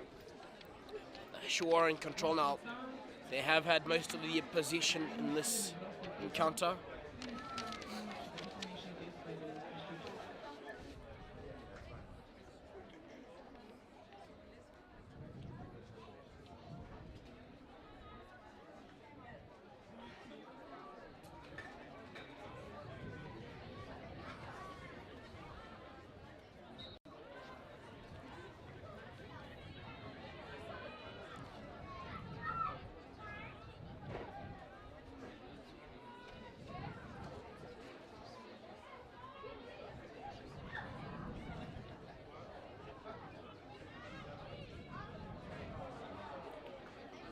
Unfortunately, getting all tangled up, all alone.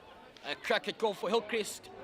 Done well in goal for the MCC side to keep it to just 2. Chisipite Manambo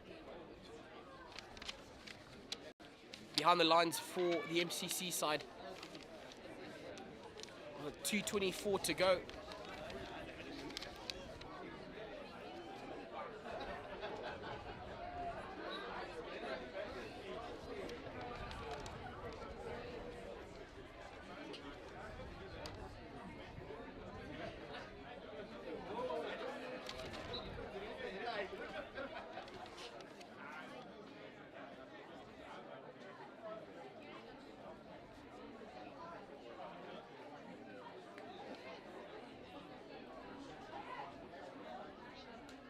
it in. And clearing their lines. However, Hillcrest get to it first through the skip up. She's also turned over, but with virtually pretty much no numbers to help her out, she manages to receive possession, having to just get out the way. But some smart play to just keep her defender backtracking.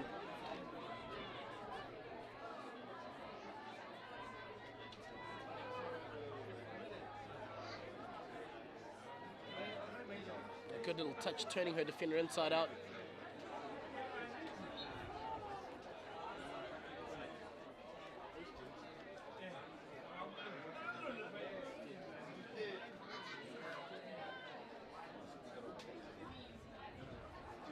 Would have rather chosen the option in the middle. Just under a minute remaining here in this third chuck up.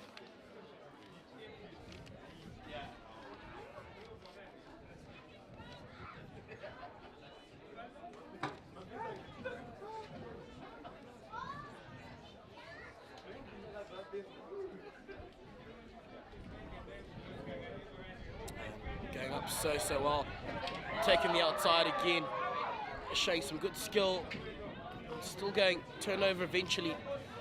20 odd seconds remaining here.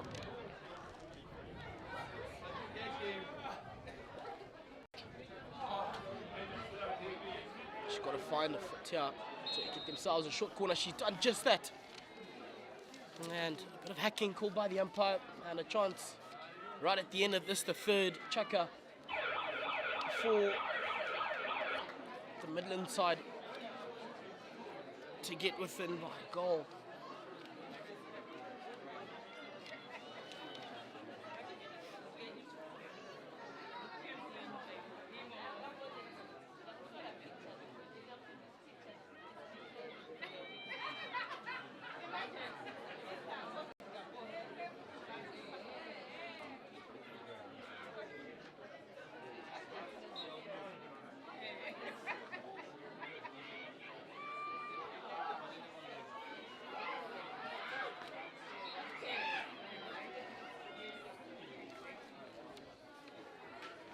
They will have a second crack at it.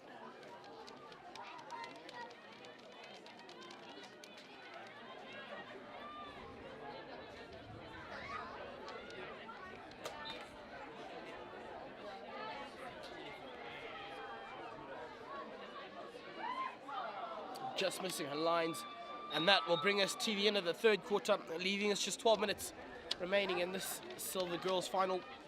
Hillcrest 2, MCC without a goal.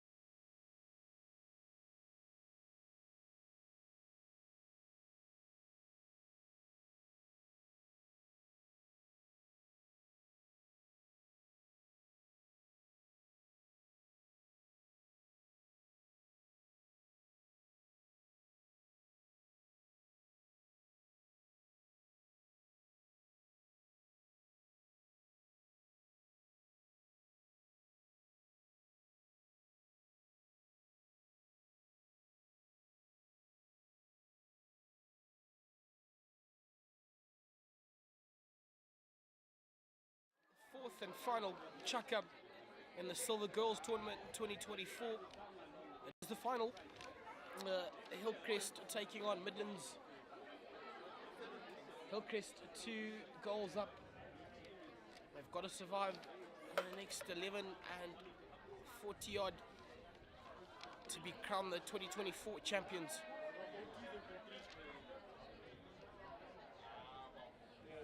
Making good inroads, but just a loose pass.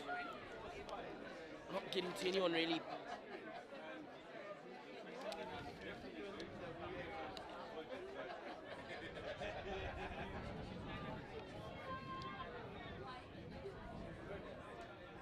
Starting at the back.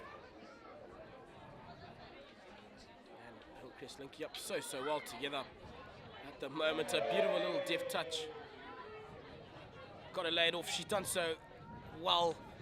And bringing some brilliant skill and teamwork. Oh, Hillcrest. With a deft little touch there. The crowd excited a little bit. Has done a mileage required. Short corner will go the way of Hillcrest, who have been on top of proceedings here.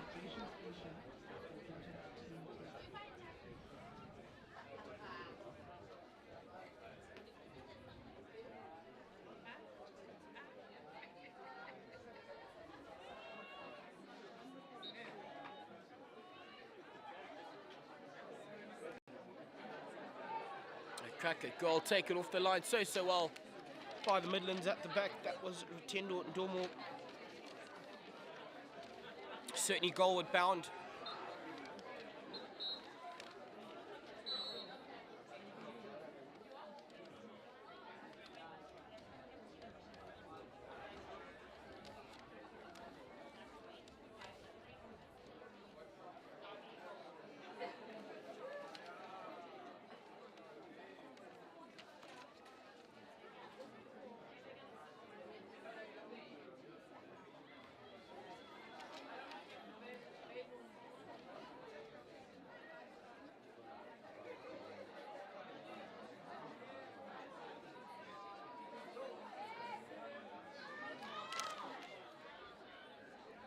Still going on Hillcrest at the moment.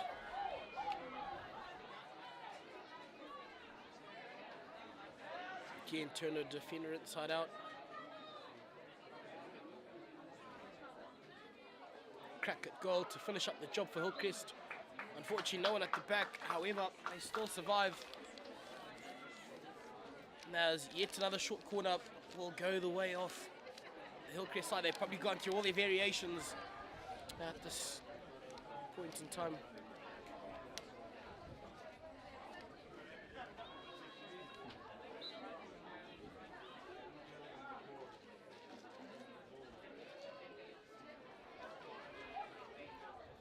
Just got to stitch it up together well. They're applying all the pressure, but MCC survive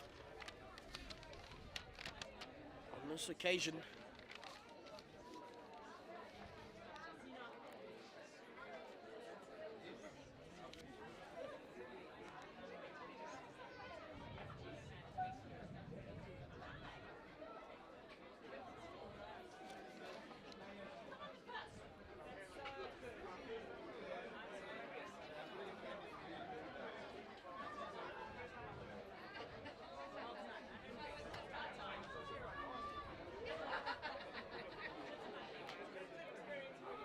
She's held on to it for as long as she has.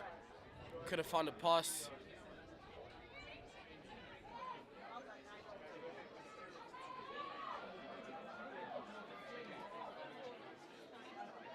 You've got to allow yourself time to, stick your head up and weigh out your options and actually use them, as you can create better opportunities. Hillcrest. Out of there.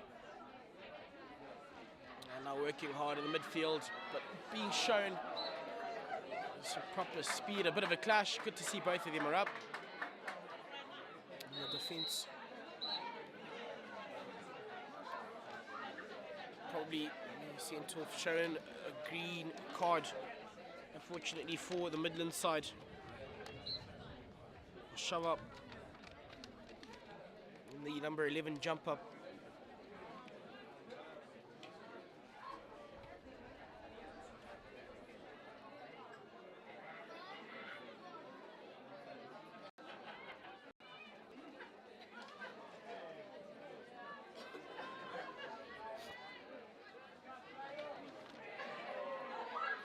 Smart work from the skip up for Hillcrest, however she was turned over. And now MCC. They've got to create something and convert it if they are to stand a chance. It is desperate times here now.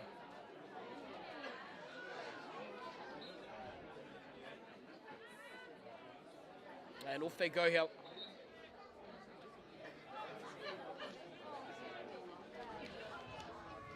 MCC up on the attack, weighing out her options. She's put her head up, goes to her right hand side, and it will most certainly be brought back.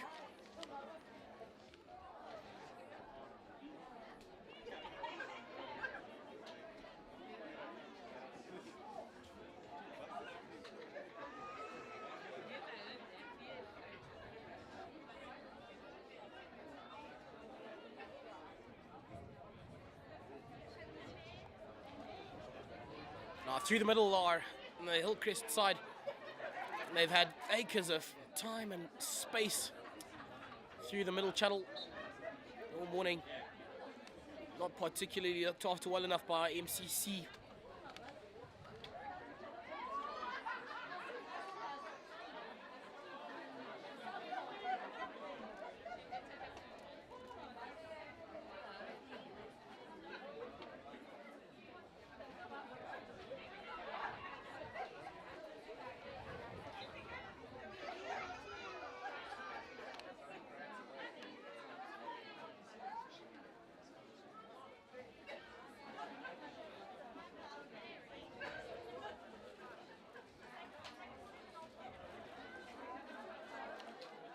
.450 is all we have remaining on the clock here for the silver girls final.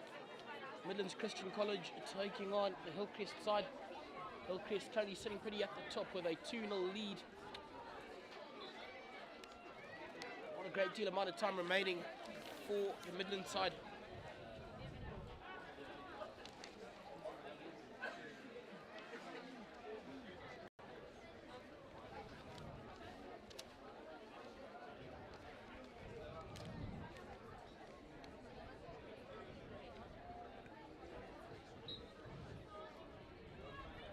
Still get to go forward. Here's Mr. Umpire.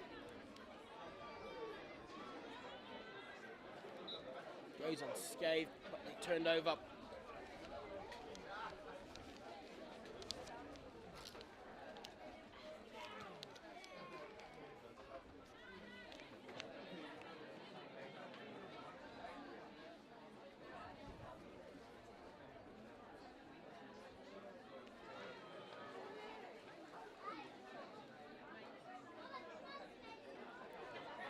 Brilliant little touch she's got to.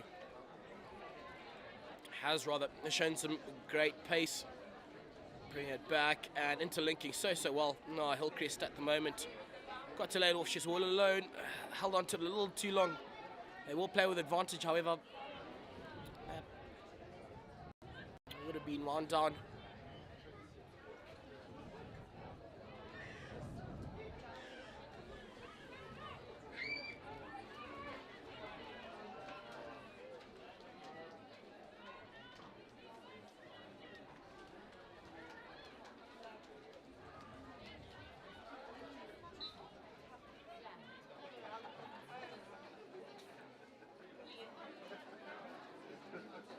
Two minutes 50 is all we have here.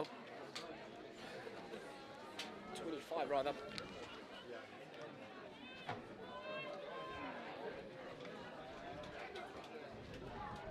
Hillcrest with some good scramble defense to deny Midlands any hope rather of turning this one around.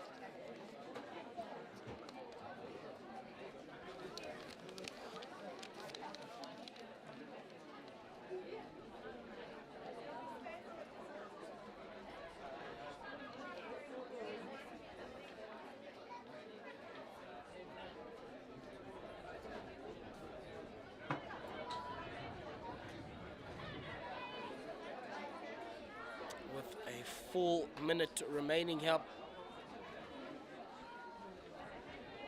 2 goals. Does seem a little too far away now for the Midlands Christian side.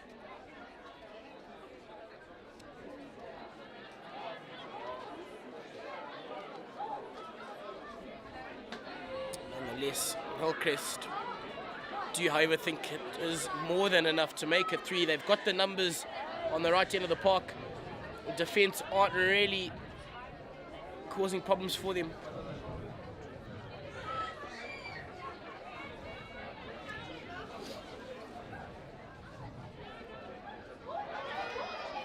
Her attempt at a clearance there does not quite come off.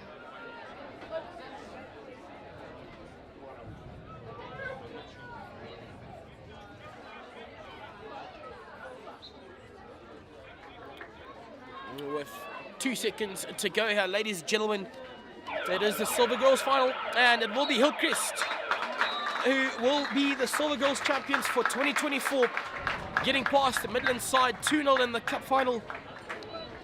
Next sees us move to the Premier competition, the Golden Girls, and that will be the 3rd and 4th place playoff.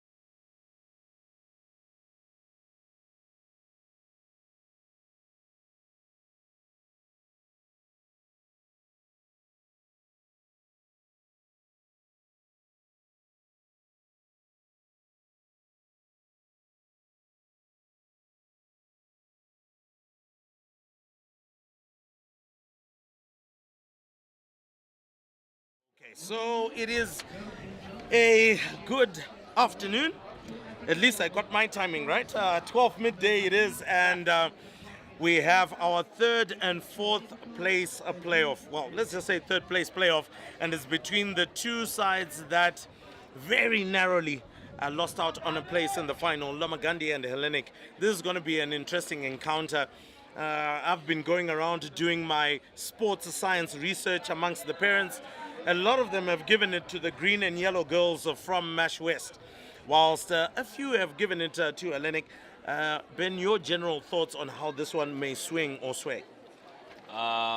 Interesting observations that we're getting from the parents and spectators around the turf here. But my observation is, whilst yes, Gandhi seem the more stronger side, depending on how they start, I do feel Hellenic have the upset within them because whilst they did go down in their semi-final, but it wasn't due to a lack of effort, and I expect them to pull a surprise here.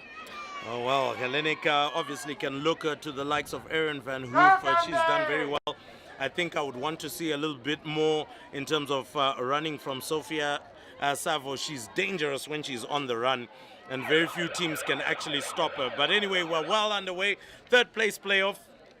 And immediately ball goes to Megan Bonney, who sends it out to Musiwa and to Stephanie Buerinova, who brings it to Taya Gray, and she unfortunately doesn't find the run of Rachel Njola.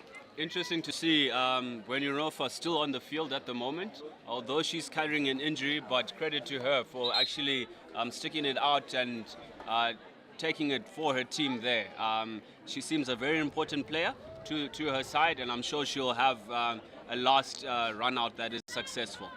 Oh, yes, indeed. And I mean, she's gone through the entire weekend with strapping on her hamstring. But now the question is, will that secret be easily found out by the likes of Dambisi, who straddles the front line? But it now looks like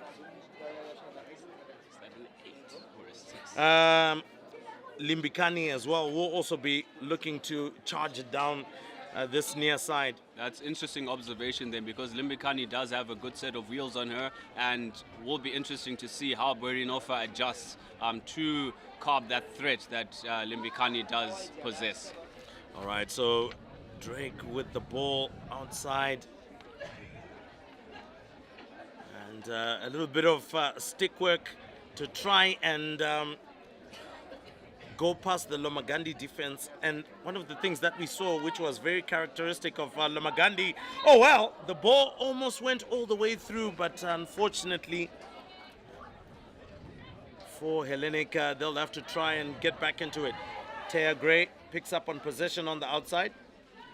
Yes, the umpires looking to the side there. The Lomagandhi defense thought that was a bit of danger in there, hence watching the ball. But then again, it's important to play through the whistle and maximize on the time that you have the ball. Musiwa to Buerinova. Buerinova looking for options, finds Taya Gray on the far side.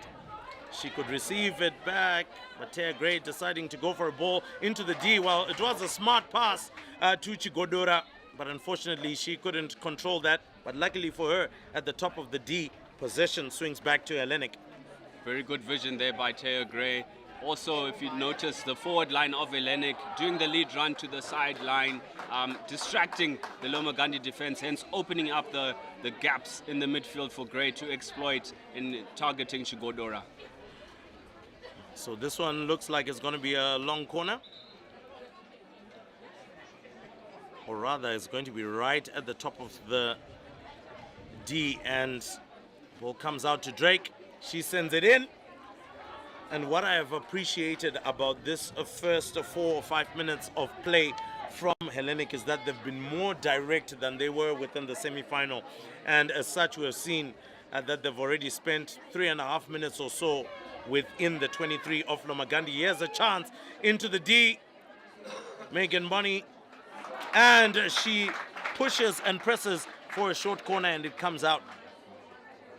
Yes, Lomagandhi defense trying to nick the ball away from Bonney there. However, getting the stick before the ball and thus conceding the short corner. First short corner opportunity for Hellenic Academy, and let's see what the girls can conjure up here.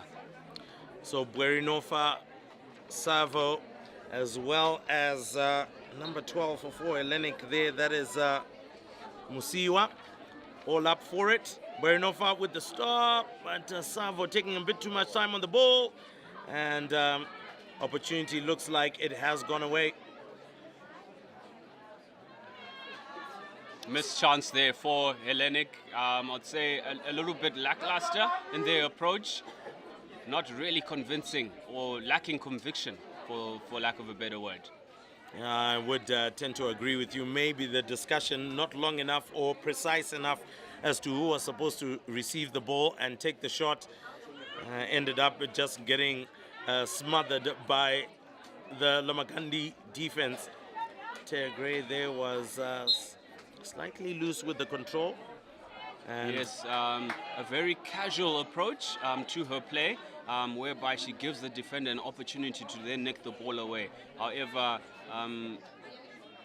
it being a third and fourth, it's a pressure game. You can't afford to be as relaxed as she is on the field. good tussle in the middle of the park there, and this time round coming from the number 17 of Lomagandi. That's Mutiamana Nzokira. That's a great steal, and off she goes. Savo, as I said, when she makes runs, she gains a good territory. She's got an imposing figure, but this time round came against that is Jessica Lamb, and I don't think I've got less praises for Lamb. I think I've got more and more praises for Lamb. She's gone about business during this tournament very, very well. Yes, very much so. She's controlled a lot of and dictated a lot of play in the various matches that she has attended throughout the tournament, and hopefully she can get a grip onto this third and fourth playoff. Wasn't as quite involved in the first semi-final earlier on today, but hopefully she can be able to pull up something for her team today. Oh yes, indeed. Musiwa gets the ball out. Looks like it's Drake in the middle of the park today. In this particular match, pulling the strings. Ball was taken by Fadzai Kahari, but illegally so.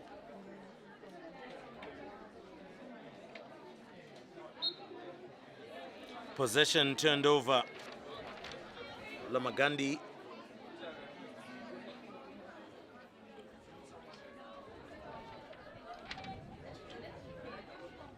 Still looking for a way out, and finds a way out via the ref's whistle. Missed out on that one, and it looks like Salvo had almost picked up on possession. A little bit disappointed that the decision didn't go away, though. Yes, Lomagandi pretty aware of the threat that Salvo poses as she's quickly substituted to get the breather after some hard running in the opening few minutes. So interesting to see the press that Lomagandi is doing to try and congest that space, to limit Salvo's running ability and the space that she has to run into. And that was a big hit upfield coming from Zigora. And now Lomagandi all of a sudden are into the D, still looking for an opportunity, and unfortunately possession turns away. Yes, a quick counter-attack opportunity there on for Lomagandi. However, rush defense from Hellenic able to curb the threat that was there. So good pickup by Chikora. Or Zigora rather. Not Zigora rather, it's Chigumira. And Guerinofa comes onto it. Yes, Chigumira dropping deep to pick up the ball in that occasion. All due to the press from Lomagandi. However, she's returned back to the P spot, her favorite position as the gun, the striker for Hellenic Academy. Kudos to her work rate. Oh yes, work rate has been really phenomenal from Lomagandi. The question is, can they dig deep within that green and yellow tank of theirs in order to find that go forward ball, and more importantly, find a lot more injection of pace when the time comes? Very much so. Lots of energy and hydration, courtesy of one of our sponsors here today, Activate. Well, here's a chance on the ball with the shot across. Unfortunately, yes, that shot was going wide. Good skill there from Chigumira to penetrate the circle, sending the shot across and hitting the foot of the Lomagandi defender. Hellenic Academy with another opportunity at the short corner as they huddle up at top D, discussing the various options that they have. They look in disagreement at the moment.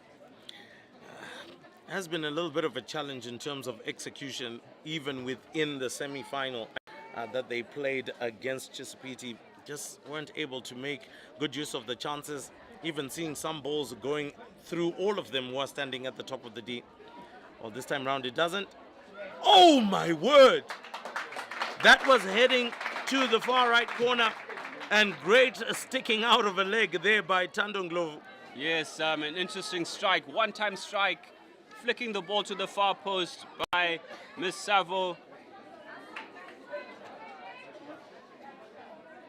Here asking the umpire whether that should have been a P-flick, but from our angle, looked to be going slightly wide, hence the call from the umpires to say doesn't warrant a P-flick, but a penalty corner retake. So comes in a little bit too slow now. Musiwa tries to flick it. No control. And it's another short corner. So good pressure being applied by Hellenic here. But with 1.5 minutes left in this first chaka, surely they want to go into the lead at the first chaka break. Musiwa control a little bit off. Savo goes wide. Comes in. And unfortunately, it's going to be a long corner and allows Lomagandi to come in and pile more numbers in defense. Yes. But a very high defensive line being employed by Hellenic, so maybe sensing that it's time to score. Yes, very much so. Into the first chaka, they have the wind behind their sails at the moment, all the momentum, and looking to capitalize and get the much-needed breaking the deadlock here. It does bobble around in the D, and unfortunately, just a slight shove in the back turns possession over. Here comes Lomagandi now on the counter-attack. Well, stopped in her tracks is Kahari, but she's going to fight tooth and nail for that ball. Yes, unfortunately, Kahari on that occasion failing to find the support, but Lomagandi, due to the effective press, a nice through ball into the D. Lomagandi, can they score? Oh, and the shot has just gone wide. That was Taylor Oliver. Unfortunately, 1v1 situation. Maybe let's also give kudos to Runako Kuchocha for cutting down the angle and making it difficult to find the bottom right-hand corner. But that then sends us into the first chaka break. It's still Lomagandi College 0, Hellenic Academy 0. Great. Good game awareness there from the goalkeeper. Seeing the threat that the striker had with the one-on-one chance at goal, shutting down the space effectively, and by doing so, the striker only being able to shoot wide and failing to hit the target.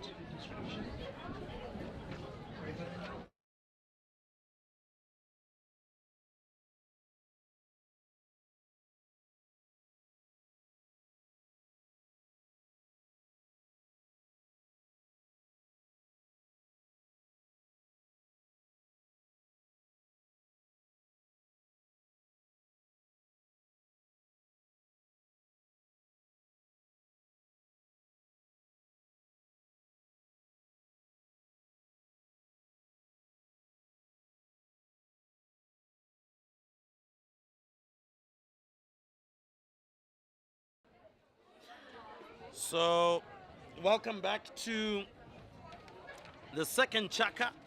This is going to lead us into the halftime break, but I think more importantly, it's going to lead into a situation where either one of these sides has to find a goal, or otherwise you might be slowly creeping to the dreaded penalty shootout.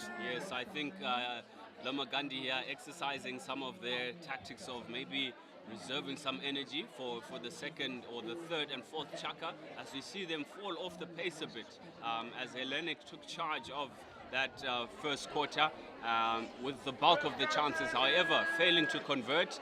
Score still locked at 0 apiece. Second chaka about to commence now.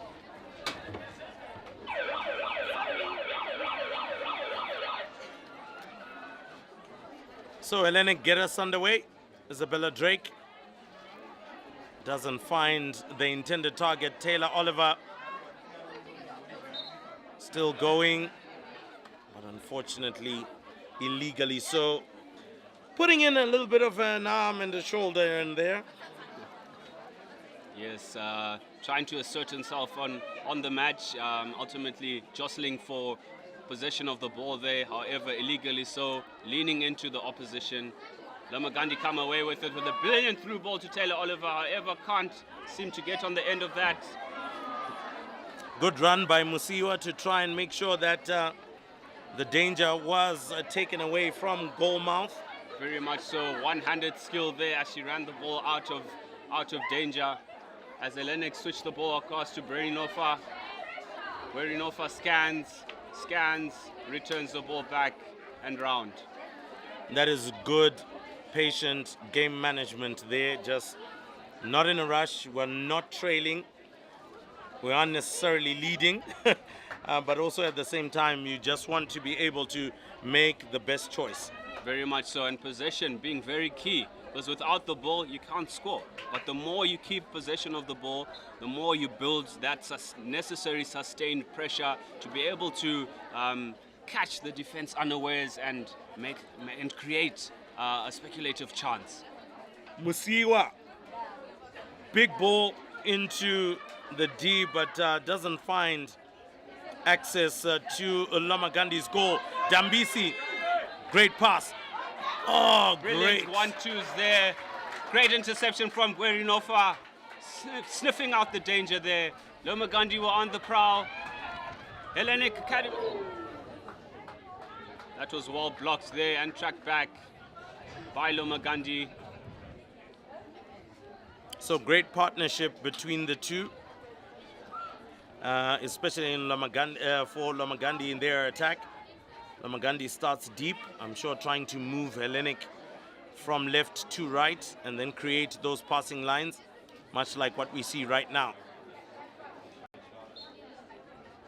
Unfortunately, getting the ball caught between her legs there, turning over the ball. Hellenic play the ball early, however tracked by Jessica Lamb, who distributes to Taylor Oliver, unfortunately not managing to gain control of that. It was a good counter-attack opportunity there.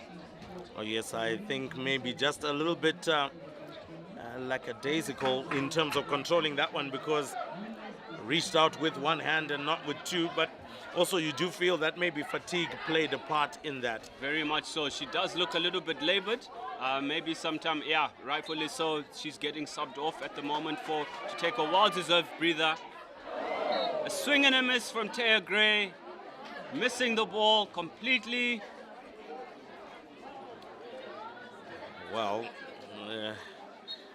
what was that the goal swing we've been talking about? Precisely so. A short grip would have managed her to gain contact onto the ball and get a shot away, as the Gandhi defense seemed to be backing away at the time. Looks like ball comes back for Hellenic. Sweep it out to Stephanie Berinofa.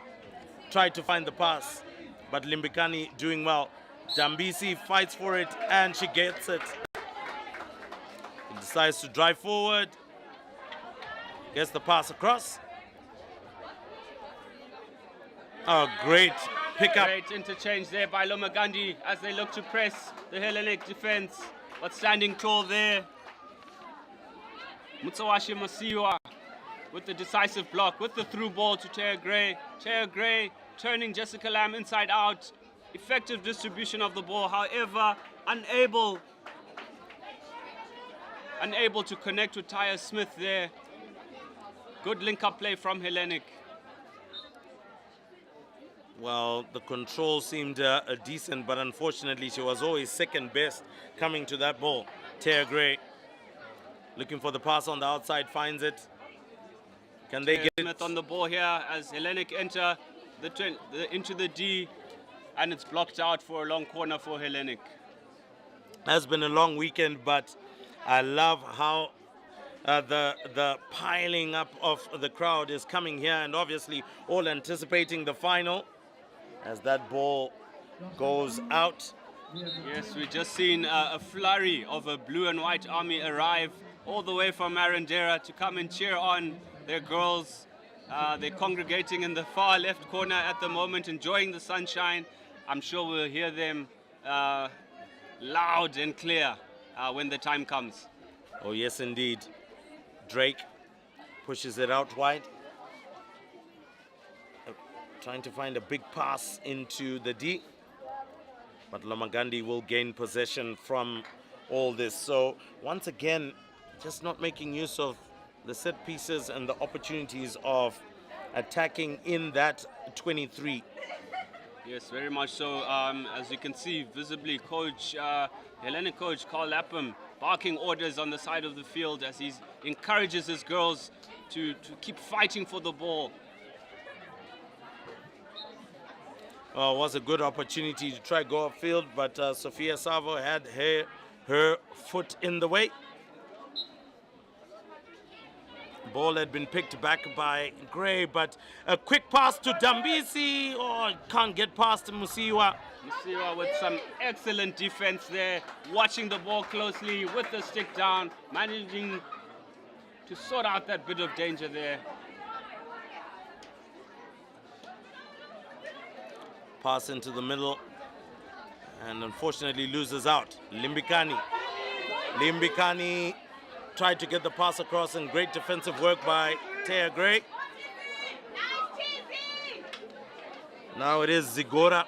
Zigora wins a foul, decides to push it up front, coming up against Musiwa. Njola. And Lamb, unfortunately, the control not good enough, but still remains in Lomagandi's possession. Lomagandi looking, ball sent into the D there, loose ball. And short corner.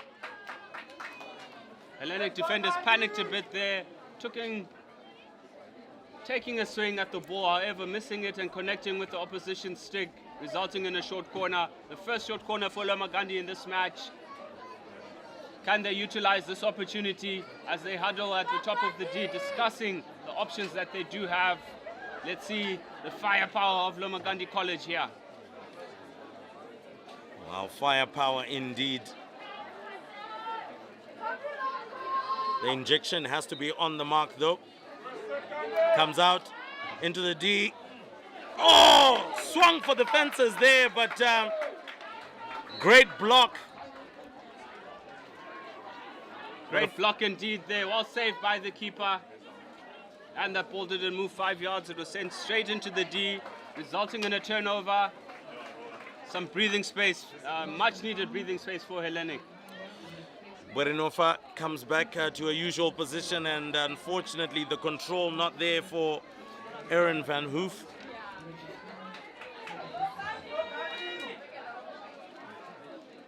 Seems the Lomagandi fans have just arrived as we hear cheers in the crowd. Let's just say they've finally found voice.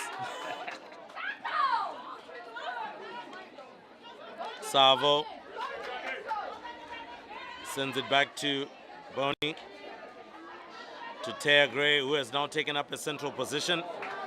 Oh, that was a fantastic pass. Not so sure if that was legally stopped, but anyway. Yeah, the umpires let that one slip. Looked like a visible foot there, but Taya Gray with some excellent distribution of the hockey ball there. Well, Lomagandi are making very easy strides into the D, and that is going to go out, and it's going to be a short corner. Yes, precisely so, because that ball was forcibly sent over the baseline. Umpires questioned each other, but then ruling that the defender forced that ball over the baseline, resulting in a short corner. Another scoring opportunity for Lomagandi College. A little bit concerned here with how the execution of the short corners has gone. It's still 0-0. We're in the second chaka and just under 2.5 minutes left according to the clock. Yes, another opportunity here. Short corner again. From my analysis, it seems the teams are sending the ball to the wrong part of the D, making it easier for the defensive team to shut the ball down. And I concur with you. The angle has to be good enough in order to pull the defense away from goal and ultimately force that shot. tries to get it round the keeper, and this time round it's a long corner. So great work from Kuchocha. Excellent work from the keeper there, standing her ground, being able to clear the ball. However, Loma Gandhi, with the sustained pressure, can they make the most of it? Sends it out. Looks like Limbikani was picked up on possession. Whoa. Actually, it was Zigora who had picked up on possession. And Loma Gandhi still have another long corner.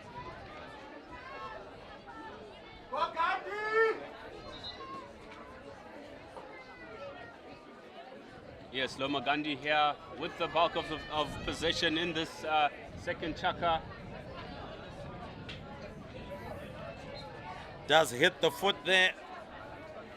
And it's still going to be in Loma Gandhi's favor.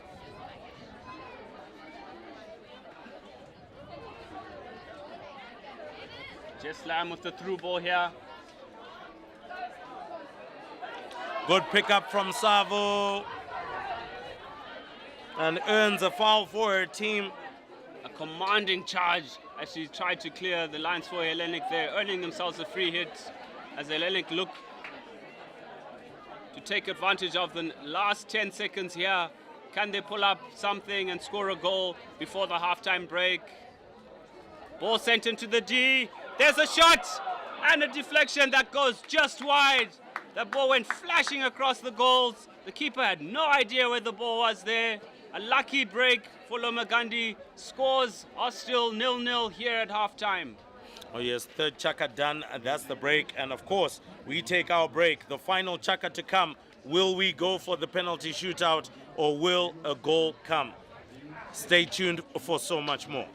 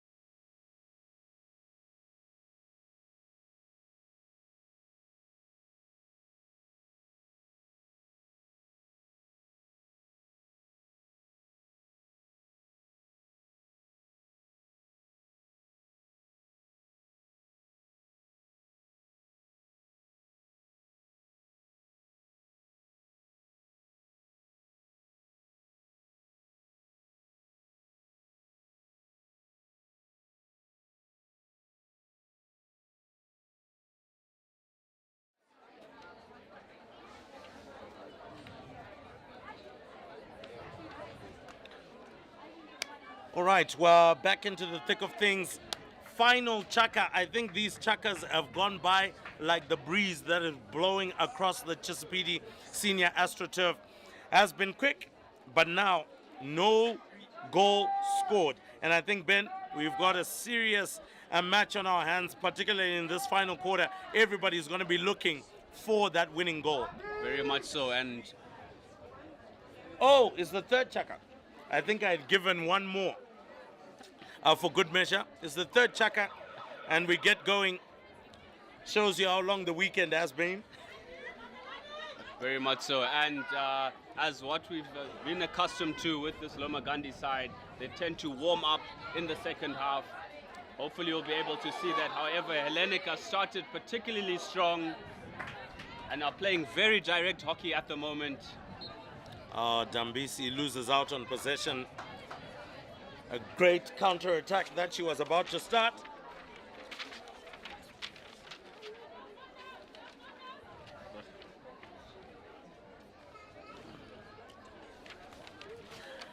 So Aaron Van Hoof drives it a little. Drake into the D. And Lomagandi easily get rid of it. Yes, Jessica Lamb with the composure at top D there, effecting the tackle. Hellenic still going about business, but maybe Chikodora taking it wide. Still a tussle in the D. And that one goes straight out. Yes, the umpire a little bit blinded there. Would have thought that Hellenic would have been awarded a short corner due to the work by Chigumira. And now she's earned a talking to by the umpire from her appeal. Maybe better positioning on the front of the umpire. Yeah, maybe better positioning, but I guess all's well that ends well. No green card, no yellow card. Yes, very much so. It just shows how hungry the players are for the ball, how hungry they are for decisions to go their way, and not for a lack of effort as they're trying to do the best for their respective schools. Oh yes, indeed. That tussle earns Erin Van Hoof. Good hit. Can she get it into the D? Yes, but maybe the angle a little bit too acute at that point.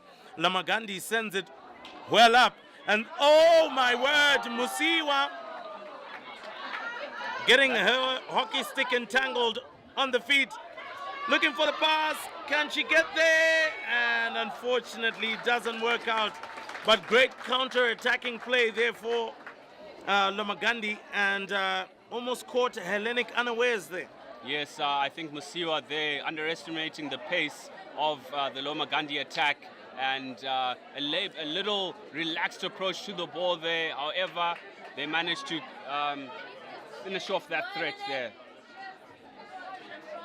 Great work by Mutimtema. She picks it up and immediately passes it out. Here comes the pass, and unfortunately just behind Lamb. Yes, some good thinking there with the reverse pass. However, the direction and also trajectory just behind the supporting player, and ultimately possession converted over to Hellenic.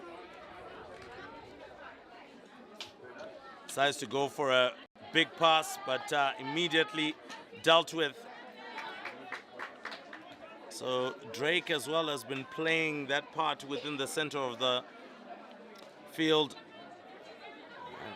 And it looks like this time round, Alexi Giorgio sends it out to Bonnie, to Taya Gray.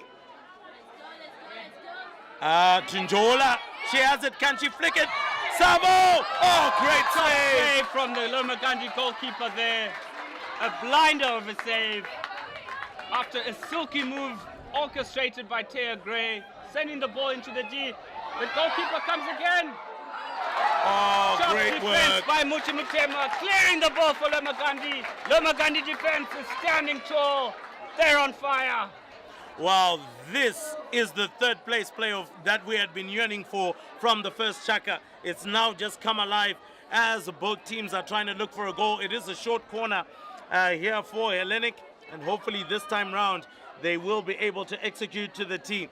But great play there by both sides, getting into the D, getting the shot off there, Savo, and great work by the keeper. Miscommunication by both, or by all of the Hellenic players, but it still comes into the D and goes past every hockey stick and goes out wide. Yes, the crowd getting involved there, enjoying proceedings that are happening, all the creative plays that are being played by the girls on the pitch. Top save, top defense from Lomagandi to keep themselves in this match. Drake misses out, so does Giorgio. Oh, Fadzika Hari there slipping as she was about to just send the pass a little bit further up. Good work by Fadzika Hari. Yes, Stephanie Berinova unlucky there as she continues to build the effort as Lomagandi make the build up here, and it is blocked off by Hellenic. Lomagandi still with the upper hand here. Can they make the most of this? That pass almost falling short and into the D and getting the short corner. So now Lomagandi have got this chance. Can they punish Hellenic for not taking their own short corners and bury theirs?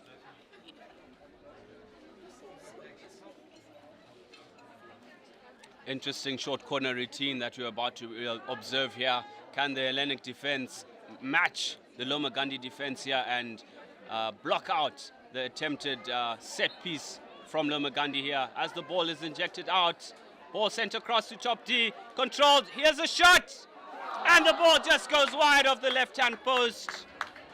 Well orchestrated routine, shifting the defense from the left to the right, creating the ample space, however failing to hit the target. Another missed chance for Lomagandi.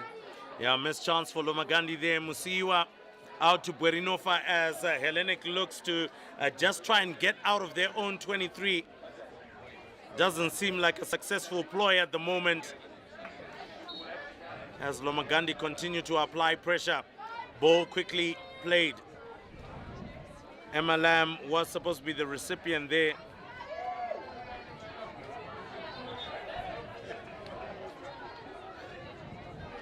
Unfortunately, Lomagandi player thought it came off the Hellenic stick, but the umpire saw it differently. Hellenic on possession here as they send the ball down the line. Infield to Savo, unfortunately unable to control the ball there as Lomagandi look to attack. Brilliant through ball. Another through ball there. Musiwa standing in the line, reading the play well, clearing the lines for Lomagandi. However, Lomagandi straight into the feet of the keeper who kicks it away. Kuchocha doing very well. Otherwise, surely that was a clean break on goal. Ball, if it could have been just pulled back, would have made life very, very interesting. Very much so. Mutimutema here for Lomagandi with the restart. Lomagandi still in possession of the ball. Can they make the most of this pressure? Unfortunately not, as Hellenic come away with a possession. Well, both these sides had a fantastic semi-final. Of course, much closer for Lomagandi than it was for Hellenic, and maybe that's where most of the predictions have come. But I think I must say that at the present moment, evenly matched. We're coming to the end of the third chaka with 3 minutes and 30 seconds on the clock left before we go for the break. And I don't think anybody wants to go for the dreaded penalty shootout. Yes, I think so. It's going to boil down to that one chance, that one act of precision that will make the difference for the two sides here. All to play for, 3 minutes to go in the third chaka. Looks like Hellenic are going to try and sweep this one forward. A lot of players have been kept quiet for Hellenic. Pretty similarly so as well for Lomagandi, especially within the middle of the park. Yes, very much so. I'd like to see Jess Lamb get onto the ball a little bit more, exercise her peripheral vision prowess as Lomagandi bring the ball up here on the flank. The ball sent through here. Looks like it went onto the foot. Yes, I'd agree with you there.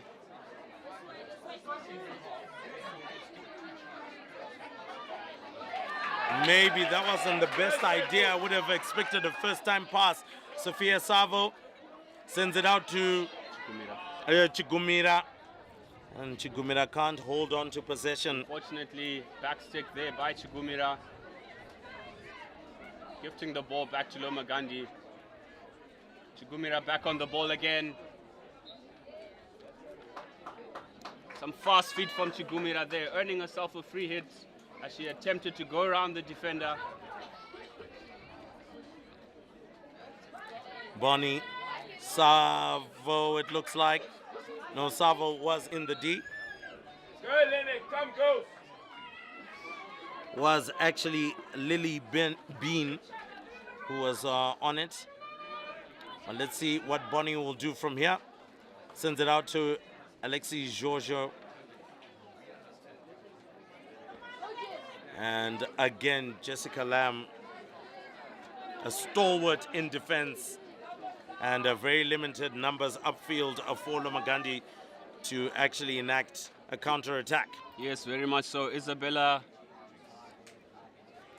Makanakaishe Dambisi allowing that ball, 50-50 ball, to roll over the line. If she put in a little bit more effort, I'm sure she would have been able to get that ball. Brilliant ball through to Dambisi from Jessica Lamb.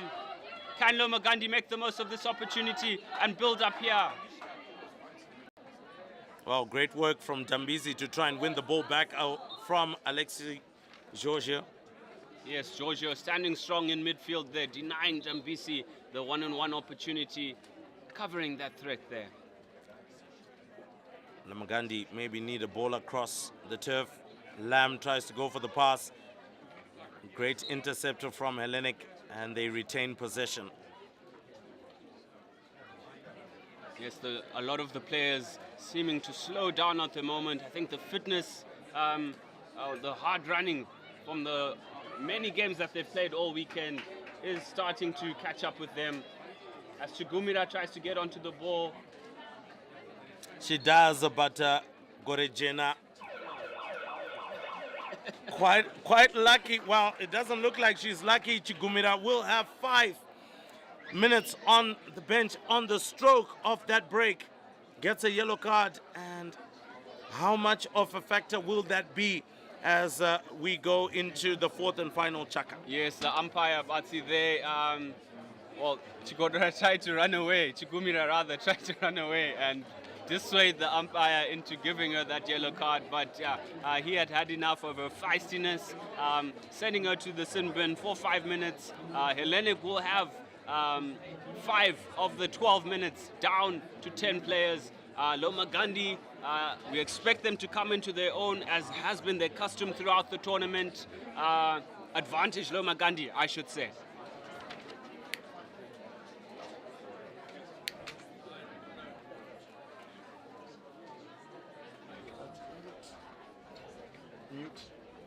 Mute.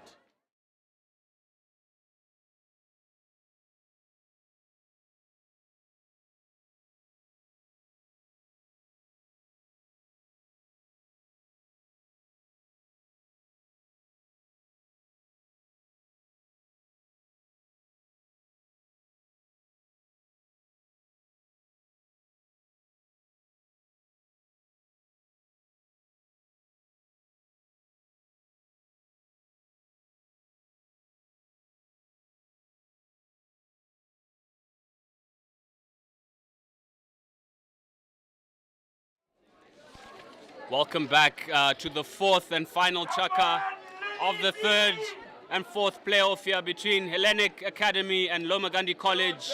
Lomagandi with the upper hand, as Chigumira from Hellenic, number 17 Hellenic, was given a 5-minute yellow card. She's there in the naughty chair, in the hat, enjoying the view, I should say. Lomagandi sending the ball up and trying to effect a full court press here as their team advances into Hellenic's half, try and overload the field to see whether they can take advantage of this numerical advantage, I should say. And so Lomagandi trying to make their way through and can't force the ball past the blue and white wall of Hellenic. Swept to Musiwa. Alexi Giorgio waiting for it. Could have gone onto the foot. Oh, great! A piece of play by Limbikani, but just a poor touch. Maybe the adrenaline got to the head after that. Wonderful piece of play. Yes, a little bit of adrenaline rush there from the reaction of the crowd. However, composure was needed in that pass. A deft touch would have done the trick to find her teammate. Hellenic here, hot on the attack. Oh, Jessica Lamb, really good in defense, but illegally so. Savo now on those mazy runs that she tends to go on. And she enforces a short corner. So let's now see how they go about business here. I think too many discussions has been the misgiving of Hellenic, especially coming to the short corner. Just go for simple variations, change them up maybe once in a while. Maybe this time round it will be the second receiver, third receiver, right at the top of the D. That's what you expect. Yes, very much so. Hellenic with 3 players at the top of the circle. It's likely to go to number 12 here. Unfortunately, that pass goes awry, and another wasted chance. Too many wasted set pieces that we've seen this weekend. Surely that is the time to be more clinical. Well, let's see whether being clinical can be part of Lomagandi's repertoire and not for Terry Gorijena. She maybe took a little bit of a swat at that ball and didn't get too much direction on it. Great stop, but again, just falling to her feet, or to her knees rather.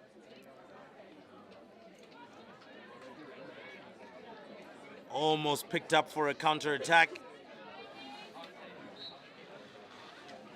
And possession still belongs to Lomagandi. Can they pick it up? I think she's got tons of space to run into if she decides to. Dambisi with a nice touch around the corner, but straight into Musiwa's hockey stick. Yes, very much so. Trying to effect the one-touch pass to beat the defender, but beat one, although Musiwa was not on the money and standing in the ball, managing to shut that piece of play down. Lomagandi tries to go for a big push pass. Didn't quite come together. Hellenic still trying to maintain possession, but unfortunately the ball goes out again.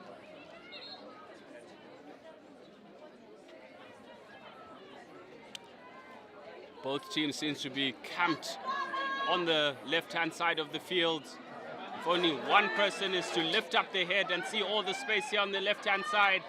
With Savo on the ball here, she approaches the D, turns the defender inside out, take it, and is taken out, deliberately so.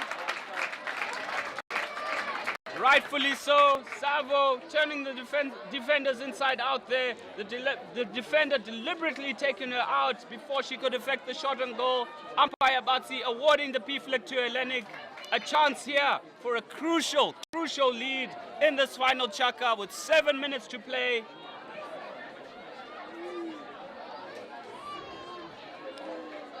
Well, that P-flick was always coming once Asavo went in. Can we see a miraculous save? And that won't happen. Hellenic have taken the lead. And the loud cheer from the fans, it tells you a whole lot about how important that particular goal was. 7.5 minutes left on the clock. Sophia Savo sends her team into the lead. And Lomagandi now with all the work to do. We saw how strongly they came back in the match against Peterhouse. Yes, Miss Savo there with a huge sigh of relief. You could see the pressure on her shoulders as the whole crowd has gone hush in anticipation of a glorious flick, but however kept her cool and just slid it into the bottom right-hand corner. Hellenic 1, Lomagandi 0. Lomagandi have all to play for here. Just over 6 minutes to salvage something.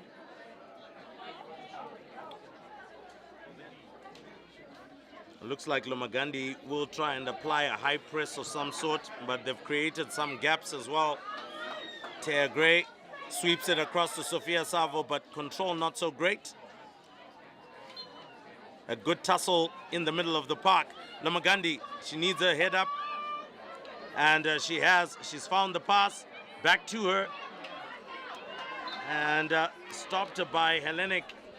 And Lomagandi now going full tilt here through Murumba. Finds the pass. Murumba with the jink across, getting the ball over cleverly so.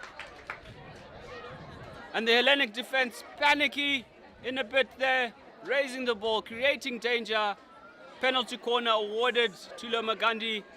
Can they pull the scores level? Well, that is going to be also important that they execute this one with such precision. The question is, who's going to receive the ball? Dambisi way behind. Only 4 attackers that they're using, or 3 attackers. Shot here by Lomagandi, and Blocked on the line by the goal scorer, Savo, for Hellenic, saving the day as that ball was going to creep into the bottom left-hand corner. What a play. Oh, yes, it was an accurate shot there, but also great defensive work. Comes round, needs to get the ball into the D. Oh, she does great work to get inside, but unfortunately, one touch too many. Savo with the composed play there. Unfortunately, Hellenic Anaki there with the backstick. Gorejena, Jessica Lamb through the middle.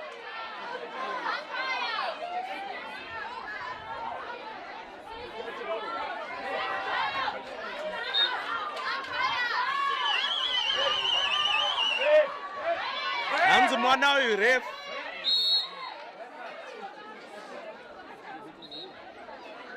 Well spotted by the crowd there, looking out for the Hellenic player who took a knock to the head. Unfortunately, the umpires were too late to see that, but the medics are on the field to attend to her.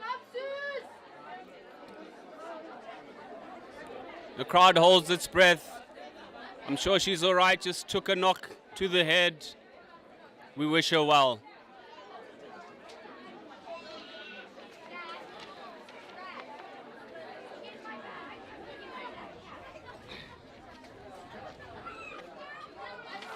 Yeah, it's never a good sight to see a player go down injured. Her teammates visibly concerned, the crowd visibly concerned. A chance here for a breather for both teams as the clock is stopped at just over 4 minutes. Some thinking time to do here for Loma Gandhi College in terms of working out a strategy to bring themselves back to level terms.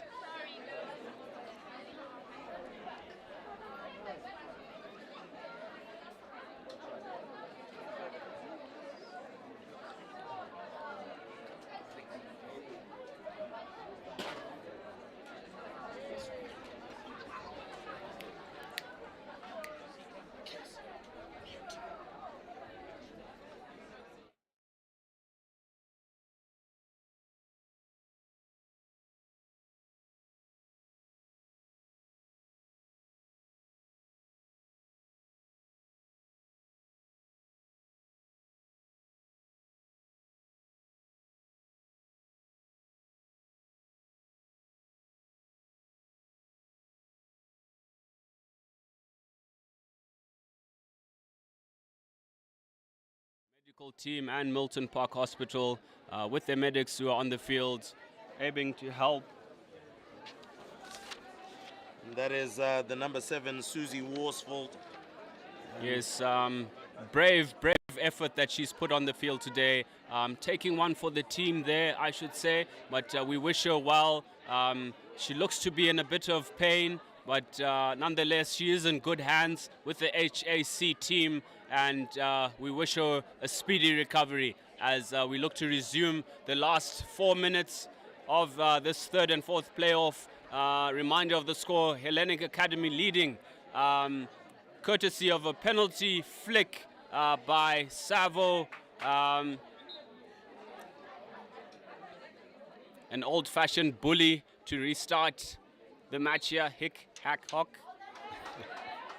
Well, Rachel Njola did very well to win the ball back there, but surely that is going to go to Terry Gorejena. Brings it back to Gorejena. A great pass in between the lines, but great interception just as well from Alexi Giorgio. Dambisi, a bit wider for her position. Usually yes, very much so. Masiwa standing tall again for Hellenic there and clearing the lines as Taya leads the charge for Hellenic. Loma Gandhi just couldn't find control there, and that is going to be a free hit out. Yes, the cheers on the far right-hand side are for the Chisipite first team who have arrived and are feeling all the love from their schoolmates and fans that are here to cheer them on in the final to follow. Lomagandi still do have time if they can be a little bit more precise. Lomagandi do still have possession, but now need to flood the D with numbers here. You're already trailing 3 minutes to go. You don't have that much time. So you want to actually flood the 23 with the numbers. But with the way that Rachel Njola is now going, who knows? Hellenic might just be able to bury this one. Savo again on her mazy run into the D. Njola, reverse pass. Can they go for the shot? It comes. Keeper dives for it. And that one trickles. Another just top by the, save. right upright. Another top save there by the Lomagandi goalkeeper, diving off to her right. However, Savo sending the ball just wide. Missed opportunity to bury the game there. Hellenic's still with the 1-0 lead. Lomagandi have all to do here. 2 minutes to go in this fourth and final chaka. Taya Gray on the ball with another big swing, however missing the ball. Crowd really becoming vocal and getting involved in this game. All eyes are fixed on the action on the field. An entertaining game thus far. An entertaining gaining game, but time running out, just under 1.5 minutes. Lomagandi tries to go long, but not enough bodies up front for them to actually try and do that. Maybe need a run or two from the likes of Limbikani or even Fadzai Kahari, who are very good runners. Dambisi has also been quite great. But now, 59 seconds left on the clock. Hellenic just needs to hold on, and they will come away with the third place finish at the 2024 Golden Girls Hockey Tournament, the biggest schoolgirl hockey tournament in Zimbabwe.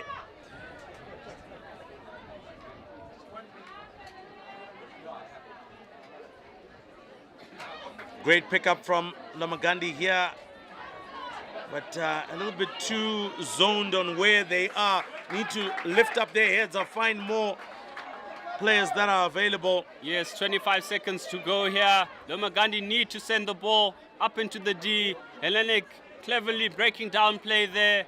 17 seconds to go. Rightfully so. 8 seconds to go. Lomagandi need to do something here. Lomagandi with a clever dribble and a shot, and it is blocked. And a shot here, final shot, and it goes wide.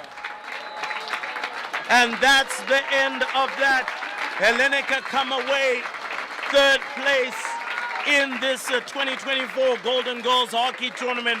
I think they fought hard from the start all the way up until now. Lomagandi as well put in some really good fight, but unfortunately it seems like they didn't have any wheels in them anymore.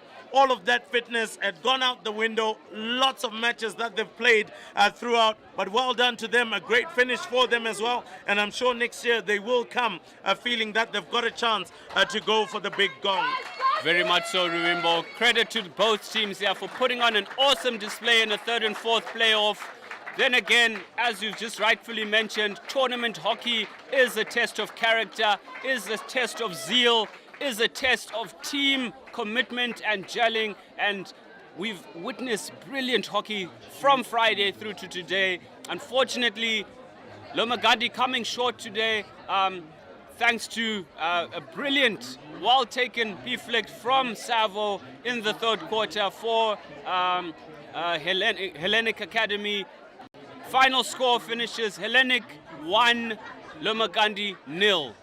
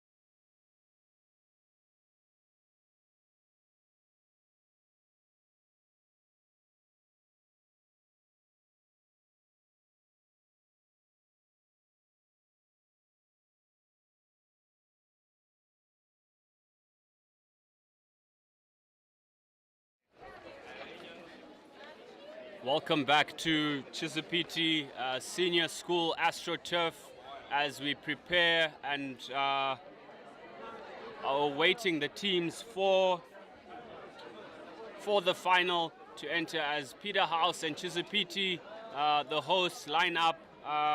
We just want to give a shout out to all our sponsors who've made this tournament a possibility. Rooney's for the lovely tents they've put out for us. HAC, as you saw, their quick and responsive team on display in the third and fourth playoff. Africa Travel and Tours, Mozambique with some lovely food. EV, distributors, Road Angels, Activate, who have kept our players hydrated and energized throughout the weekend. Coral Soft and Steel Center. And of course, a live broadcast brought to you by Rising Stars Media. Hashtag Rising Stars. Hashtag Rising Stars to the world.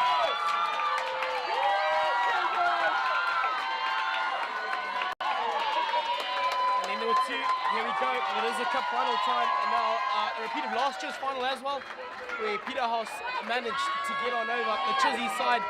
They are more experienced, as they did have quite a number of players making their second final in 2 consecutive years. Meanwhile, Chizzy, the home side, they've also got quite a few experienced heads. They've looked good all weekend. They are at home as well, so boy, oh boy, we set up for an enthralling finish up. Which sees Chizzy take on Peterhouse in our 2024 Golden Girls final. Yes, very much so, as the umpires prepare to bring out the teams into the center of the field. Our umpires for the final will be Forbes Tindwa together with Romeo, and Tich Jaure being the technical official in charge.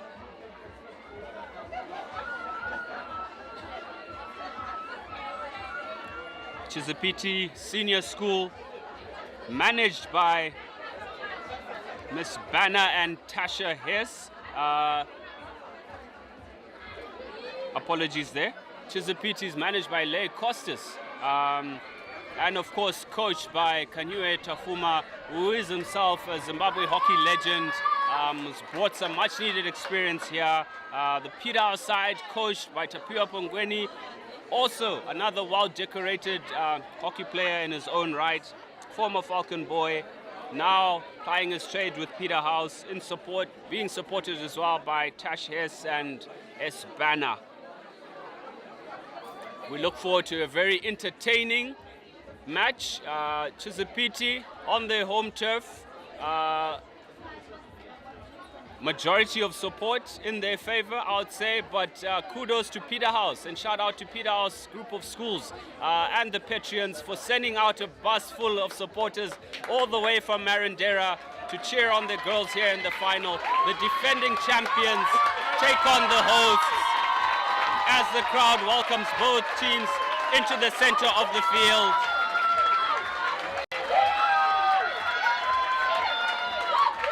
Ladies and gentlemen, place your bets. It'll be quite exciting to watch. All weekend we have talked about just how quick both sides are on the wings, the flanks. Peterhouse having some guns as well, super quick, and then we saw Romy of Chizzy. She also, given the space and time, was a real handful to deal with in defense. So excited to see which one will swing. I'm not going to call it. I don't know which way you feel this one will go on. I think these teams are very evenly matched in terms of firepower. It being tournament hockey, experience.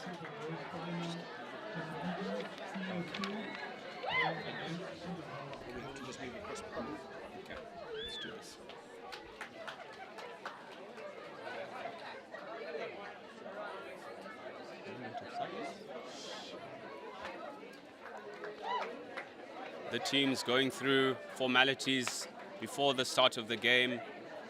A key question asked there, which way do I think it will go?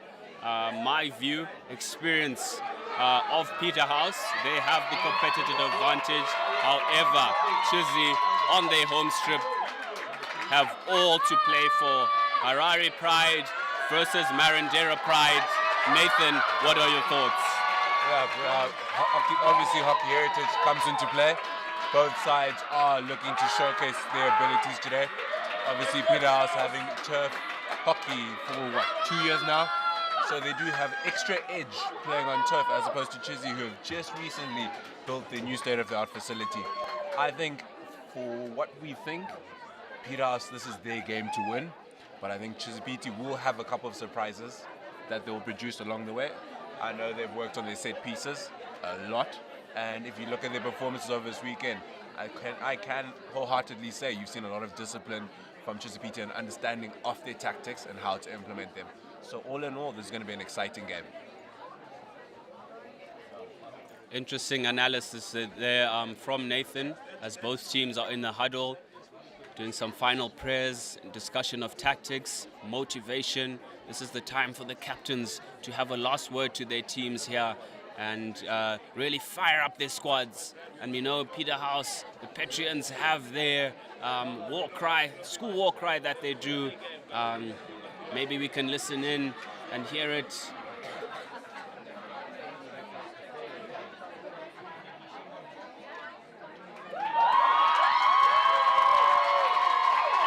Chisipite just completing their pre-match war cry. It's now the turn of the Petrians. So just moments before we are pushed off here in the Cup Final for the 2024 Cup Final at Golden Girls. Again, a repeat of last year's final. Goal weekend. As we're just moments away from the start here. Yes, very much so. An interesting battle. It will be I think the team with the most competitive advantage will be able to control the midfield. We have Nyonga on the Peterhouse midfield versus Emma Riley, number 8 versus number 10. Interesting battle there to be able to control things. What a matchup. Wins it to push us off here for the Chiefs side. And off we go, ladies and gentlemen. Here we go. As Captain Riley off to Jess Orford. Quick press already from the Peterhouse side, just showing you they're full of intent here. As Parira Nyatua looking to make inroads early on here. To Munyawarara, who's been a real stalwart. You don't want to give her any space, especially with a touchline. You usually use it to advantage. Parira Nyatua and but Tivia Kanji all weekend at the back for Chizzy has been an absolute war in terms of her defensive attributes. Very much so. Kanji standing tall there, blocking it out, and there we see her defensive prowess at play again. Fernandez with the recovery for Peterhouse. So making inroads out as Munyonga. Trying to find each other, but Kanji all over the show at the backfield. Chizzy through Tewa, looking to get out of there. However, Peterhouse creating a good opportunity, turned on over. However, Tewa doing some good work at the back for Chizzy. Peterhouse coming out of the blocks hot and fast. Yes, very much so. Trying to exert as much pressure off the blocks to the opposition. And a stop there from Peterhouse, and the shot on goal. What a save from the goalkeeper! A top save there from Angela Mawire. Pretty much kept the Chizzy side in this one with 2 top saves early on. I just felt Ali at the backfield took a bit too much time to make up her mind as to what she would do then, and left Mawire under all sorts of pressure. Challenge up to the top, keeps her side in this one. Very much so, denying Nyashamu Nyaguze with the crucial save. Well done to the goalie for Chisipite. Yeah, you've got to commend the Peterhouse side, just the way they started. Full of intent. Yes, very much so. Sabrina Brits hangs quite high for Peterhouse. Closely watched by Rose Zapasi. Tussle there from Chloe Scott Elliott with Emma Riley. causing all sorts of chaos. She's also an experienced campaigner. Yes, Chloe Scott Elliott on the ball there with the tussle with Emma Riley. Parenyato with the restart to Munyonga. Munyonga spreads it across. Through ball to Anderson. Anderson sends it into the D.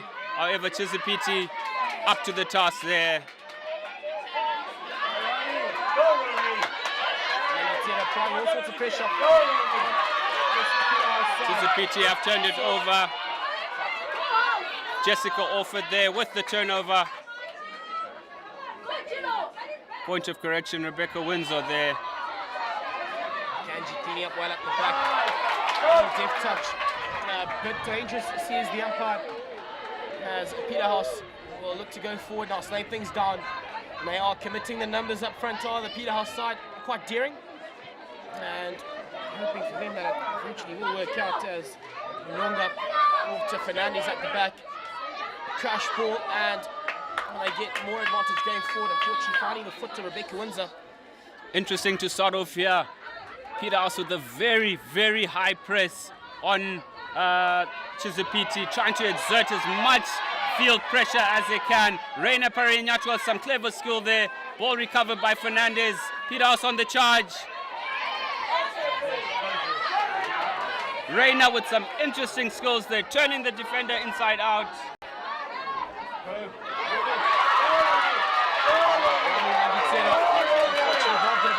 Still manages to keep possession. I don't think she knew where the ball was.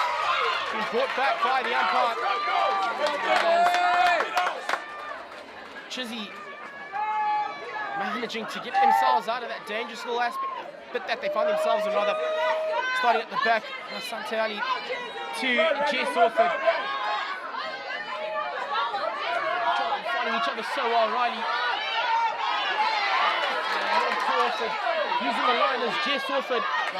Done well to Minyawarada. Looking for mates, looked after so well by the Peterhouse side. Seriously thwarting that attacking attempt. Minyawarada back on her way, however. Still going forward. Chizzy side slowly coming into their own after that frantic start from the Peterhouse side, who looked fully in control. A bit more even, one would say. Yes, Chisipite looking to get into their own, getting more on the ball now, trying to keep some sustained pressure as Emma Riley intercepts that ball, controls. Zapati with the miss here. Nyakuze with the tackle. However, Asante Ali with the decisive interjection there, jabbing the ball away from Nyakuze. As Munyonga trots up to take the free hit on the sideline. Munyonga back to Reina Parenyatka, who scans her options, sends the ball back to Fernandez. A cautious approach here from Peterhouse. Kamsasa with the ball distributed to, and well done, Tanika running down the line there, attempting to pass the ball on. Lethal on attack on that counter. No, Peterhouse, unfortunately for them, just not being able to string it together for long enough. Very much so. Nyasha Vute unable to get a stick to the end of that.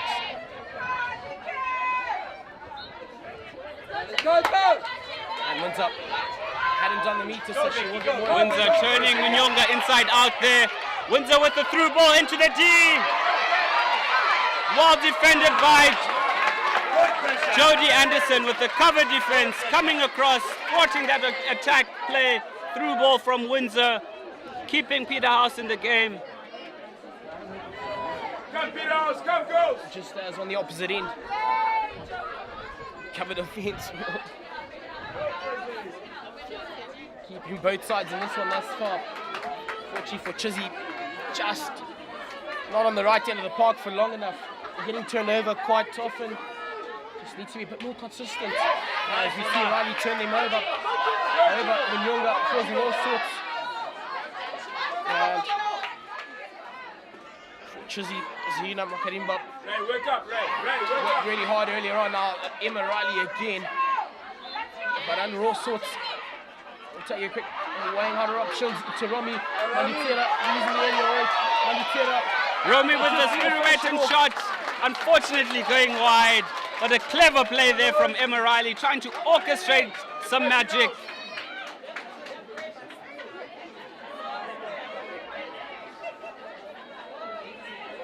Just to regather from the dangerous, one would have thought, and rightfully so, says Mr. Umpire, the short corner going the way off the Chizzy side. A bit careless on that occasion, especially on that end of the park, one would feel. Does call for calm, cool heads. Yes, very much so. Chizzy with a golden chance here to take the lead if they are able to stitch up a good effort at the short corner. Yes, Windsor putting Kamsasa under pressure there, forcing the mistake, resulting in a short corner for Chizzy. Can they make the most of this opportunity? Injection to Emma Riley at top D, who slips it to the left. Stop by Asante. Asante sending the ball across. However, Windsor unable to connect and deflect that ball into the right post. Goes slightly wide. Breathing space for Peterhouse. Absolutely. Rejected so well by Kanji. Was there in a split second to Riley. That almost went out of Ali. However, unable to convert as we see Rami Mandi. Still got advantage for Chizzy. I would have liked that short corner. One would have thought Munyawarara unable to. She was under all sorts of pressure. And Chizzy might have wanted a set piece. Nonetheless, back to the action now. Yes. 2 minutes and 50 remaining. Peterhouse need to try and work themselves out of that area. Reina Paridenyato, a pass offered. Pass to second to Brits, Sabina Brits. Tell you what, like Divya Kanji cleaning up at the back. And just unable to find each other to put together the finishing little bits for this Peterhouse side. Yes. Divya Kanji has been so staunch in defence all weekend. There's some good build-up play there between Parren Yatwa and Reina and Brits as well. However, Kanji right on the money as Munyawarara goes past Kamsasa with a chance. Munyonga with the dive, conceding the penalty flick, ultimately so deliberately diving on the ball and earning herself a yellow card in the process. 5 minutes to the sin bin. Munyawarara was clear on goal there. Tell you what, Emma Riley having converted twice from the same spot in the semi-final to get Chizzy up. And now to give him the lead in the cup final with a minute 50 to go. Emma Riley easy. She makes it wide and gives the home side the lead here. Emma Riley, cool, calm and composed, as was mentioned in the semi-final. 2 converted penalty strokes. Makes it a third in the final, an all-important lead right on the cusp of the end of the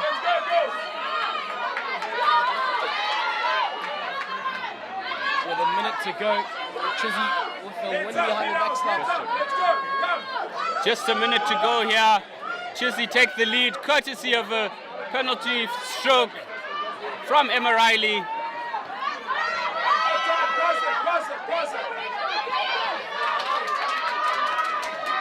Paridenyato doing all she can. Not too impressed. There's Rose Dapasi. Yes, some good sportsmanship there being shown by Reina Paridenyato.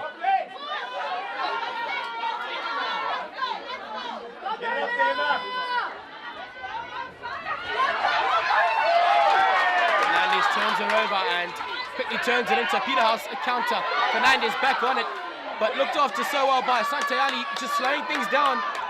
And Chizzy did advantage with just 5 seconds remaining. They will be most chuffed to go into this first little break. Now after our first check-up, a goal up. It is the 2024 Golden Girls Cup Final. A repeat of last year's Chizzy taking on Peterhouse. Currently, Chizzy a goal up. Yes, a very entertaining first chaka that we've seen on display. The crowd very vocal out here. Everyone is all excited, all eyes tuned on the pitch. The girls giving it their all. Emma Riley gifting Chisipite the lead. 1-0 over Peterhouse.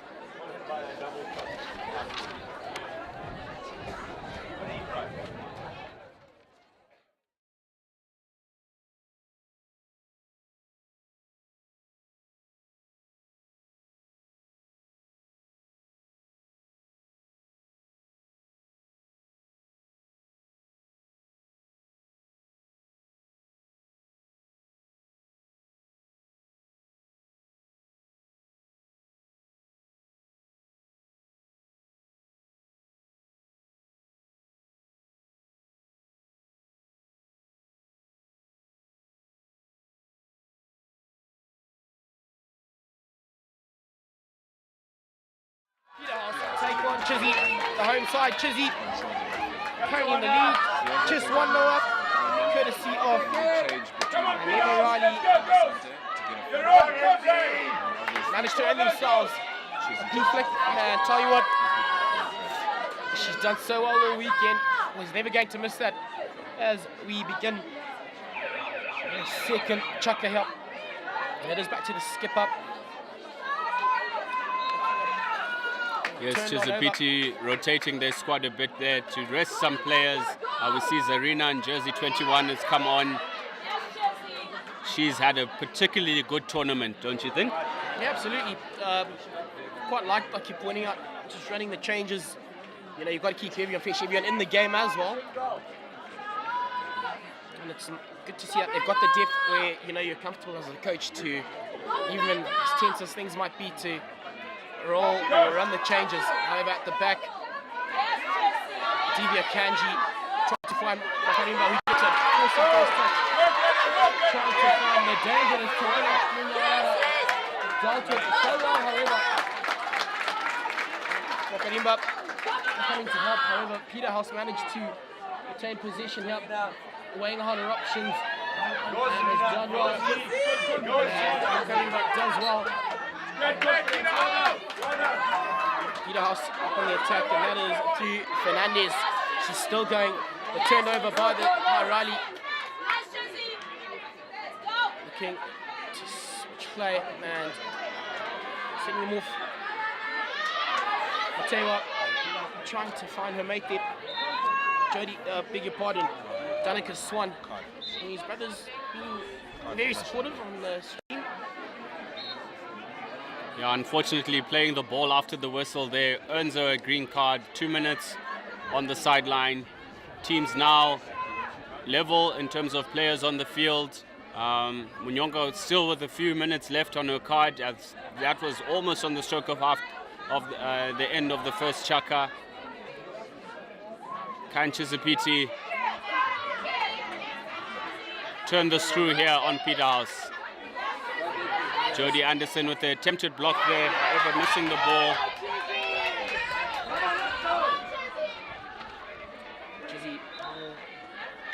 Tanya Masamba there with a very direct run, beating 3 Peterhouse defenders. So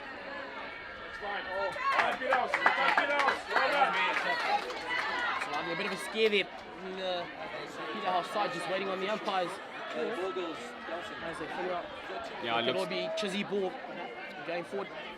Yes. Missing more numbers up front. Very much so. High press from Chizzy as well. Lifted ball. Unfortunately lifted by Yananai Muteiwa.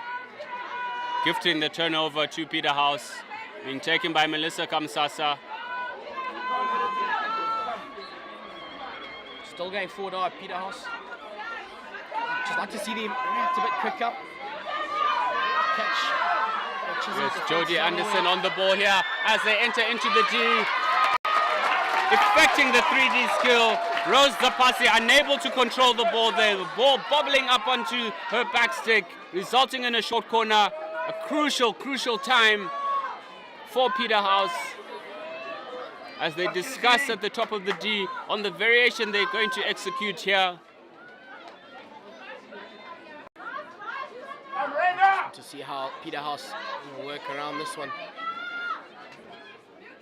Yes, intense times here with 8:23 remaining in this, the second chuck up. Peterhouse to inject.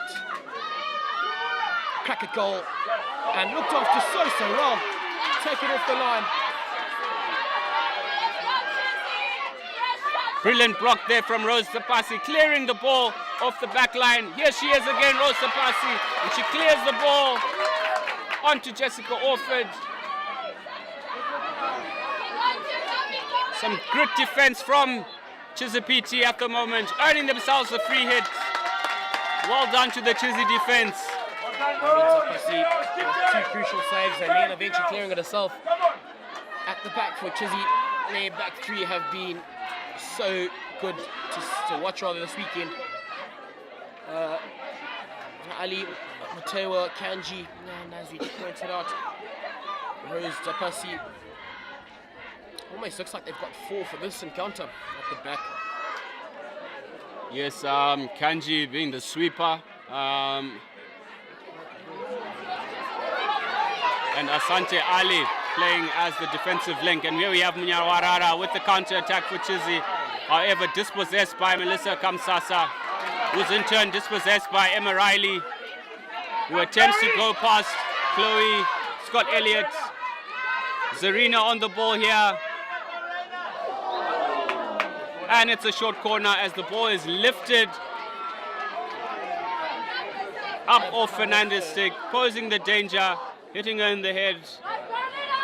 However, she seems to be fine. Not subbing off. Came off a foot, I rate, and then flew up. As Chisi now get a second, well, another rather short corner, Kanji to inject. Quite like the speed behind the ball.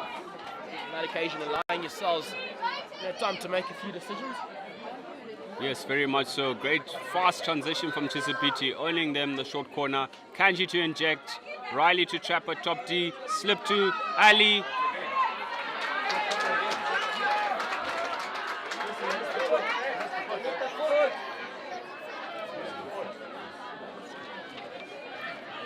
Potential foot there in the D, not picked up by the umpires. Play continues here. Sideline ball from Asante Ali. Set on off again on the Chisi side. Still going forward. Very silence here with 5:37 to go in this the cup final. Big defense, come. Riley finding Zapasi. Going direct. Unfortunately, cannot find each other. And that is Danica Swan for the Chisi side. Trying to look up on that. Unable to pick each other up. But inconsistent in terms of their passing ability. Just not finding each other as often as they would like to. With 5 minutes still to go here. And then the second chuck up. They'll be happy to slow things down. I mean, you are a goal up. If you can take that into the break, they'll be super chuffed. Whereas for Peterhouse, they need that one to bring themselves back into this encounter. Yes, very much so. It's just those final passes that are not quite sticking for Chisi at the moment. However, they do have the lead. Distribution here from Melissa Kamsasa, out wide to the right-hand channel. Sends it into Reina Parenyachua, surrounded by 3 players, through the legs and over the signal. Sante Ali with a top defensive effort. Stood on ground. Yeah. The ref could have played advantage there as Peterhouse were in behind, allowing a chance for Chisipite defense to get back. Chidochashe Munyonga now back on the field, looking to assert herself on the game. Passing to Jody Anderson, who's blocked by Asante Ali.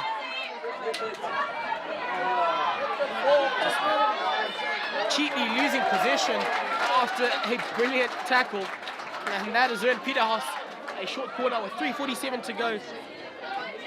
Ultimately so, Chisipite not playing to the whistle. They're expecting the umpires to blow, but the umpires offering the advantage in that occasion. Peterhouse, Jody Anderson reacting fast, being able to send the ball back into the D and earning them a short corner. Reina Parenyatko to Munyonga. Munyonga with the flick. And it is defended. Nyasha Bute battling out with Kanji at the moment. Nyasha Bute on the ball. Back pass here.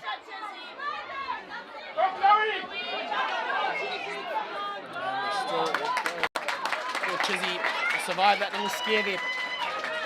With 2 minutes and 58 seconds remaining here. Chizzy will want to play on the other end of the park. I see to Makarimba, she can't really find him. Unfortunately for Peterhouse. Go!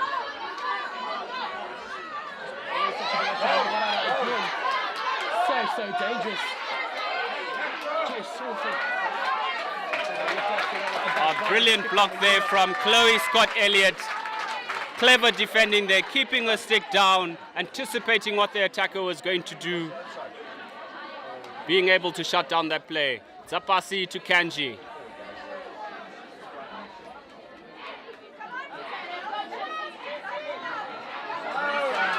Intercept by Jody Anderson. Peterhouse hard on the charge here.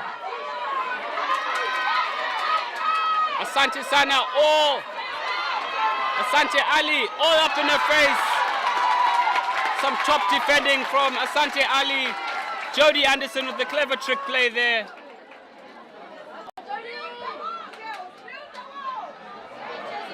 Emma Riley picks the ball up there, sends it through. It is Tanya Masamba on the ball here. And is barged by Melissa Kamsasa, deliberately breaking down play. Earns herself another yellow card. Peterhouse discipline letting them down at the moment. Sure is. I mean, you've got someone as fast as Romy Manditera on the Chizzy wing there. You've got to find a way to stop her or shut her down. Unfortunately, has earned a yellow card in her efforts to do so. Yes, just over a minute remaining in this, the second chuck up. Chizzy. That's it, come on! Oh, the space and time in the world. Zapasi. No attempt to find Makarimba. Able to do so and turn over by Fernandez. Peterhouse with a bit of a counter. They don't have the numbers, however. It looks like Brits. Kanji, however, defending for her life just outside the circle. And she wins that little tussle. Fernandez still retains possession. And Riley clears the lines for her side. Peterhouse, however, will still go forward. Just taking their time here with 29 seconds left. Yes, can Peterhouse pull one goal back here? Chloe Scott Elliott on the ball. Remember, the ball needs to move 5 yards before entering the D. Played back for Peterhouse. On to Chido Munyonga.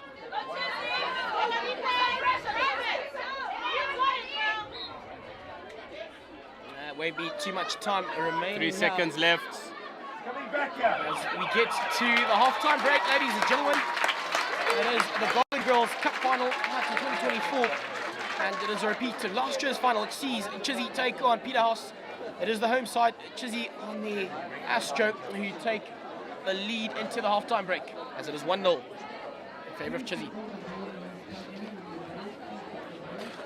Just need to chat.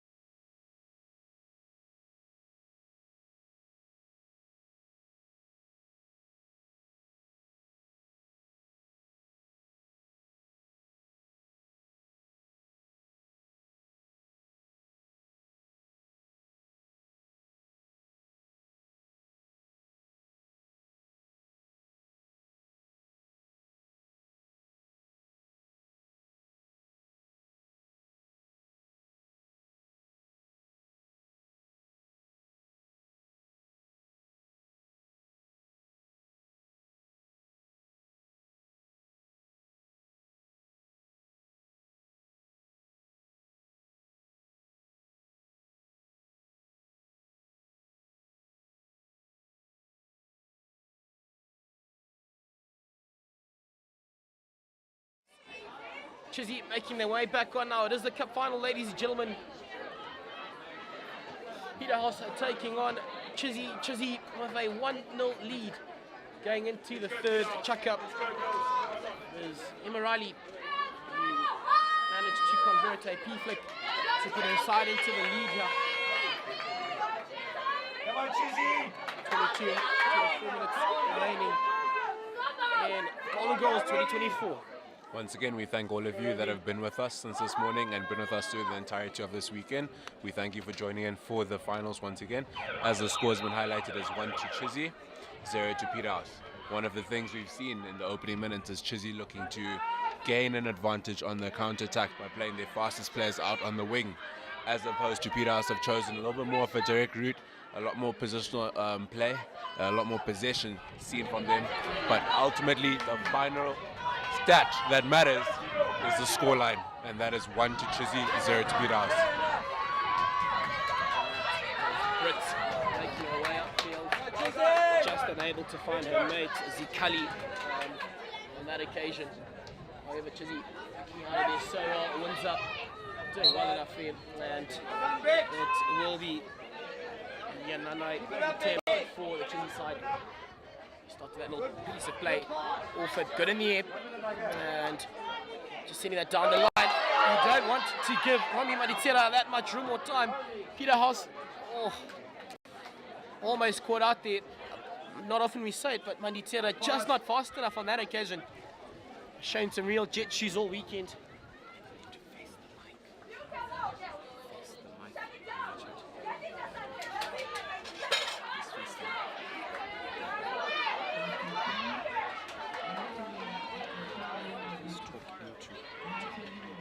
As we see, wins up with the restart now, trying to find Orford down the line.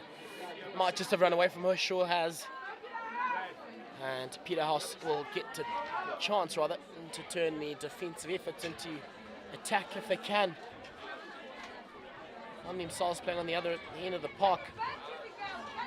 Fernandez, thought she straight into touch, dragged it a little bit. Wins up with the restart again. Got a few options, goes direct, just needs to finish it up. And a short corner signaled by Mr. Umpire. So just the start Chizzy would have wanted in this third.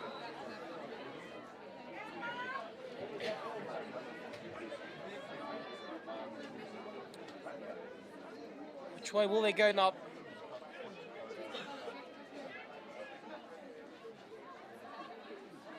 Yes, not a short corner there, as the ball was lifted outside of the D instead of inside. It's dangerous. Windsor there with a little bit of a 3D effort, however a little bit too high, forcing the turnover for Peterhouse. Fernandez sends it across.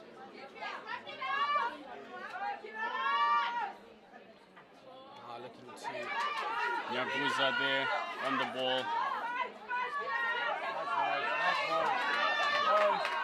Good old fight and tussle being put on Peterhouse. Rotating that. Mr. Umpire says, please go restart that. Yes, Amanda Msongelwa out on the right-hand flank now for Peterhouse as they look to reset here. Munoga spreads it out wide. Nice, Romy. Nice, Romy. Windsor with some brilliant skill onto Emma Riley, who sends it across the field. Munyawarara on the ball. Just running out of space and time, almost rushed herself, but oh my goodness. I haven't actually seen a defensive side that have been able to keep her in check all weekend. No, she's a top player.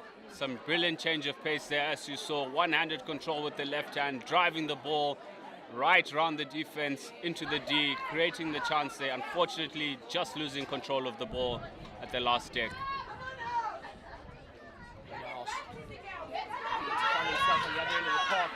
Songelwa here with the change of pace as she runs round Rose Zapasi. Asante with the deliberate strip, covering down play. Asante Ali there, saving the day, whatnot, for Chisipite. However, in a legal fashion, earned herself 5 minutes in the naughty chair. After a great surge there from Amanda Msongelwa for Peterhouse. However, a wasted chance, the ball sent over the line there. Turnover to Chisipite, Kanji to restart. First time I've seen the Chizzy defenses scrambling in this entire weekend. Unfortunately for them, it's left them one short. However, they do survive. Makarimba fighting hard, but unfortunately turned over. Peterhouse now on the attack. And Chizzy retained that one. They want to slow things down here. They are short. Unfortunately, it is Asante Ali who has been instrumental at the back for the Chizzy side. Yes, very much so. The combination with herself and Kanji has worked well. Kanji is more of the holding defender, while Ali sweeps around her, and her being off, we see that Chisipite are under pressure at the moment. A swing.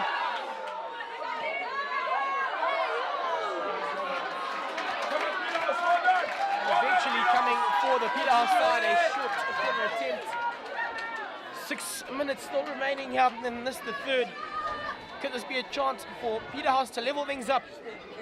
Yes, very much so. The pressure tallying, as we rightfully noted, a missing cog in the Chisipite defense. Asante Ali, who's now sitting, serving her sin binning at the moment. Can Peterhouse capitalize? Parirenyatwa and Munyonga at the top of the circle. It goes to Parirenyatwa, who stops it, sends it across to Munyonga. To Parirenyatwa with the shot. A swing and a miss. Chizzy survived that little scare, and they're off. It bites quickly, trying to catch. The Peterhouse defense is unaware. It is Orford in possession. She's got Munyawarara. Decides to go alone. Jess Orford off to Manditera. They had the numbers upfield, and unfortunately a wasted chance for Chizzy. Very much so. A bit of selfish play there. Munyawara was free. Acres of space with a clear run in on goal. However, her teammate failing to find her. Makarimba on the attack now. Orford, unfortunately, can't get a stick to that. Yes, Serena unable to pick out her teammate there.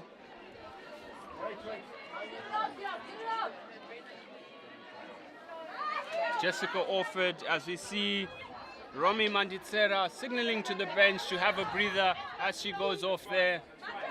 Melissa Kamsasa back on the field. Can she impose herself on this match? Fernandez with the play. Smart work there from Riley to slow things down here. Tactical. Fernandez lucky to get away with that after playing the ball after the whistle. Serena Makwarimba on the ball now. Going past Parirenyatwa. However, Parirenyatwa quickly recovering and forcing the long corner. Sensing danger there and tracking back fast before Makwarimba could get access to a shot on goal. Will be Riley to restart proceedings here. Have to do that again. Choosing a different option, going aerial is Riley, unfortunately just gifting possession to Brits for the Peterhouse side. Come Chino, come Chino. Let's go Chino. Munyonga weighing out her options. She finds Paulini for the Peterhouse side. Makarimba, however, on the midfield just gets a touch to Kanji to Windsor. Acres of space in the midfield for the Chizzy side. Munyawarara all alone, gets a little touch there. Unfortunately, not all of it, and Fernandez gets turned over. Munyawarara again, you'll probably see her gone to the outside.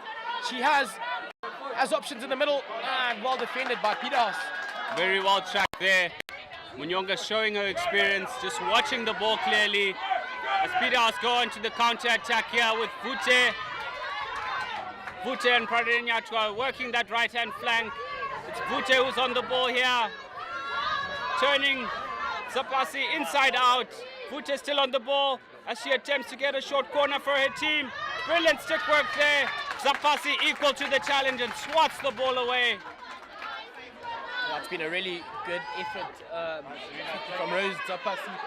Reina Parinato stealing the ball from Zarina. So what, back onto the park, Asante Ali. Called back by Mr. Umpire.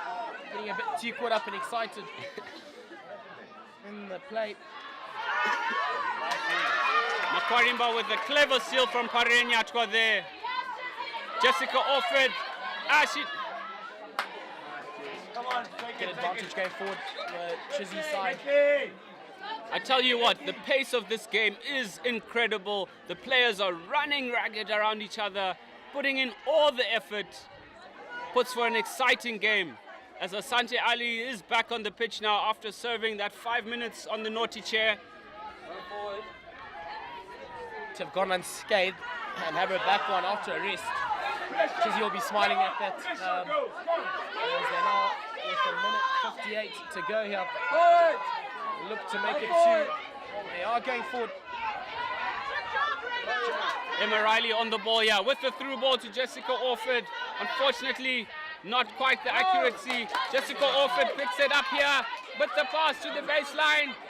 Just manages to keep that in play for the Chizzy side. Peterhouse slowly working themselves out of it, and they're fortunate. With a minute 10 to go, Chizzy still a goal ahead off the Peterhouse side. Yes, Chisipite playing hockey in the right part of the field. As you see, Kamsaso with the brilliant through ball there to Nyasha Pute, who goes past Zapasi. Got a break to the whistle. Gone. Yes, a slight backstick there from Rose Zapasi in an attempted tackle. Reina Pareñatua on the ball here for Peterhouse. And she looks back. Finds Jodie Anderson. Jodie Anderson with the fireball into the D. Unfortunately lifted up. Nyasha Nyaguze there, unable to control the ball, lifting it up into 28 seconds Rebecca remaining. Windsor. 20 seconds remaining. Rebecca Windsor on the ball here, unable to trap the ball. Anike Mpanuri.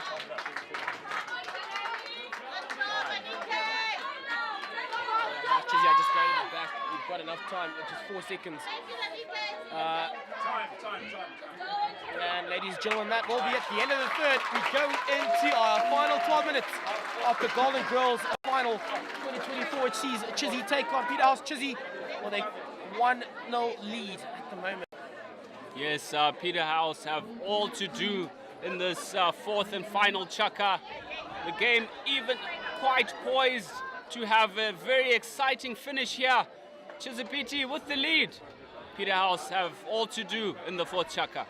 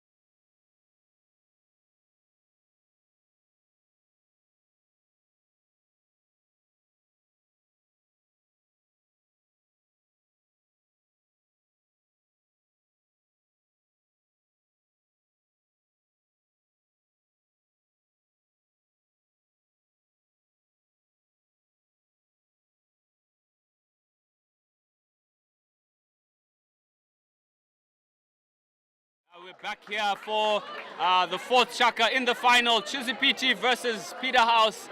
A last-ditch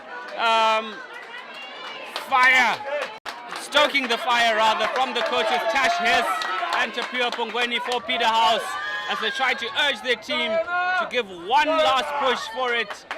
The defending champions are losing at the moment, down a goal to nil. Can they bring this one out the fire? A bit of a longer chat for the Peterhouse side on this occasion. Previous times kept to a very minimum short little chat. They were out there quicker. Not the case on this occasion. However, I'll tell you what, ladies and gentlemen, 11:47 to go. Chizzy in the lead. 1-0. Could they turn things around for themselves and retain the cup after Peterhouse got on over them last season. Nonetheless, back to our action here. Wins up, putting on a good old fight and turning the defender around. Unfortunately for her, still manages to retain it, and Santi Ali just cannot find Danica Swan. Yes, Asante Ale there with the switch play. Unfortunately, unable to pick Danica up on the right-hand side of the field. Here we see Kamsasa with the excellent distribution to Reina Parenyachwa. Turn of pace as she goes past Windsor, past Tapasi. Through ball to Nyasha Bute. Bute sends it across. And it is cleared off the line. Illegally so. Short corner will be for the Peterhouse side, looking, threatening. Boy. Whatever we're seeing in our chat is clearly spot something within the Peterhouse camp.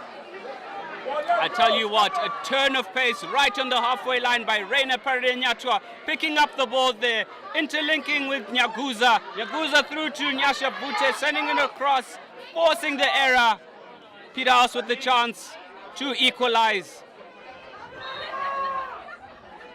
Nyaguza with the push out.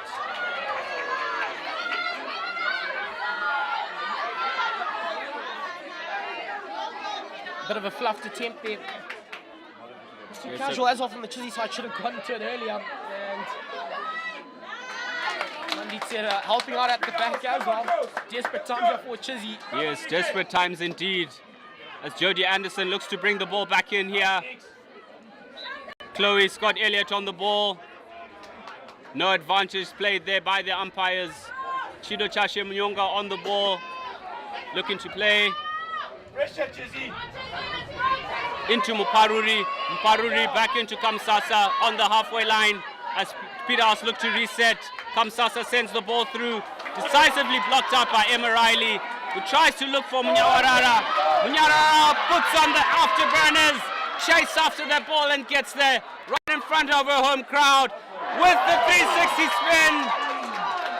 Sending Jodie Anderson over the line. The ball sent into the D. I tell you what, Tawana Munyawarara is having a blinder of a match. She's had a blinder of a weekend, to say the least. Showing some insane skill, getting the crowd going up after that brilliant run. Miles behind. She just turned on the afterburners there, left the defenders for dead. Turned her around. Windsor restarts for Chizzy, looking to draw out a few Peterhouse shirts. Give themselves some more space. Wins up and Kamsasa there on the ball. Peterhouse, all the strikers had dropped back to help out there as they seek to push up now and cover that big vacuum. Kanji sees the space out here on the right hand side. Yananai Mtewa on the ball with the through ball there. Chido Munyonga has the ball there.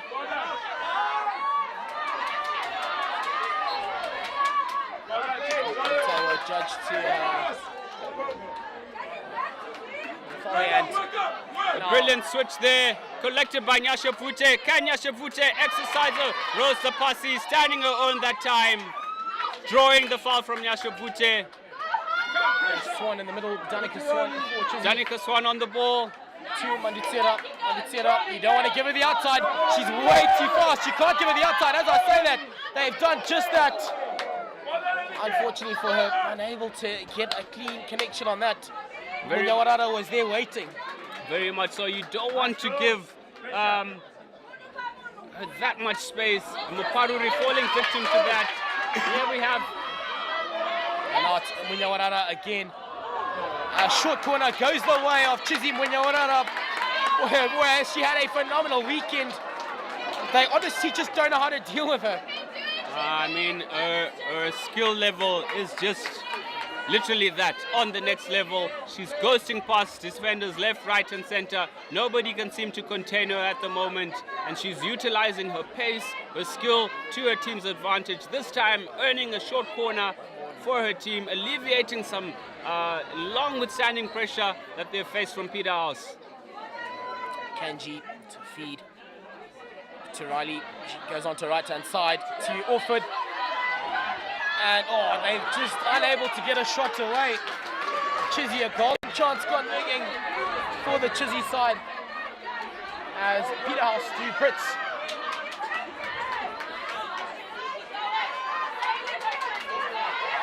Zapasi putting on a good fight for Chizzy with 6 minutes and 20 seconds remaining here, ladies and gentlemen. Sante Ali looking to clear lines, brought back, however. Yes, Asante Ali just running in the line of the ball there, breaking down the play. Quick play from Peterhouse, shutting down Nyasha Vute in that corner. Reina Parinyacha with the restart. Back to Jody Anderson, who sends it into the D.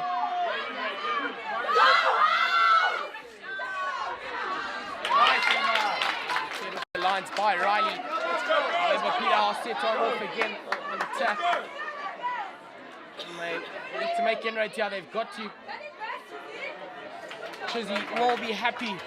I'll slow things down. It's about just under 6 to go. They still have a lead. Yes, Peterhouse trying to turn the screw there. A much more convincing display that we're seeing from there. More intentional, more direct.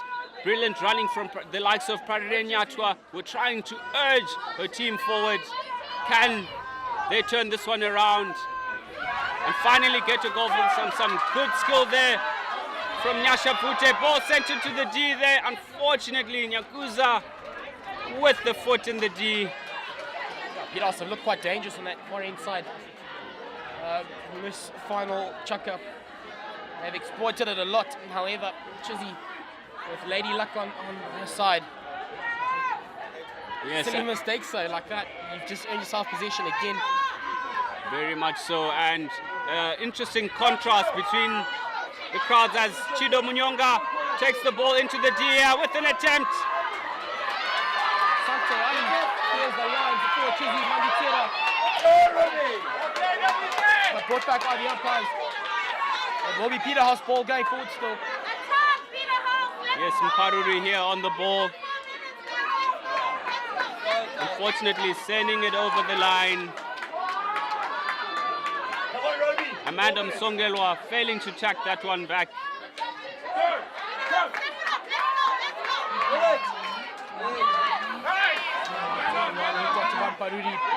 However, Munyawarara is onto her on the second, turning her over. Now, she's got Chloe Windsor on her right hand. Sachi beautifully licking up the Chizzy side at the moment. It is that dangerous. Munyawarara looked after well in defense. However, you must point out, good interchange from Chizzy there with Munyawarara with the counter attack, turning the defenders inside out, roly-polies.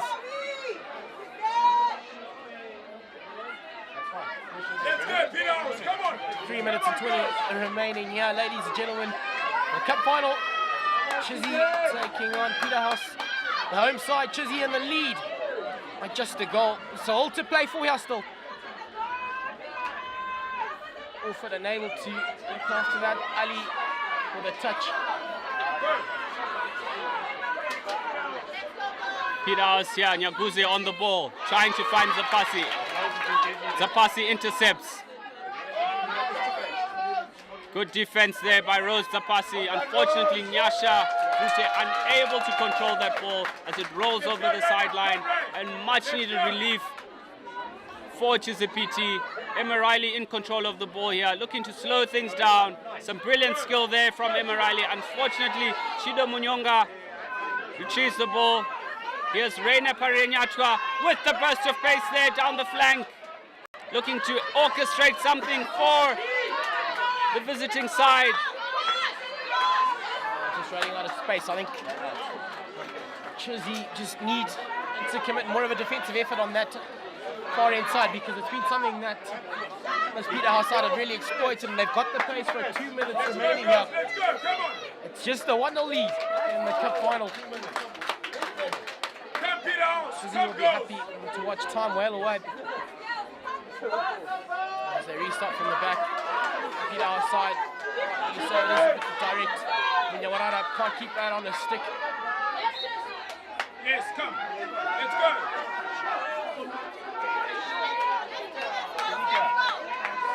Rolling.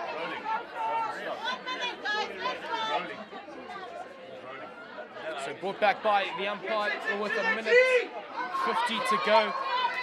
I'm pretty sure we can all anticipate or thought what's going to happen. Crash ball, they've done just that.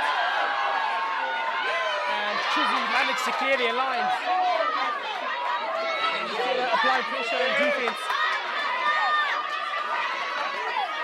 A very frantic finish at the moment as Msongelwa with possession of the ball at the moment. Last minute as we go. Peterhouse look to equalize in the last minute here. Can Chisipite hold out?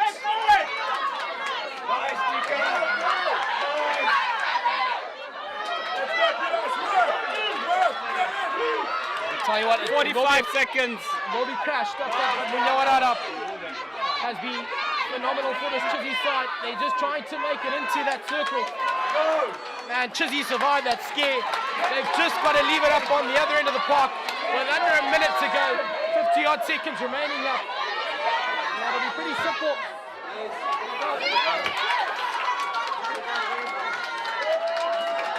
And we're down into the last couple of seconds. We've got to stay cool here. There's enough time to turn it around. Ladies and gentlemen, your 2024 champions for the Golden Girls competition of Chizzy the host. After last year's disappointment, they turned that into jubilation. And as they've worked hard all weekend, they've earned themselves the right to be celebrating as they are crowned the 2024 champions. And exciting account up. They just had all the skill, they worked together as a team, put together a brilliant effort to get on over Peterhouse 1-0. Brilliant display of emotion, brilliant display of hockey. Wow, simply wow. Interesting contrast between the two teams. Peterhouse bitterly disappointed, having a dominating performance throughout the tournament, coming short to Chisipite, who inevitably so on their home patch, on their new home patch, coming up tops with a decisive win here. My goodness. I am lost for words. I mean, they set themselves up right from Friday with a commanding victory under the lights here. And you know what, they just carried on this true form throughout the weekend. I'm sure their supporters wouldn't have mind taking out the Sunday morning, which should have been free, being out here supporting their side. What an effort from the Chizzy side. So commiserations do go out over to Peterhouse. Congrats to the Chizzy side. I can see a mountain of sweat on Coach Kanyile. Must have been under pressure, but job well done to both coaching sets of coaching staff here as Peterhouse huddled it out as they console each other. Nothing to take away from them. They really put it out there. It was Chisipite though who took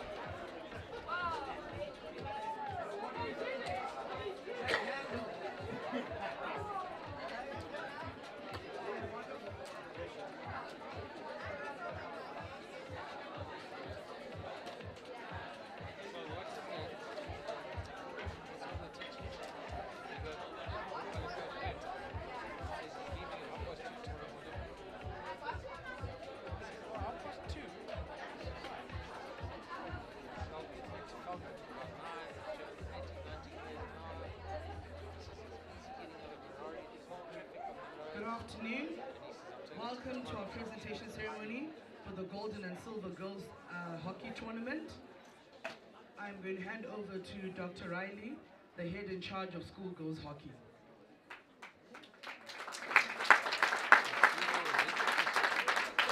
Good afternoon. This tournament is an enormous undertaking, being essentially 2 tournaments in one, and countless people are involved in making it happen. In no specific order, the following departments and individuals contributed some way to the organization and smooth running of this year's Golden and Silver Girls.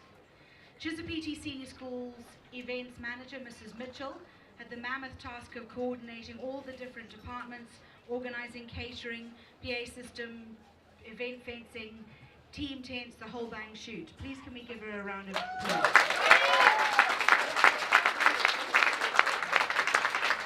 My thanks again to Ms. Lightfoot of Chisipite Junior School and Mr. Matamavi of Oriel Boys for allowing us to use their premises.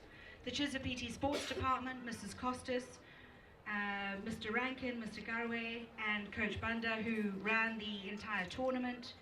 Our marketing team, Mr. Tlueo, as well as the help of Ms. Masho and all Chisipite teaching, accounts and support staff, as well as our interns who have worked this weekend.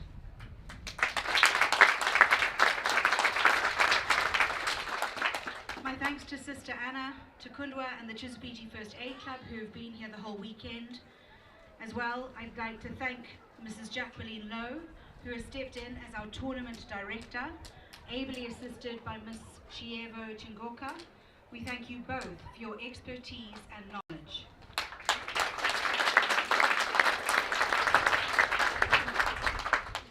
Mrs. Sean Mayers as the umpires manager, and all of the umpires who officiated the games. It is no easy task to be an umpire, especially when tempers flare and passions are felt. So I thank them for all of their hard work this weekend.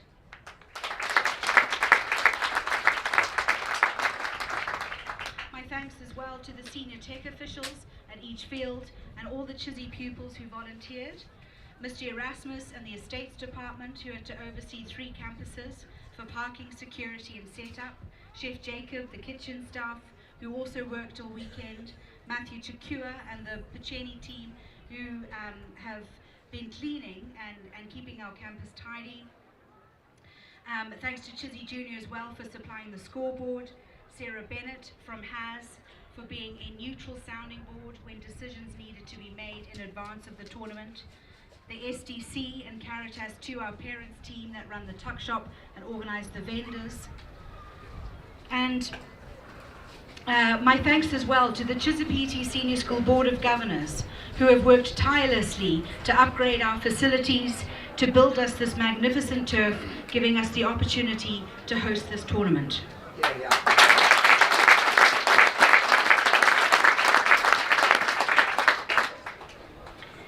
And most of all, I thank the players, some who have traveled very far, and I thank their parents who have supported them so well throughout the whole weekend. I thank their coaches, I thank the managers. You are what this tournament is all about, and you have played with such passion and such grit and determination. You really are an inspiration. Well done.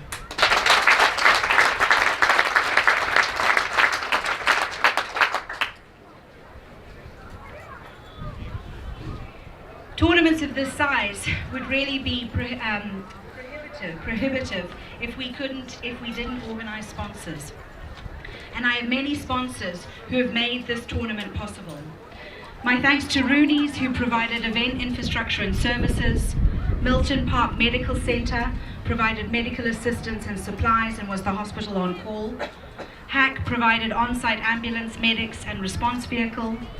Mozambique supplied all squads with complimentary water bottles and contributed towards covering tournament costs. Coral Soft paid for the live streaming of games over the duration of the tournament. JHS Civils contributed towards covering tournament costs, as did Tour Africa Travel. Ovive Distributors donated the medals.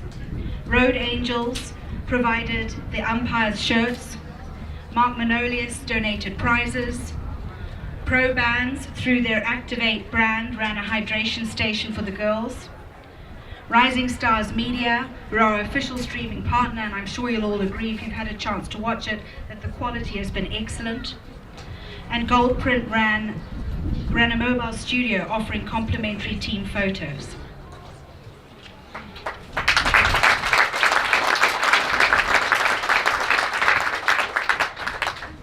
And also B-Live for the turf match balls and the siren, Yalla Sports also for prizes, and of course Safeguard for providing all of the extra security. My thanks to all of our sponsors. Last but not least, I'm pleased to also thank the Golden Girls, who every year for many years have attended this tournament and have continued to inspire us all. And they are here again today. Please help me to welcome Trish Davies and Sarah English, who will be here to hand out the prizes.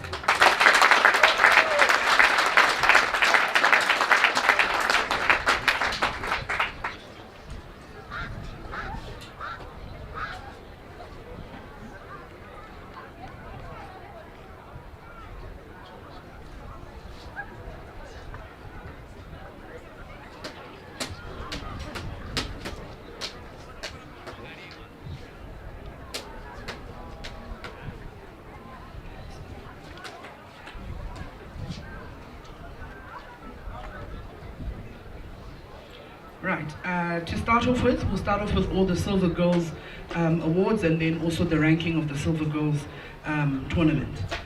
Right, Silver Girls top goal scorer, Kumbirai Shemugwagwa of Hillcrest, out with 8 goals.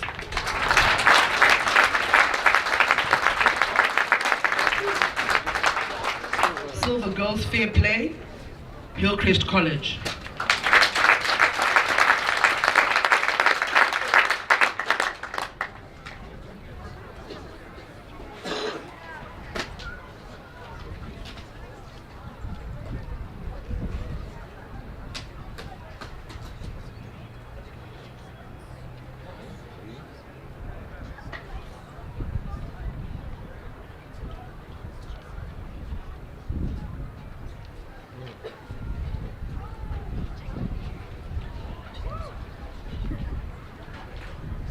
When you come up, just remember to pose for the photo.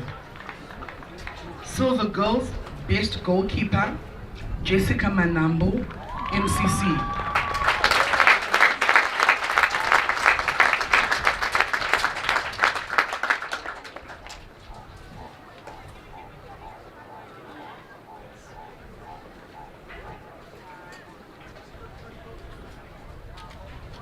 Silver Girls player of the tournament, Kumbila Ishemugwagwa, Hillcrest.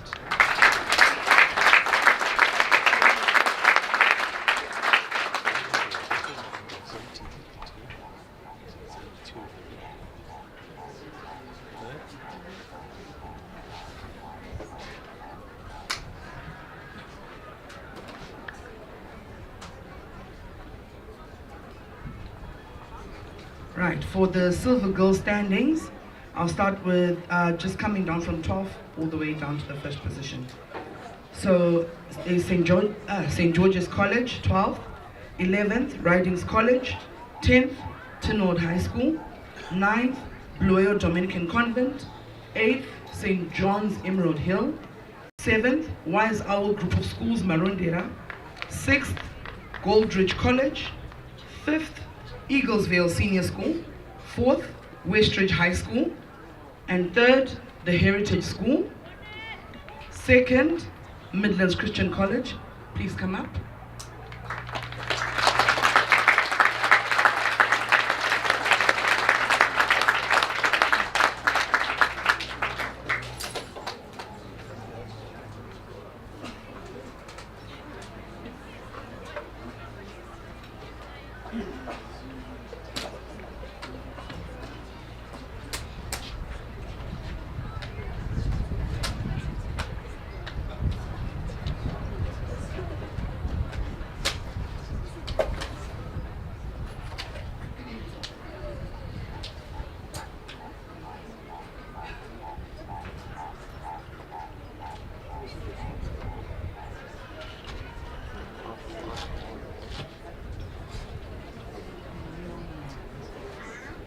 Do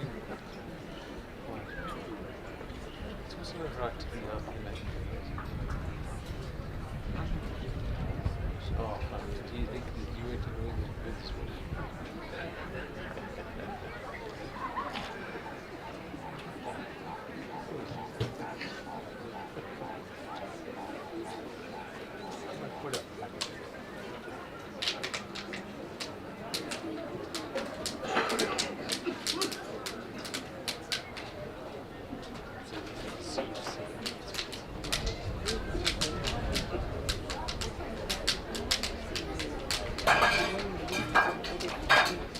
MCC coach, are you close by? MCC coach.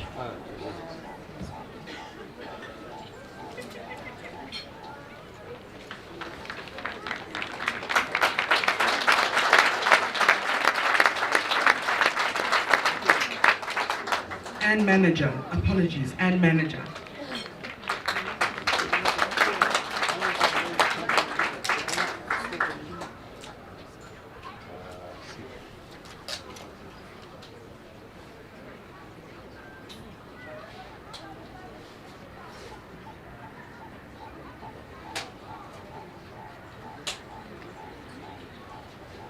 Well done, Midlands Christian College.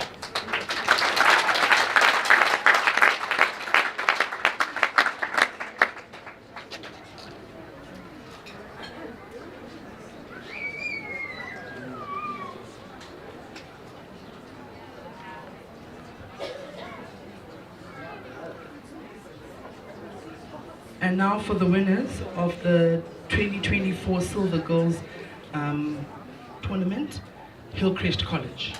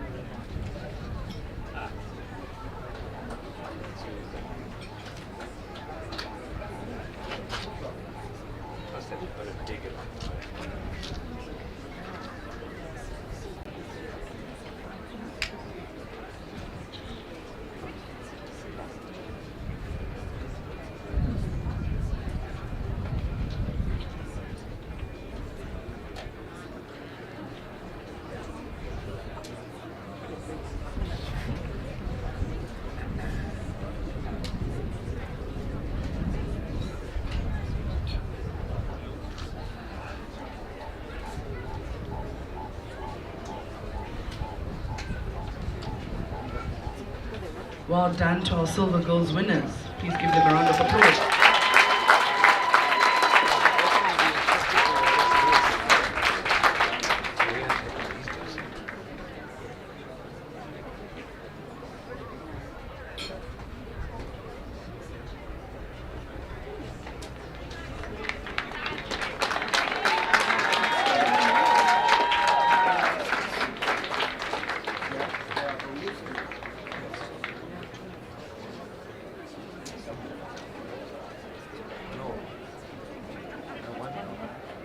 Okay, now for the award. Now onto the awards for the Golden Girls. The first one, Golden Girls top goal scorer, Jodie Borden, Falcon College with 5 goals.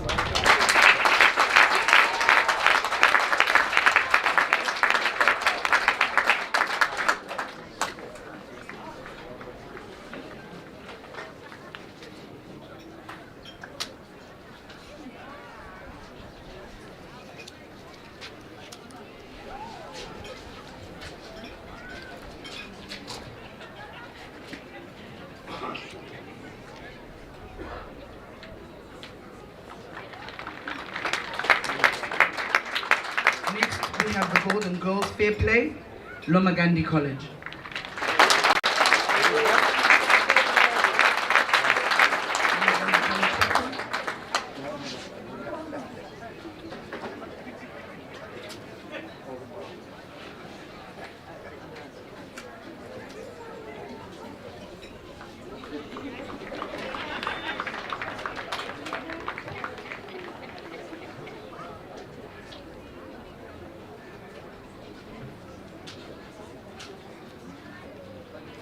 Golden Girls Best Goalkeeper, Tandon Lovu, Loma Gandhi College.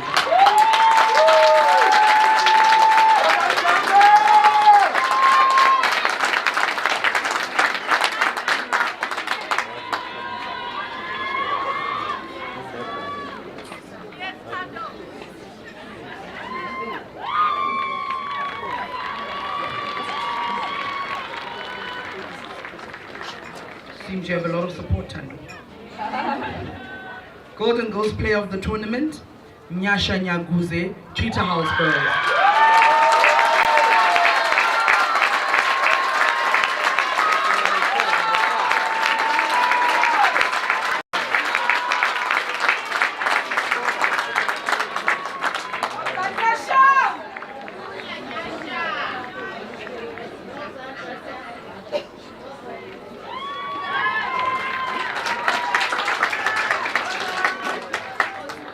Right, now for positions.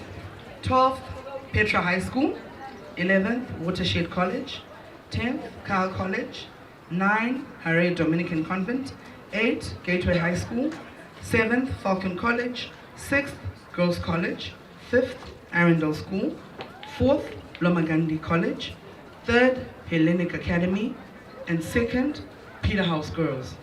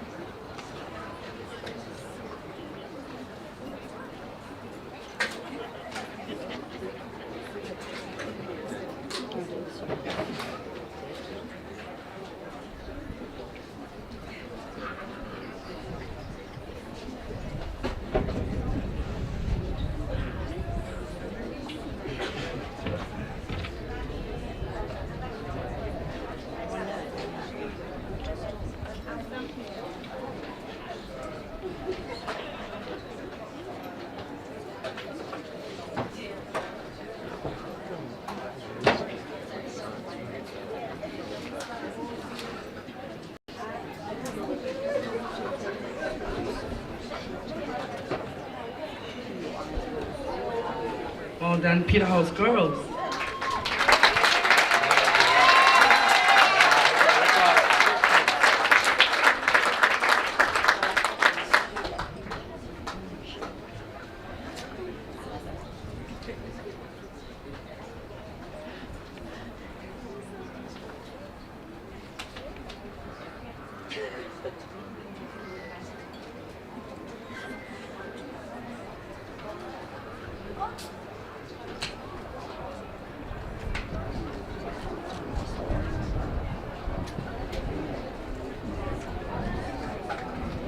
Thank you, John.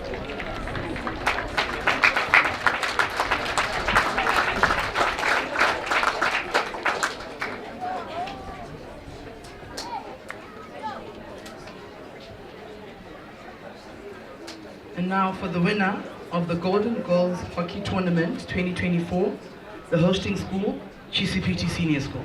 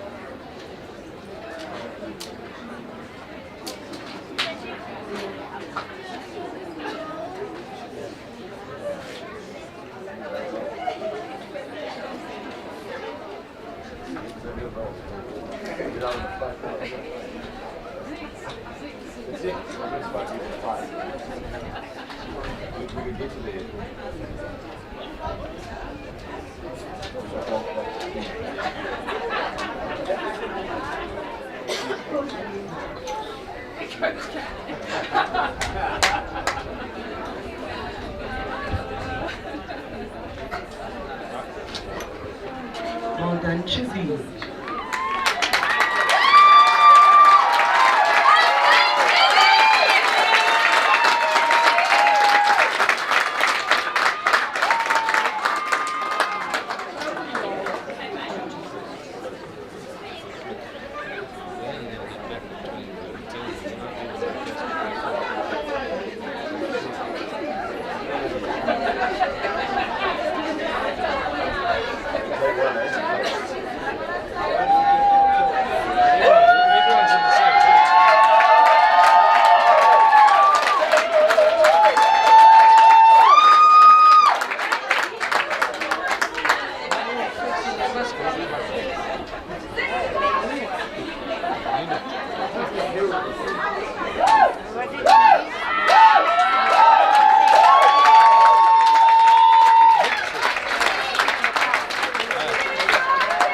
Thank you once again to all the schools that came to play, and a very special thank you to all the supporters.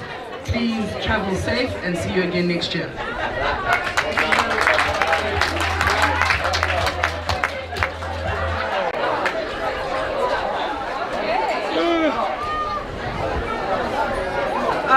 Can we quickly do the raffle? Just stop in your tracks. The results of the raffle, please just hold on. I'll hand over to Mrs. Frank. There was a raffle.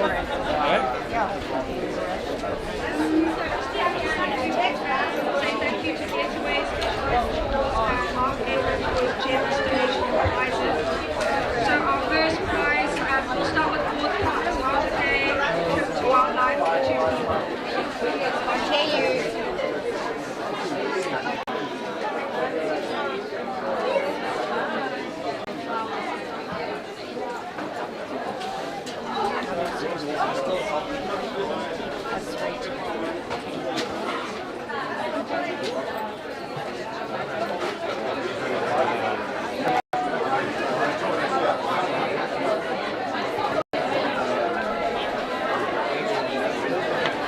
Congratulations to Nikki Savo. Nikki Savo! What did you get? The third prize is a return ticket on fast jet from Harare to Johannesburg, Oh my god, Nikki! or Harare to Big Falls You return. got fourth prize. Whatever it was. Oh, is it the raffle? She only got fourth.